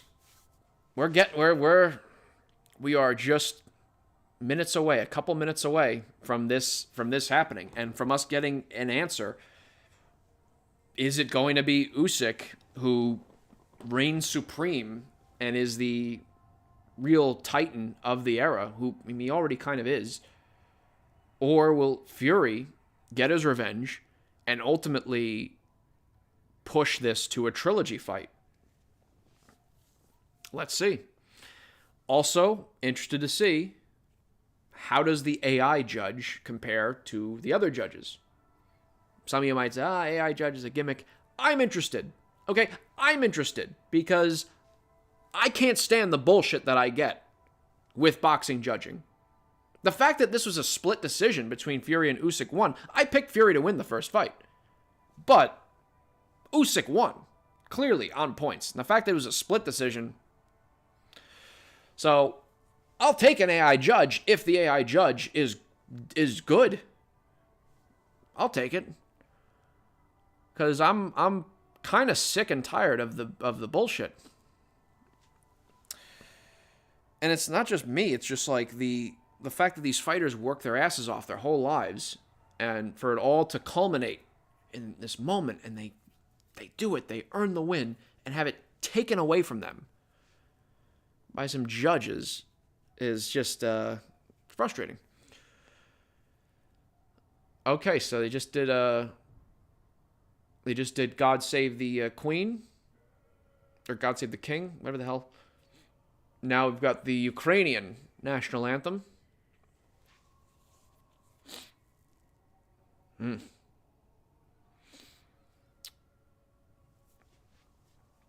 Yeah, and that's another thing to think about, is just how, Usyk has a country on his shoulders. I mean, he went back to Ukraine to fight, to be in the Territorial Defense Force. And he was going to stay there. President Zelensky gave him a dispensation to go and get back to his boxing career. Said that you're going to do more for us on the world stage there than you are back here.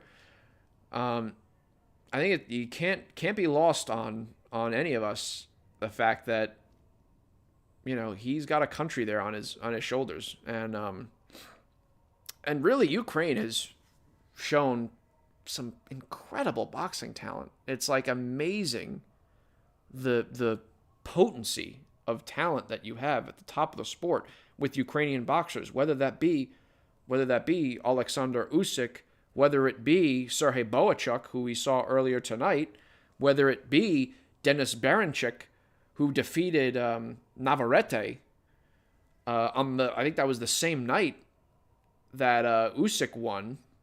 It was the same night some other Ukrainians won. It's amazing the level of talent at the top of the sport that Ukraine has. So, and can't forget a guy like Lomachenko. I mean, he's not. I don't think he's boxing anymore. But again, Ukrainian, absolutely potent skills at the top of the sport.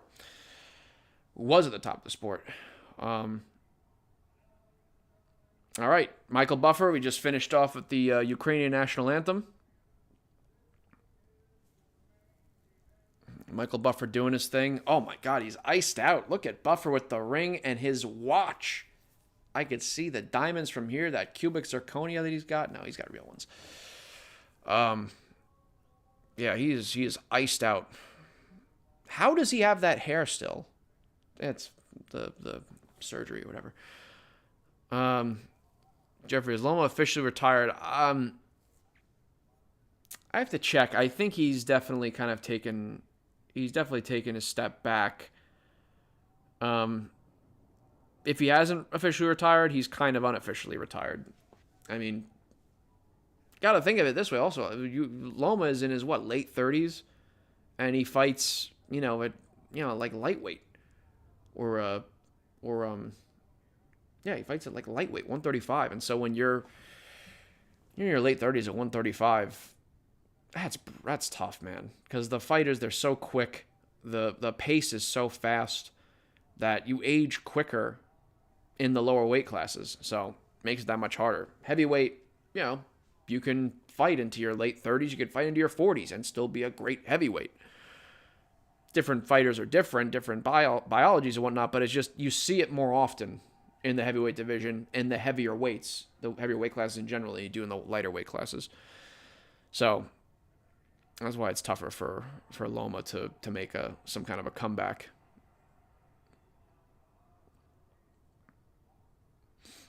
All right, but now, man, Fury's trunks are always so goddamn high. He still hasn't taken his shirt off. I do kind of want to see. How his frame is looking. He's always going to have that belly, but you can tell when Fury's like really in shape.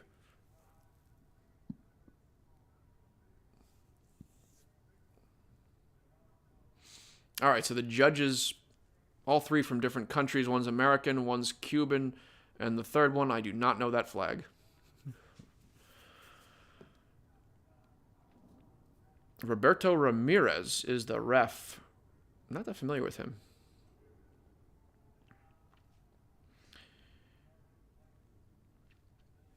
All right, guys, what do you think is going to be the main factor, the deciding factor in this fight? Is it going to be Fury's size and power? Is it going to be Usyk's pressure? Is it going to be Fury's body attack? Is it going to be Usyk's left cross and his precision? What do you think is going to be the deciding factor in this fight? Another thing, by the way, to mention about Usyk is, gotta give him credit for having one hell of a chin. He took some big punches from Fury. And he took them pretty well. Really well. That's a big man he's taking punches from, so gotta give credit to Usyk's chin. And part of it is that his defense is so great that he doesn't get caught clean that often. So that definitely is really helpful, that you don't get caught clean, as often. But he does get caught clean. He has been caught clean, and he eats those punches pretty well. So props to his chin.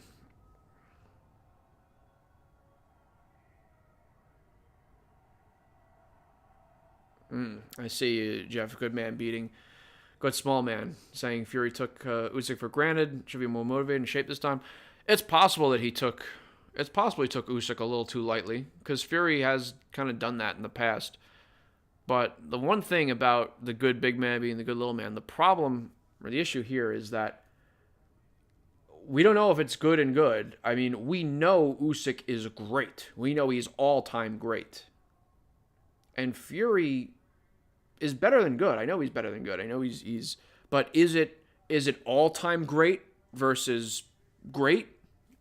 All-time great versus very good? That's the problem. Or if Fury is able to pull it off tonight, especially if he pulls out a knockout, is it all-time great versus all-time great? We'll see. But we know Usyk is an all-time great. We don't know exactly where Fury lands on that historic chart yet.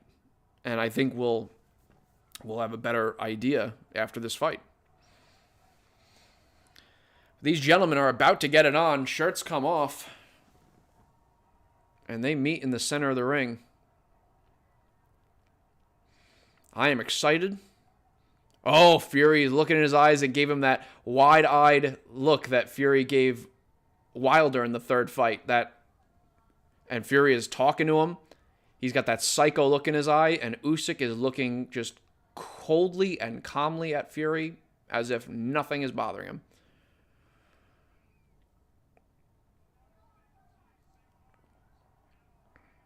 Ask Deontay if Fury is good. No, they had a great trilogy. They had an amazing trilogy. All right, we're about to get it on. Let's see. Anything can happen. Ladies and gentlemen, thank you for being here. And we're getting it on. They're in the center of the ring. And they're both just playing tag a little with their hands. And Usyk lands the first punch, a solid jab. And Fury's doing a lot of feinting and kind of using the long guard a little bit. And Usyk is moving around the outside. And Usyk with a nice jab. Man, Usyk looks big in there. Fury looks big too, obviously. But, okay, so far Usyk has landed a couple good jabs. Fury, a little touch jab there. Usyk with a jab to the body.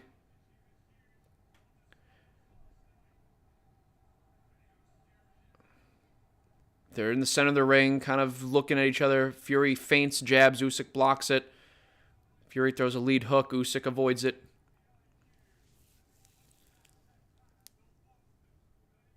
Yeah, they're feeling each other out a little bit. Interesting. A little bit more of a tentative start than for both of them. Because I kind of thought this was going to be round 13. But, oh, man, heating up a little bit here. Usyk with a nice cross to the body. That was a consistent weapon for him in the first fight. And looks like he was able to land it clean here again in the first round. Usyk doing a nice job landing to the body. Usyk is again.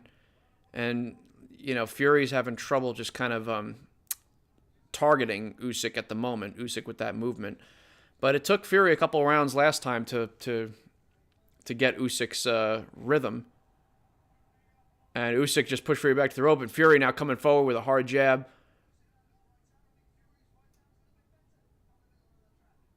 Looked like they both may have landed right hands there. Or Fury with a right hand and Usyk with his cross. Fury trying to use a double jab here. They're fencing with the lead hand. Fury went for a right to the body. Usyk backed away. Didn't land. Yeah, I would think Usyk is going to be more cognizant of that right hand to the body. Usyk with a left to the body. Fury tried to counter him. Fury with a little jab to the body. Jab upstairs. So far, Usyk's outboxing him. But it's early.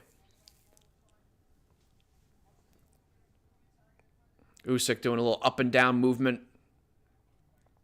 Oh, another good jab on an upward angle. Stiff jab that Usyk lands.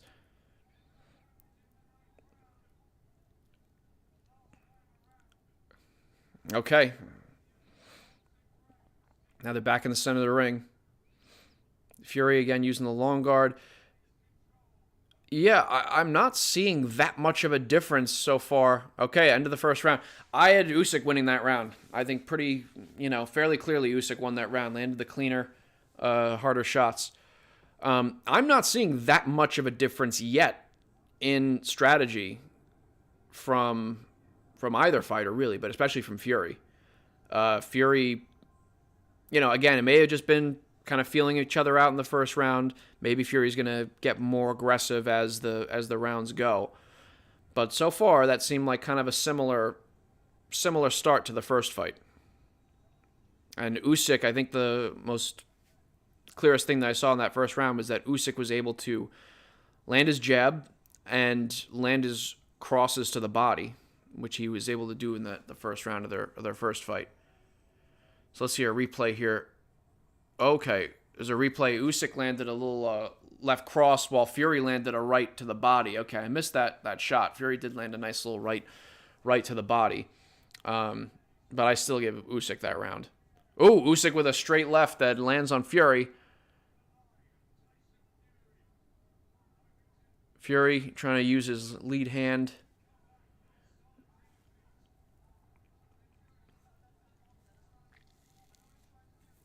Problem is when Fury holds that lead hand out there, Usyk is able to go underneath it and land to the body. Or last time, Usyk was able to feint the jab and go around Fury's guard with the overhand left. But we'll see there. Oh, okay, Fury just tried a little decoy hook. Right hand didn't land. Fury's trying to jab, not really landing much clean at the moment. Usyk's not really landing that much at the moment either. Usyk tried to land a leaping jab, but Fury backed away. Fury with a nice little double jab and a right hand partially landed. Usyk with a good jab to the body. Usyk again with a double jab up top and a left to the body. Usyk again jabbing to the body. That jab to the body, that cross to the body. And you can see Fury's, the left side of Fury's body is getting red already. Usyk is landing that jab to the body consistently and has been landing that cross pretty well. The jab really, again, to the body. He keeps landing that body jab. And that's got to, Fury's got a good poker face. He's not showing anything, but he's got to feel that. Oh, Fury kind of tripped a little bit on his feet there. But they're back in the center of the ring. Okay, Fury blocks Usyk's attack there, but Usyk again with a jab to the body.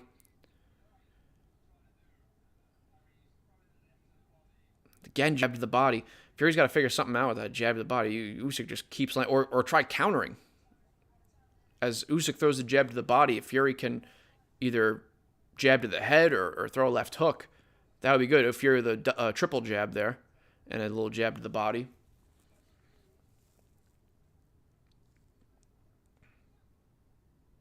Usyk, another jab to the body. Fury with a double jab, right hand, doesn't really land clean. Fury did land a nice little jab there clean, and Usyk came back at him. Fury with a right hand to the body, that was nice. Fury with a double jab. Another double jab and a hard right hand by Fury. Knocks Usyk off balance a little bit. That was the first good, solid shot that I saw Fury land that looked like it may have affected Usyk a little bit. That was a good right. Okay. That's tough. I probably give the first two rounds to Usyk. The first round more clearly. Second round, I would give to Usyk, but Fury, that right hand was a good right hand that he landed there towards the end. It's just Usyk keeps landing that jab to the body so consistently. So I do feel like Usyk's body of work was just pun there. Usyk's body of work there was just more than what Fury did in that round. So I got it 2-0 Usyk so far, but that right hand by Fury was the best punch that I've seen him land so far. Can we see a replay of it? Showing all the Usyk replays. Let me just see that Fury. They're not going to show it. All right. It's weird to see Vladimir Klitschko in the end next to Lennox Lewis in the crowd they're watching. Gotta be weird for Klitschko to see Fury in the ring. Fury, who took his titles from him in 2015. All right, third round. Let's see. Usyk again with the jab to the body. Fury triple jab and then a little hook that Usyk blocks, but back to Usyk up. And Fury lands some right hands on the inside as they're clinching. And Fury rushes Usyk. Throws a left hook, lands on Usyk's guard. Fury does look a little more aggressive. Fury does look a little more like more urgency. So I do like that from Fury. And a little jab left hook by Fury. Jab right hand doesn't land by Fury, but he's being a little more aggressive. Usyk tries to get the outside angle. Fury denies him that. Good jab by Fury. Double jab. Usyk with a jab downstairs. Left hand up top didn't land. Fury uses his arm to kind of wall Usyk off. Anthony Joshua gave the first 2 rounds to Tyson Fury on his scorecard. I don't agree with that. Ooh, Usyk lands a little left hand in there. I think you could potentially make an argument for Fury for the second round. I think the first round was definitely Usyk.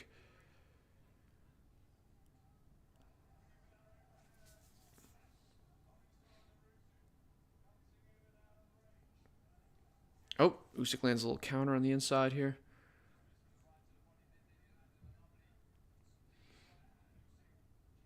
Fury feinting. Feinting, double jab, lands on Usyk's guard. Man, these are the 2 best heavyweights in the world, and it's great to see. It's just so great to see them in the ring having this. Usyk attempts a left hand up top. Fury avoids it. Fury throws a jab to the bottom. Oh, Fury switches southpaw for a second, but then switches back to orthodox. Yeah, and also I will say, a lot less, we're not seeing any screwing around by Fury. Fury was doing a little fucking around in the first fight. Not doing that this fight. Good jab to the body by Fury there. Fury southpaw now again. Fury's southpaw for a second. This is interesting. Fury trying to... throws a left, voids it. Usyk counters Fury's body. Ooh, good hook by Fury. Usyk partially blocked it, but you could tell it was heavy. Oh, good jab, good cross to the body by Usyk. Okay. Third round I might give to Fury. I might give Fury the third round. I thought he was just, he was doing some good work there. Usyk didn't look quite as successful as he was in the previous 2 rounds. But so far, I got to tell you, it's looking very similar to the first fight in some ways. That Usyk had some real good success, I thought, in the first 2 rounds. And then Fury starts to get a bit more success. Fury got a little success at the end of the second round, and Fury's getting a little more success here in the third round as well. That jab to the body continues to be a good weapon, good tool for Usyk. But Fury is... Oop, good little counter jab. They're showing replays here. But this is interesting. This is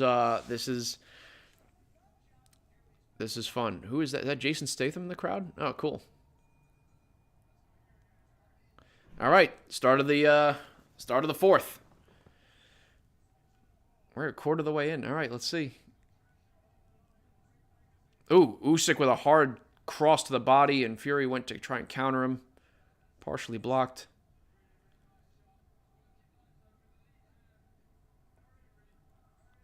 Oof, man, they both just tried to land on each other, but both of them avoided. Double jab, right hand, doesn't land for Fury.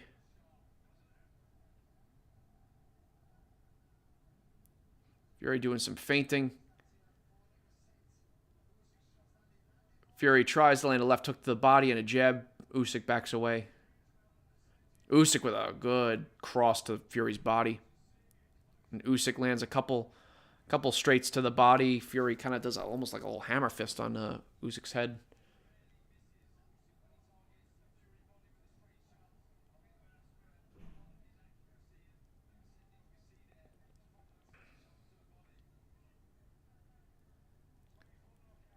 I think Fury is looking a little. He's looking a little more serious, a little cleaner so far, and a little just more switched on. But let's in this fight than he did last time. But let's see. Fury southpaw again. Usyk lands a good cross on Fury that Fury took well. Oh boy, and lands another partially blocked. But Usyk with a couple good strong lefts.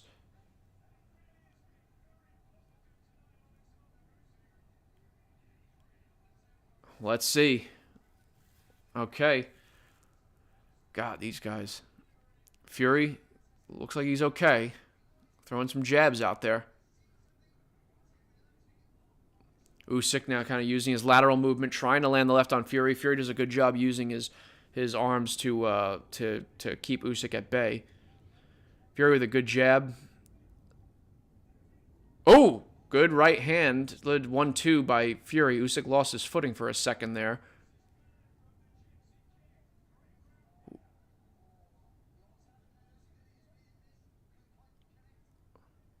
Fury went... Ooh.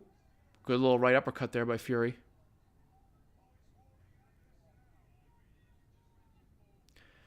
Anthony Joshua.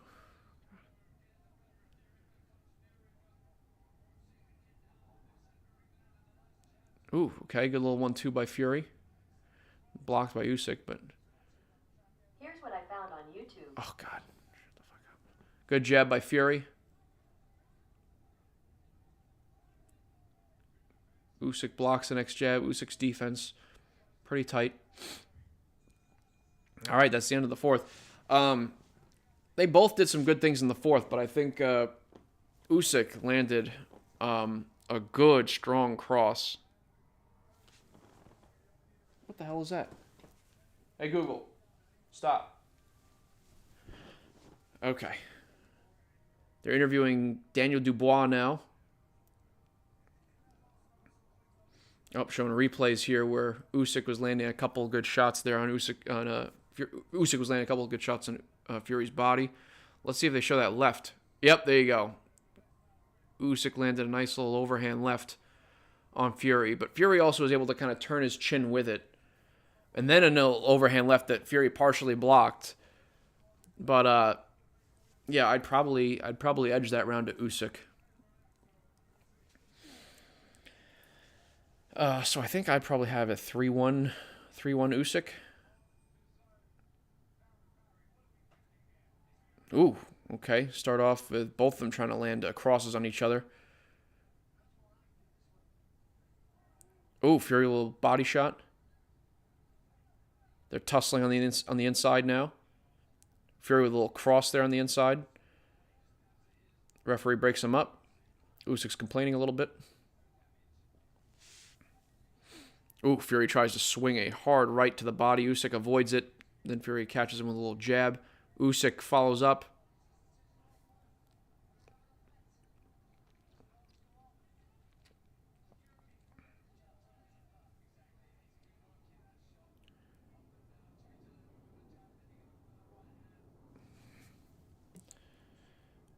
Okay, let's see. Oh, Fury went for a big uppercut. Big left uppercut. I couldn't tell if it fully landed or not. But it looked like it might have, or it was very close, because Usyk kind of smiled at him. Fury is now pressing the offensive. He's got Usyk against the ropes. Okay, yep. See, Fury's bullying forward, kind of with a high guard, which is what I talked about in the video. He's gotta come forward with that high guard. Now, Usyk landing a couple crosses to the body. Fury parrying the shot upstairs and countering. Ooh, Fury with a jab, left hook, partially blocked.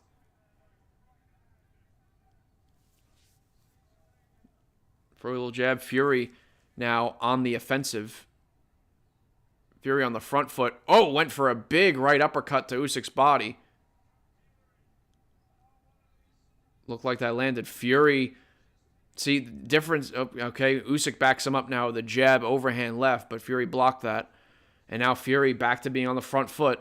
That's what Fury's got to do. He's got to be on the aggressive. He's got to be on the offensive. 1-2 that was blocked by Usyk, but again, it's good for Fury to be moving forward. Make Usyk fight on the back foot. Make him fight backwards. Fury with a little check hook there. That was good. Usyk is looking a bit off balance here, a bit perplexed. Usyk coming back with a nice little combination. Fury mostly mitigates it. Fury jabs and a couple uppercuts to the body. Usyk smiles at him. God, it's crazy how similar this fight is to the first one. It's crazy. It's the 5th round, and Fury is landing some shots to the body, gaining some momentum, just like in the first fight. Usyk tries landing a couple crosses there, and I think Fury mostly avoided it. I give Fury round 5. He was landing some good shots to the body. It's kind of creepy and weird how similar the fights are. But I would say a big difference, though, is... or I have to rewatch the 5th round from the first fight, but Fury, I think, is making a bit more of a concerted effort to be on the front foot and to be moving forward and to be on the offensive. Now, at times, Usyk is taking that play back by coming back at him with shots and making Fury back up. I think Fury is making more of a dedicated effort to try and be on the offensive. Ooh, they're showing a replay of a really crisp jab that Usyk landed. Fury's chin. Let's see if this... Oh, yeah, big uppercut replay they show. Fury landing on Usyk.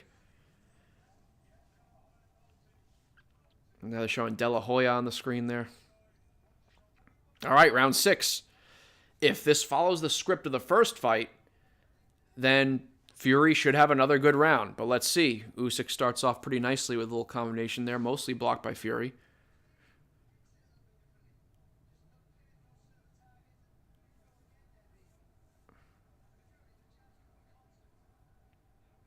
Yep, Fury okay, moving forward, flicking the jab a little bit, using some feints. Usyk jabbing back, Fury jabbing, a little bit of a jab fest here. That's true, yeah. Usyk's movement has slowed down. His movement, his footwork has slowed down a bit here. But Usyk comes back swinging a left. Fury pretty much blocked it.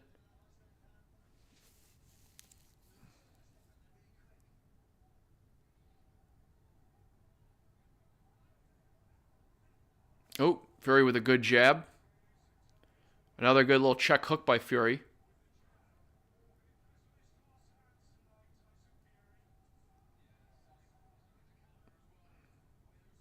Oh, Usyk with a nice little counter jab as Fury was coming forward. Oh, Fury with a 1-2. Lands a crisp little right on Usyk.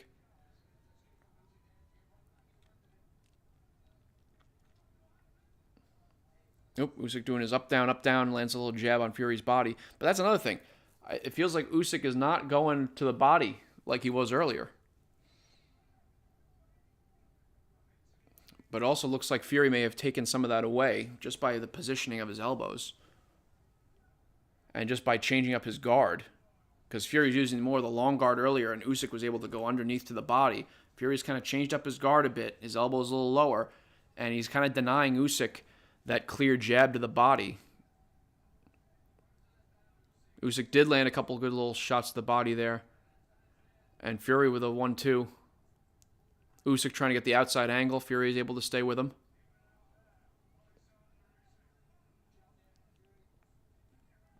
Oh, Usyk landed a little left on the inside, and Fury countered with a little uppercut.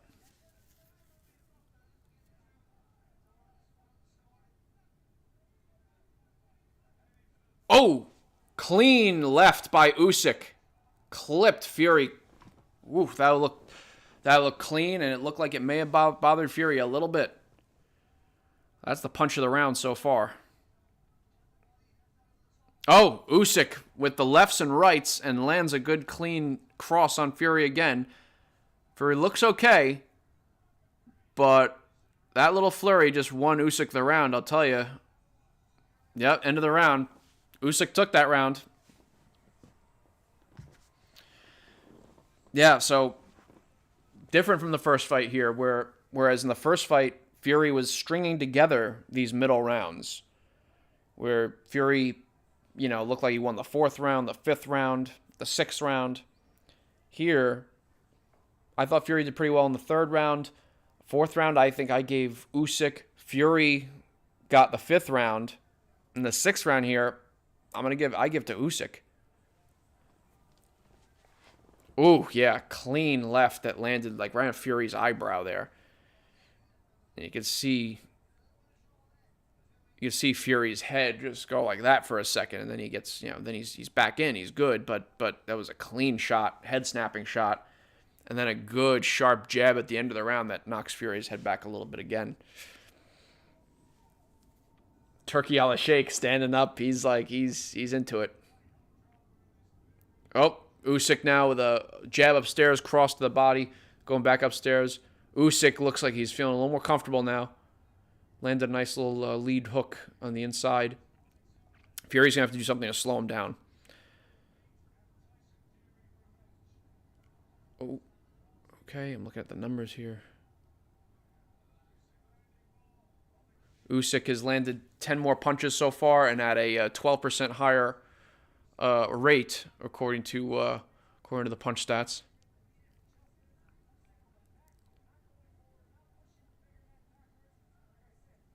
Oh, looks like Usyk landed a cross there on the inside. Fury with a jab hook moving forward. Now Fury's moving forward.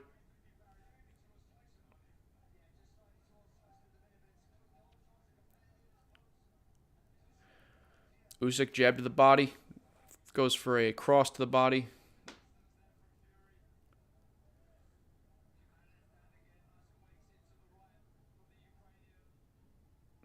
Usyk now doing that kind of that swaying from the side to side that he likes to do.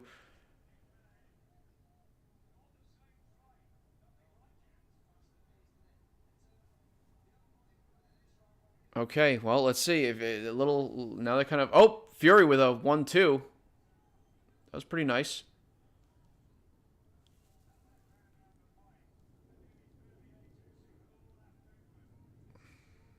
Yep. Okay. Usyk swung with a left, but Fury avoided it.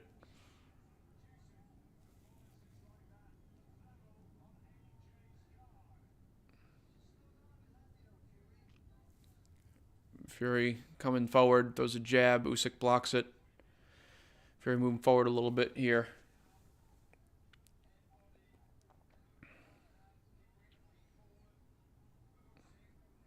Oh, Usyk jumps forward with a cross that partially lands on Fury. We're not seeing that right uppercut that Fury made such a great weapon in the first fight.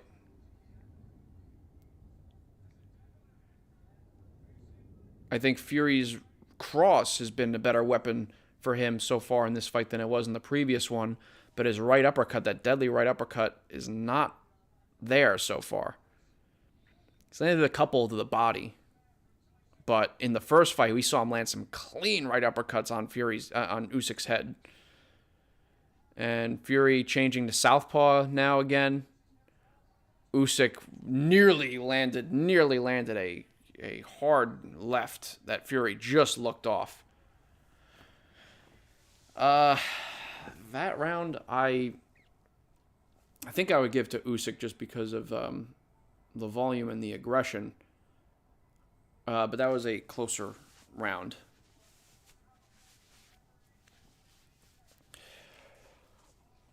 All right, folks, what do you have so far? How are you seeing the fight so far? We're halfway through, actually. I think that was just the 6th round, so we're going into the 7th round. We're halfway through the fight. How do you guys have it? And we might actually be a little more than halfway. Yeah, good right cross there showing. Good right cross by Fury. They're showing replay. And then they're showing Usyk with a good cross as well. Jeffrey, you got Usyk outpointing him. Yeah, that's how I'm seeing it so far as well.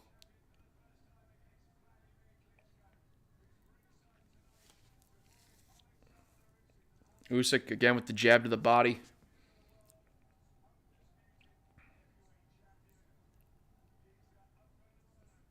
Fury with the 1-2 again.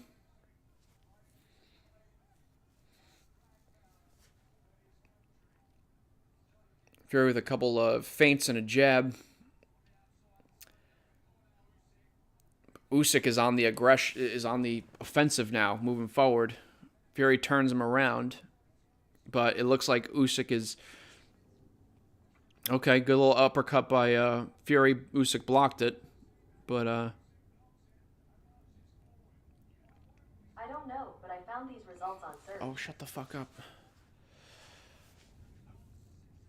So far, it looks like Usyk is mostly outboxing Fury. That's what we're mostly seeing. Oh, Usyk just pushed Fury off of him. Preventative clinch. Used his arms. Usyk is, again, I mentioned, he's strong on the inside. Fury just doesn't seem to have a good answer here so far. Up, clash of heads there. Hopefully no cuts. Looks like they're good. Usyk with a good cross to the body.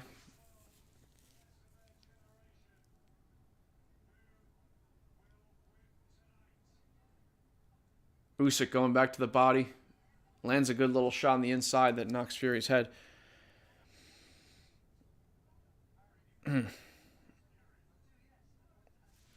Usyk again with a cross to the body. And Fury goes southpaw for a second. Yeah, it's not...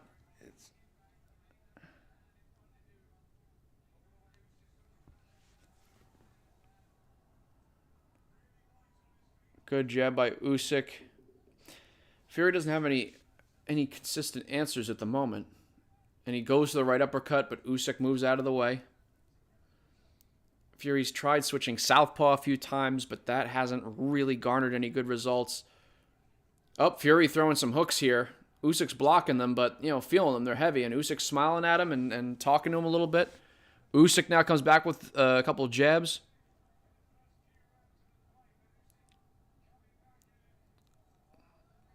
Ooh, Usyk with a little combination. Ends it with a cross to the body that lands. Usyk getting a little more aggressive here. Fury southpaw. Fury clinches with Usyk. And the ref's going to break him up.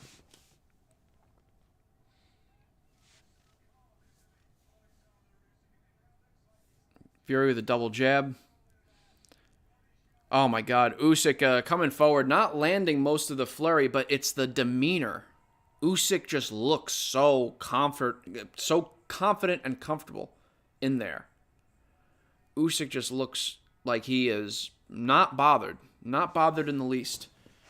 There are little moments where Fury's been able to bother Usyk, but for the most part, Usyk's just been in pretty good control. Seeing a replay here, yeah, Fury landed a little uppercut that kind of pierced the guard a bit of Usyk.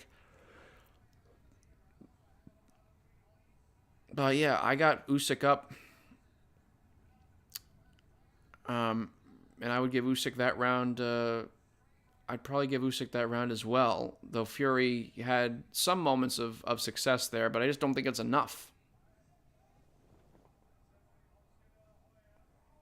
Lily, what does that mean?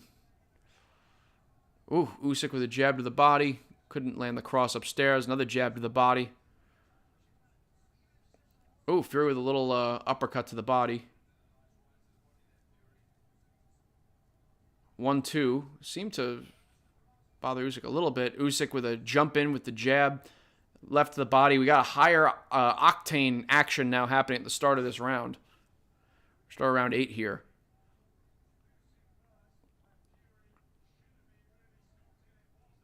Yeah, so far, power punches through the 8th round.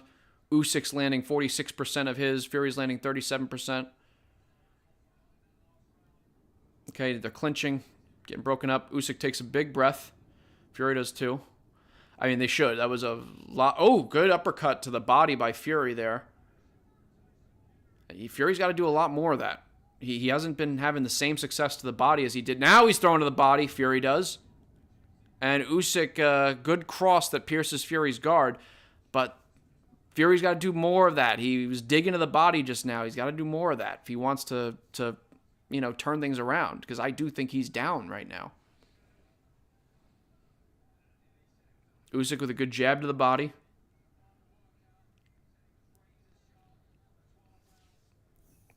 Oh, your prediction?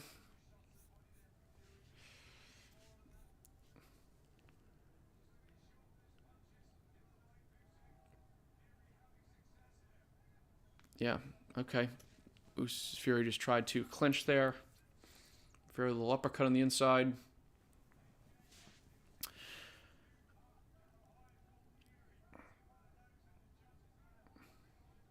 Fury with a little feint and a 1-2. Usyk comes back with a jab. Looks like they both exchanged punches there. Serhii standing up, going to the ring. Fury lands a little cross. Usyk with a cross to the body. Oh, Usyk with a nice combination. Lands a few to the body and then finishes with a cross to the head. Fury with an uppercut to the body. That was nice. But he tries to clinch, and Usyk denies him the clinch, not acquiescing. It could be that Fury's getting a bit tired here. And Usyk is not allowing him to clinch. Fury pushes Usyk off balance there as Usyk tried to get the outside angle. Usyk lands a little right to the head. Another cross to the body and a little right upstairs. Usyk lands a good cross to the head. Usyk's starting to pick up some steam here. Fury swung a big right hook. Usyk avoided it. Usyk swung a big left, and Fury backed away, avoided that. Okay, that's an interesting round. Fury had some success in that round, throwing to the body, but then Usyk kind of came on late in that round. So, I don't know. How did you guys score that round?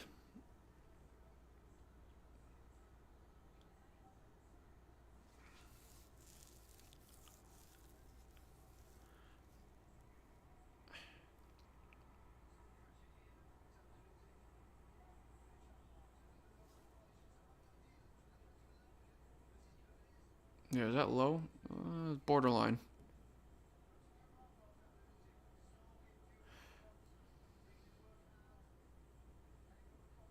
Oh, Joe, yeah, you're not watching. That makes sense.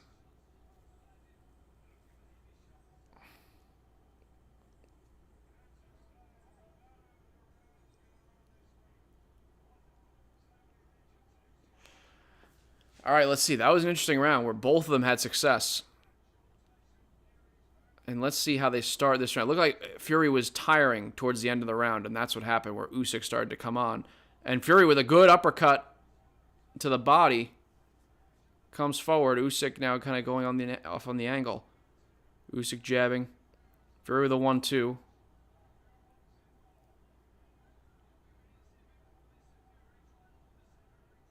Yep, looks like Fury's asserting himself a bit more in this round, and in the last round he was asserting himself a bit more as well. He's got tired towards the end of it looked like.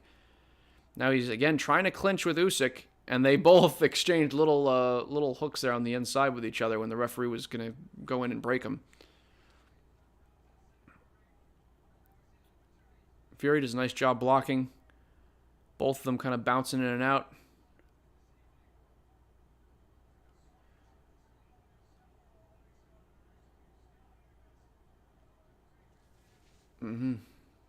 Ooh, good right to the body by Fury.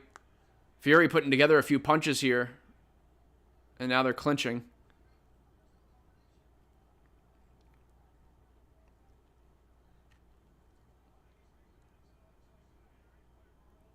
Okay. By the way, last round 9 in the last fight, that was the round where Usyk caught Fury with that massive cross. So Fury hasn't gotten caught by anything quite like that thus far in the fight. I think Fury is doing... It's hard to say. Fury had higher highs in the first fight, but he also hasn't been caught by as much stuff either. Not by as much clean, heavy punches. He's got caught a few times, but nothing terribly destructive. The first fight, even in the eighth, in the end of the second round, he got caught with a big overhand left. In the eighth, he was getting caught with big shots. Okay, they're exchanging a little bit in the center of the ring here. Now they're clinching. Referee's breaking them up.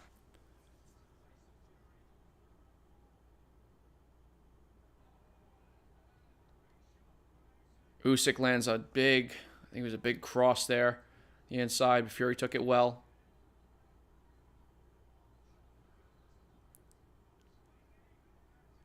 Both exchanging jabs here. Usyk with a 1-2 to the body. Fury with a long jab and a nice right uppercut to the head this time that Fury lands. Then Usyk unloads a flurry, mostly blocked by Fury, but lands a few. Fury avoiding Usyk's shots to the head here. That was a good round. That was a good round. I might give that round to Fury.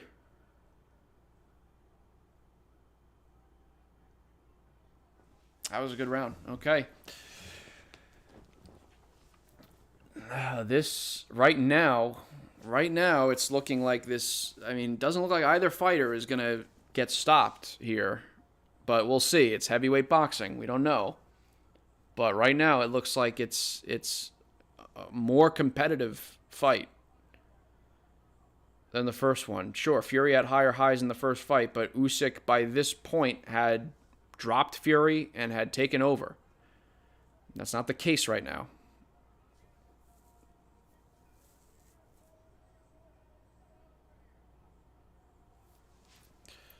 Okay. Getting into the championship rounds here, people. Round 11.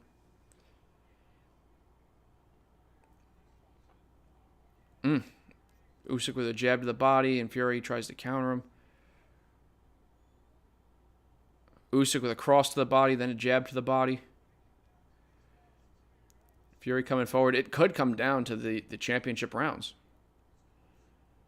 Fury tries to land a right uppercut to the body. Usyk landing a couple jabs.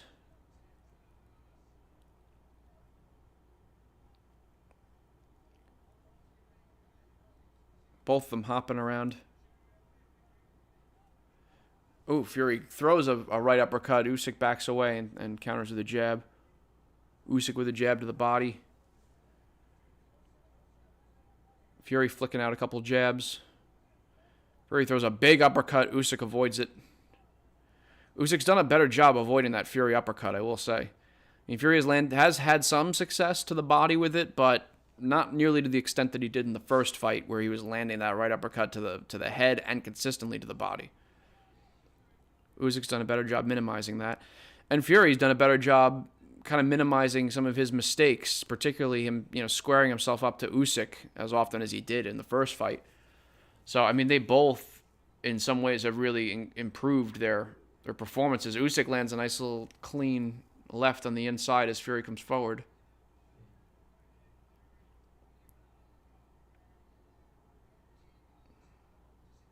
Fury with a jab. Good jab. Fury with a 1-2. Partially blocked. Usyk lands a little hook cross on the inside. Fury comes back at him. Usyk with a big left cross. Not a huge left hook, but one that clips Fury a little bit. Fury comes back with a couple southpaw jabs. Fury now fighting southpaw. Usyk with a hard jab. Fury with a jab back. Fury thrown to the body. Flicks a jab at his face.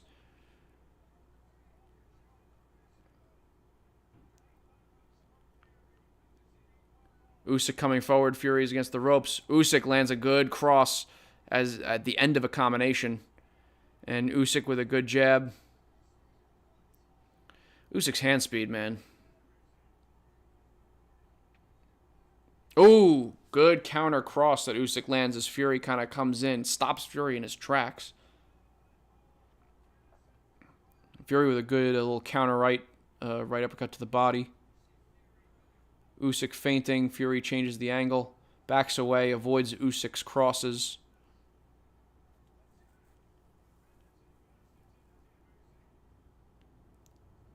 Ooh. Fury lands a good counter right uppercut on Usyk as Usyk had him in the corner. Yeah, no, good round. I'd give that round to Usyk. I think Usyk landed just the more clean, consequential punches. So, to check, how do I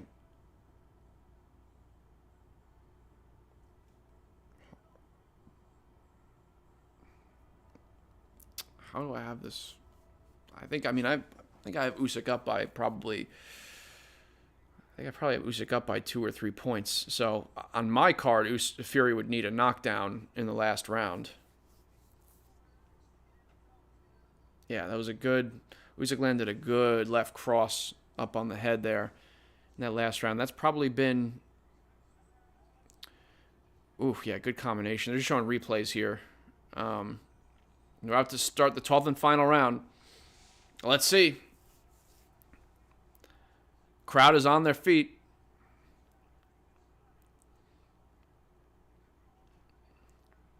Usyk with a jab to the body. Fury coming forward. Big right uppercut to the body by Fury. Fury coming forward. Usyk with a jab counter. Usyk telling the ref that Fury needs to stop using his elbows. Referee acknowledges it. Ooh, Usyk with a good hard jab on Fury. Fury backs out, resets. Fury with a double jab. Usyk counters Fury with a jab and a couple shots on the inside as Fury tried to land on him. Fury now again southpaw. I don't know why Fury is doing southpaw. Is it to give Usyk a different look? Maybe. I think it might just be because he's looking for something. Maybe looking for a little more success with that. But maybe it's just give a different look. And Fury lands a little uppercuts on the inside. Fury backing Usyk up to the ropes. Usyk comes forward with a power jab. Fury now clinching with Usyk, has him against the ropes. Referee breaks him up. Usyk with a good jab. Usyk with a 1-2.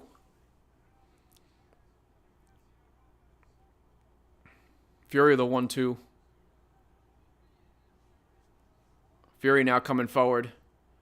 Usyk circling.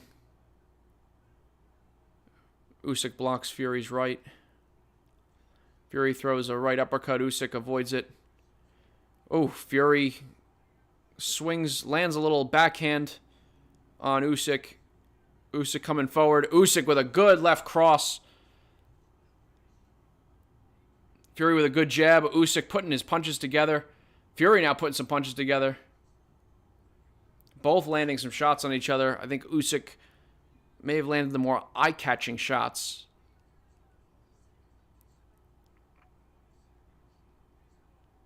Usyk with a good snapping jab. Fury's coming forward with a jab left hook. Fury with a right uppercut. Now leaning on Usyk. Leaning on Usyk. The referee's trying to break him up. Referee breaks him up. We got 20 seconds left. Fury switches southpaw. Now back to orthodox. Fury throwing a few to the body. They're clinching. Okay, referee's going to break him up here. Got maybe 10 seconds left. Let's see. Fury with uppercut to the body. They're both exchanging. Usyk lands a good cross. They both land a couple shots on each other. That's the end of the fight. Fury raises his fist. Usyk gets down on his knees. That's the end of the bout. My God. And Fury goes up behind Usyk, gives him a kiss on the head.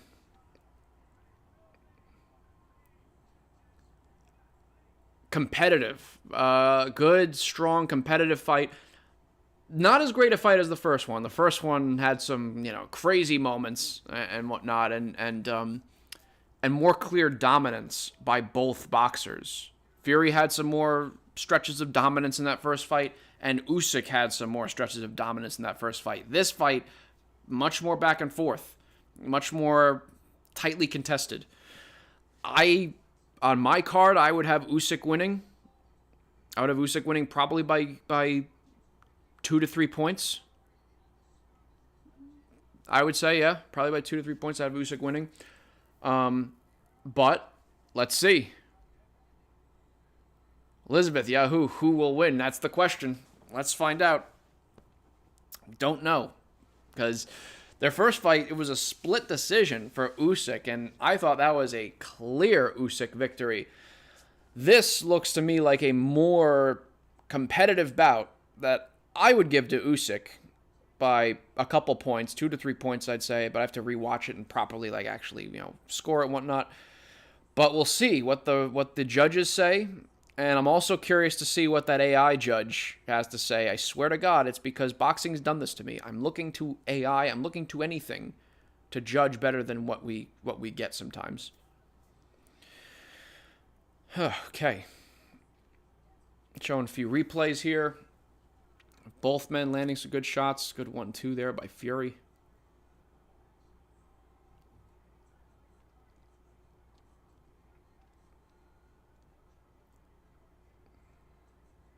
Oh, that's a good left to the body they're showing by Fury there. Man, Usyk took some good shots. Fury took some good shots. Well, whatever happens... oh, good replay of... Man, these two are the... Oh, good. Amazing exchanges. These two really are the best heavyweights on the planet. It's phenomenal level of skill. Phenomenal level of skill.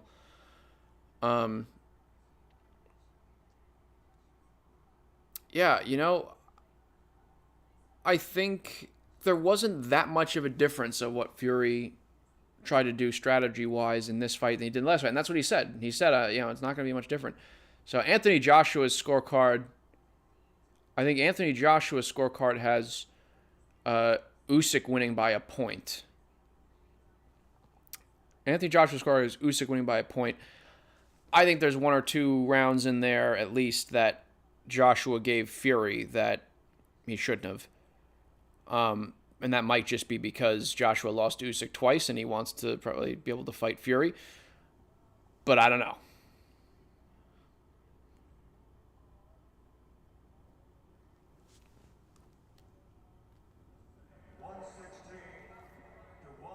$116, $112, all three.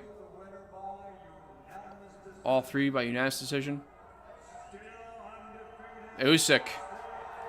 They give it to Usyk. 116, 112 on all 3 scorecards. Fury can't believe it. Fury shakes his head. Usyk gets it. 116, 112 on all 3 scorecards. That sounds like a proper decision to me, though. Sounds like a proper decision. And Usyk is now talking with Turki Al-Sheikh.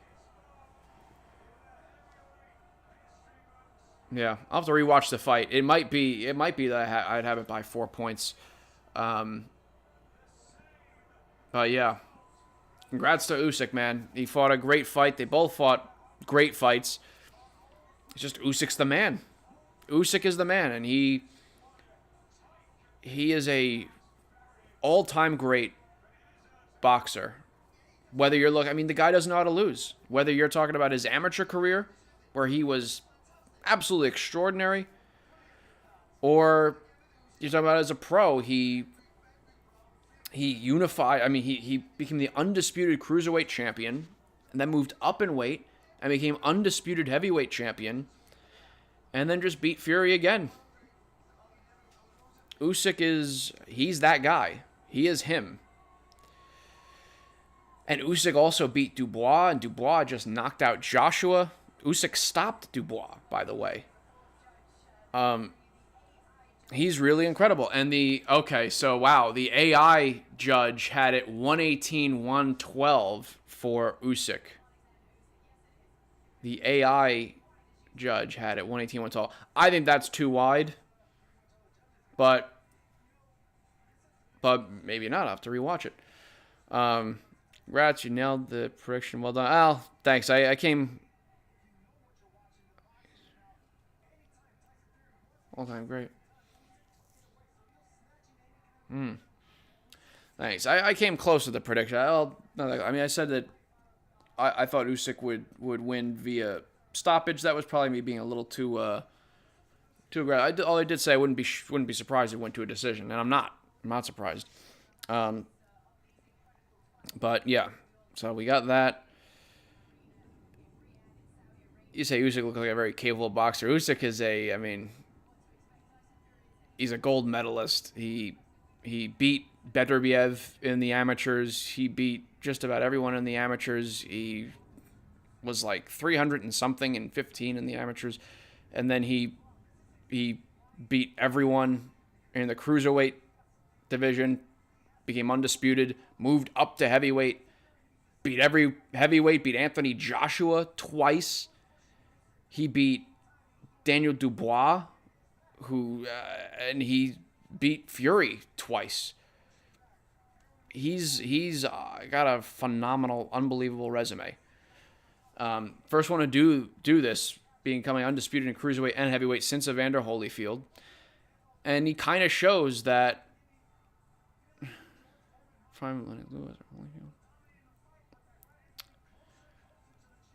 UCP, Frontline Lewis, Holyfield, or Lichko. I don't know. It's tough. That was a great straight left by Usyk. Because the thing is that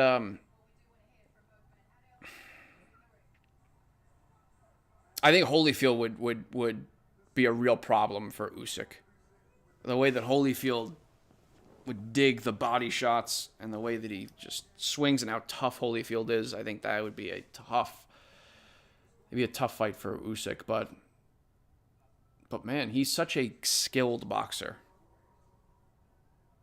Incredible jab. Let's see what Usyk has to say here.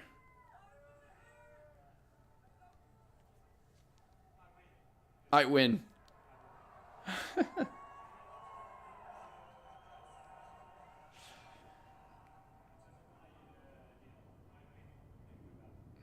Yeah, Usyk says, I win. Thank you, God.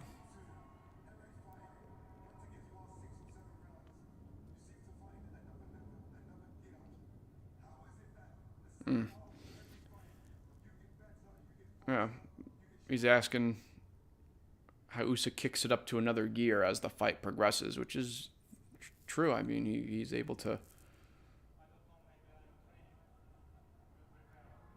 He says, I don't know. Maybe I train and prepare. Yeah.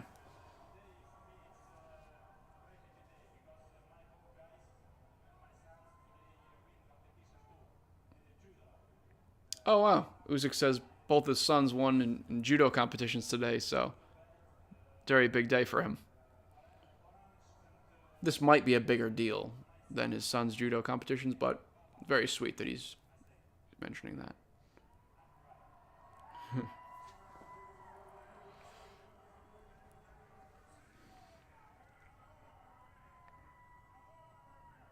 Oh, shit. Daniel Dubois hopped in the ring. And he says, I want my revenge. Daniel Dubois got in the ring, got in Usyk's face with the microphone and says, I want my revenge. I want my revenge.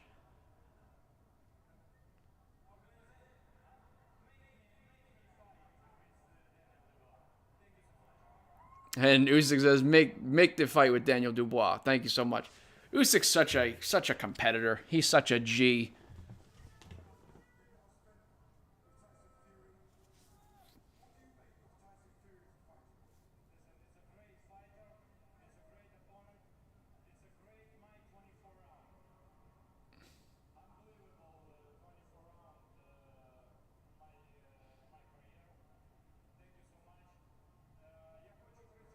Usyk's giving props to Tyson Fury, saying he's a great and unbelievable fighter.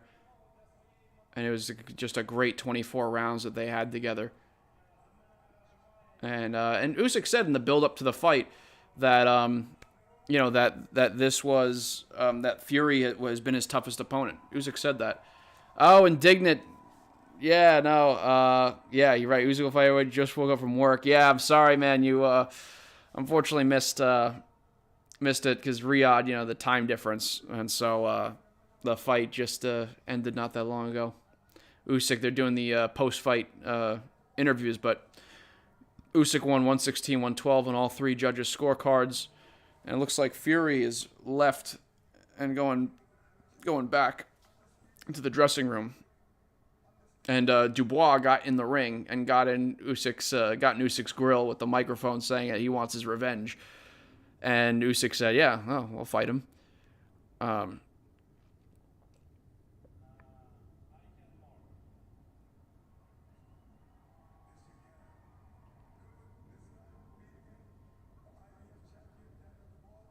So that's the thing, is that Dubois, no problem. They asked Usyk if he wants Danny Dubois, who's now the IBF champion.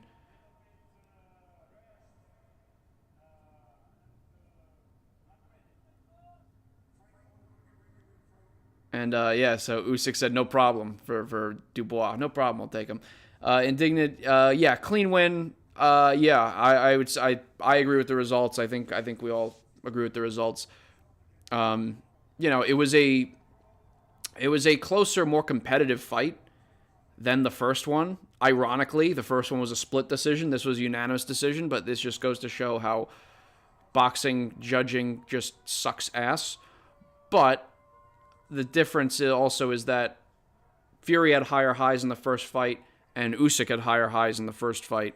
This fight was just more competitive, more push and pull, more nip and tuck between the two of them. But Usyk was he's that much better. Just outboxing him more, landing more clean punches, and was just, had the higher motor, the stronger engine, was just able to do more. Fury did have his good moments. Usyk's lifting up a sword, looks like a cutlass sword. I don't know. It must be probably a Ukrainian general or something that had that sword.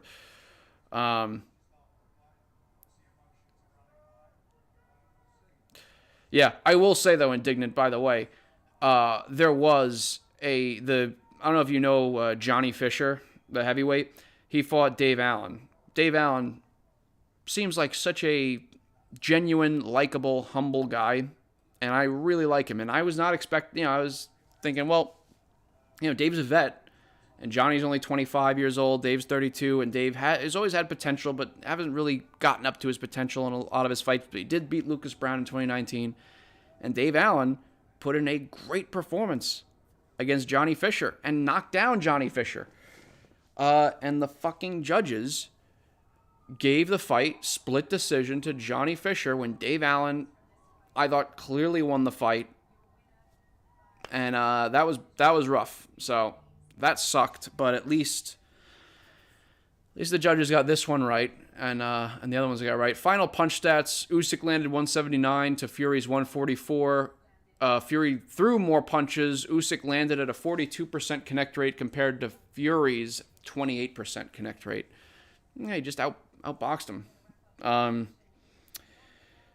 So yeah, interestingly enough, we got potentially Dubois fighting Usyk next, because the IBF stripped Usyk of the belt after he won it from Fury in their first fight. IBF stripped him the belt and put on made it vacant, and I think it was Dubois and Joshua. Anthony Joshua fought for the IBF belt, now vacant. And Dubois won via knockout. So now Dubois is the IBF champion. So if Usyk wants to be undisputed again, even though in reality he's undisputed, wants to be undisputed again, technically, then he would have to take on and beat Dubois once again. But Usyk, remind you, did beat Dubois when they fought. But there was a pinch of controversy in that fight because Usyk was outboxing Dubois, but Dubois landed some good shots, and there was this big right uppercut that Dubois landed that was a borderline shot, kind of right on the belt line there for Usyk, but a good portion of the fist looked like it was below the belt, but part of the fist looked like it was on the belt. So there's big controversy about whether that was a low blow or not, but the referee during the fight instantly called it a low blow. But Usyk took like a good 4 minutes to recover, like was on the ground and just like really in trouble. But he got up and he recovered, and then Usyk went on to stop Dubois and actually went up stopping him with this sharp jab. Like, he's southpaw, so bang, sharp jab, landed clean on Dubois' chin. And so Usyk beat Dubois. Dubois just recently KO'd Anthony Joshua. So we'll see if Usyk fights him again. There is some interest there because Dubois also has been developing as a fighter, and he's just big and strong. But But it looks like Usyk versus Fury is done, and Usyk got the better of him. And so that is that. Usyk is a beast, yeah. Well, was, he was close. Never leave it to the judges. That's right. That's right, Indignant. All right, well, all of you who are on the stream, thank you so much for hopping on and joining me and being here for it. Yeah, I wasn't a fan for the 4-minute recovery. Dubois didn't hurt. Yeah, didn't think it was low. There's an argument for it to have been legal, but to be fair, they did. Dubois did file an appeal, and they reviewed it and they upheld the referee's decision. And the good thing is also the referee said had ruled it immediately and was in the best position to see that punch. He saw it directly at the right angle, immediately ruled it low. So if he was like wishy-washy or didn't call it right away, then I'd be like, okay. But he called it right away. They appealed it. I think it was borderline. It could have been low, could have been not. I also do think, though, if it wasn't ruled a low blow, Usyk maybe would have found a way to get up before the 10 count. I think he probably just, wanted the full time to recover. But yeah, we'll see. Indignant, no problem that you were late. I get it. Work. It's a weird time and whatnot for this fight for the fight to happen. Thank you everyone for hopping on the stream. I appreciate it, and I'll see you on the next video and on the post fight analysis that I do.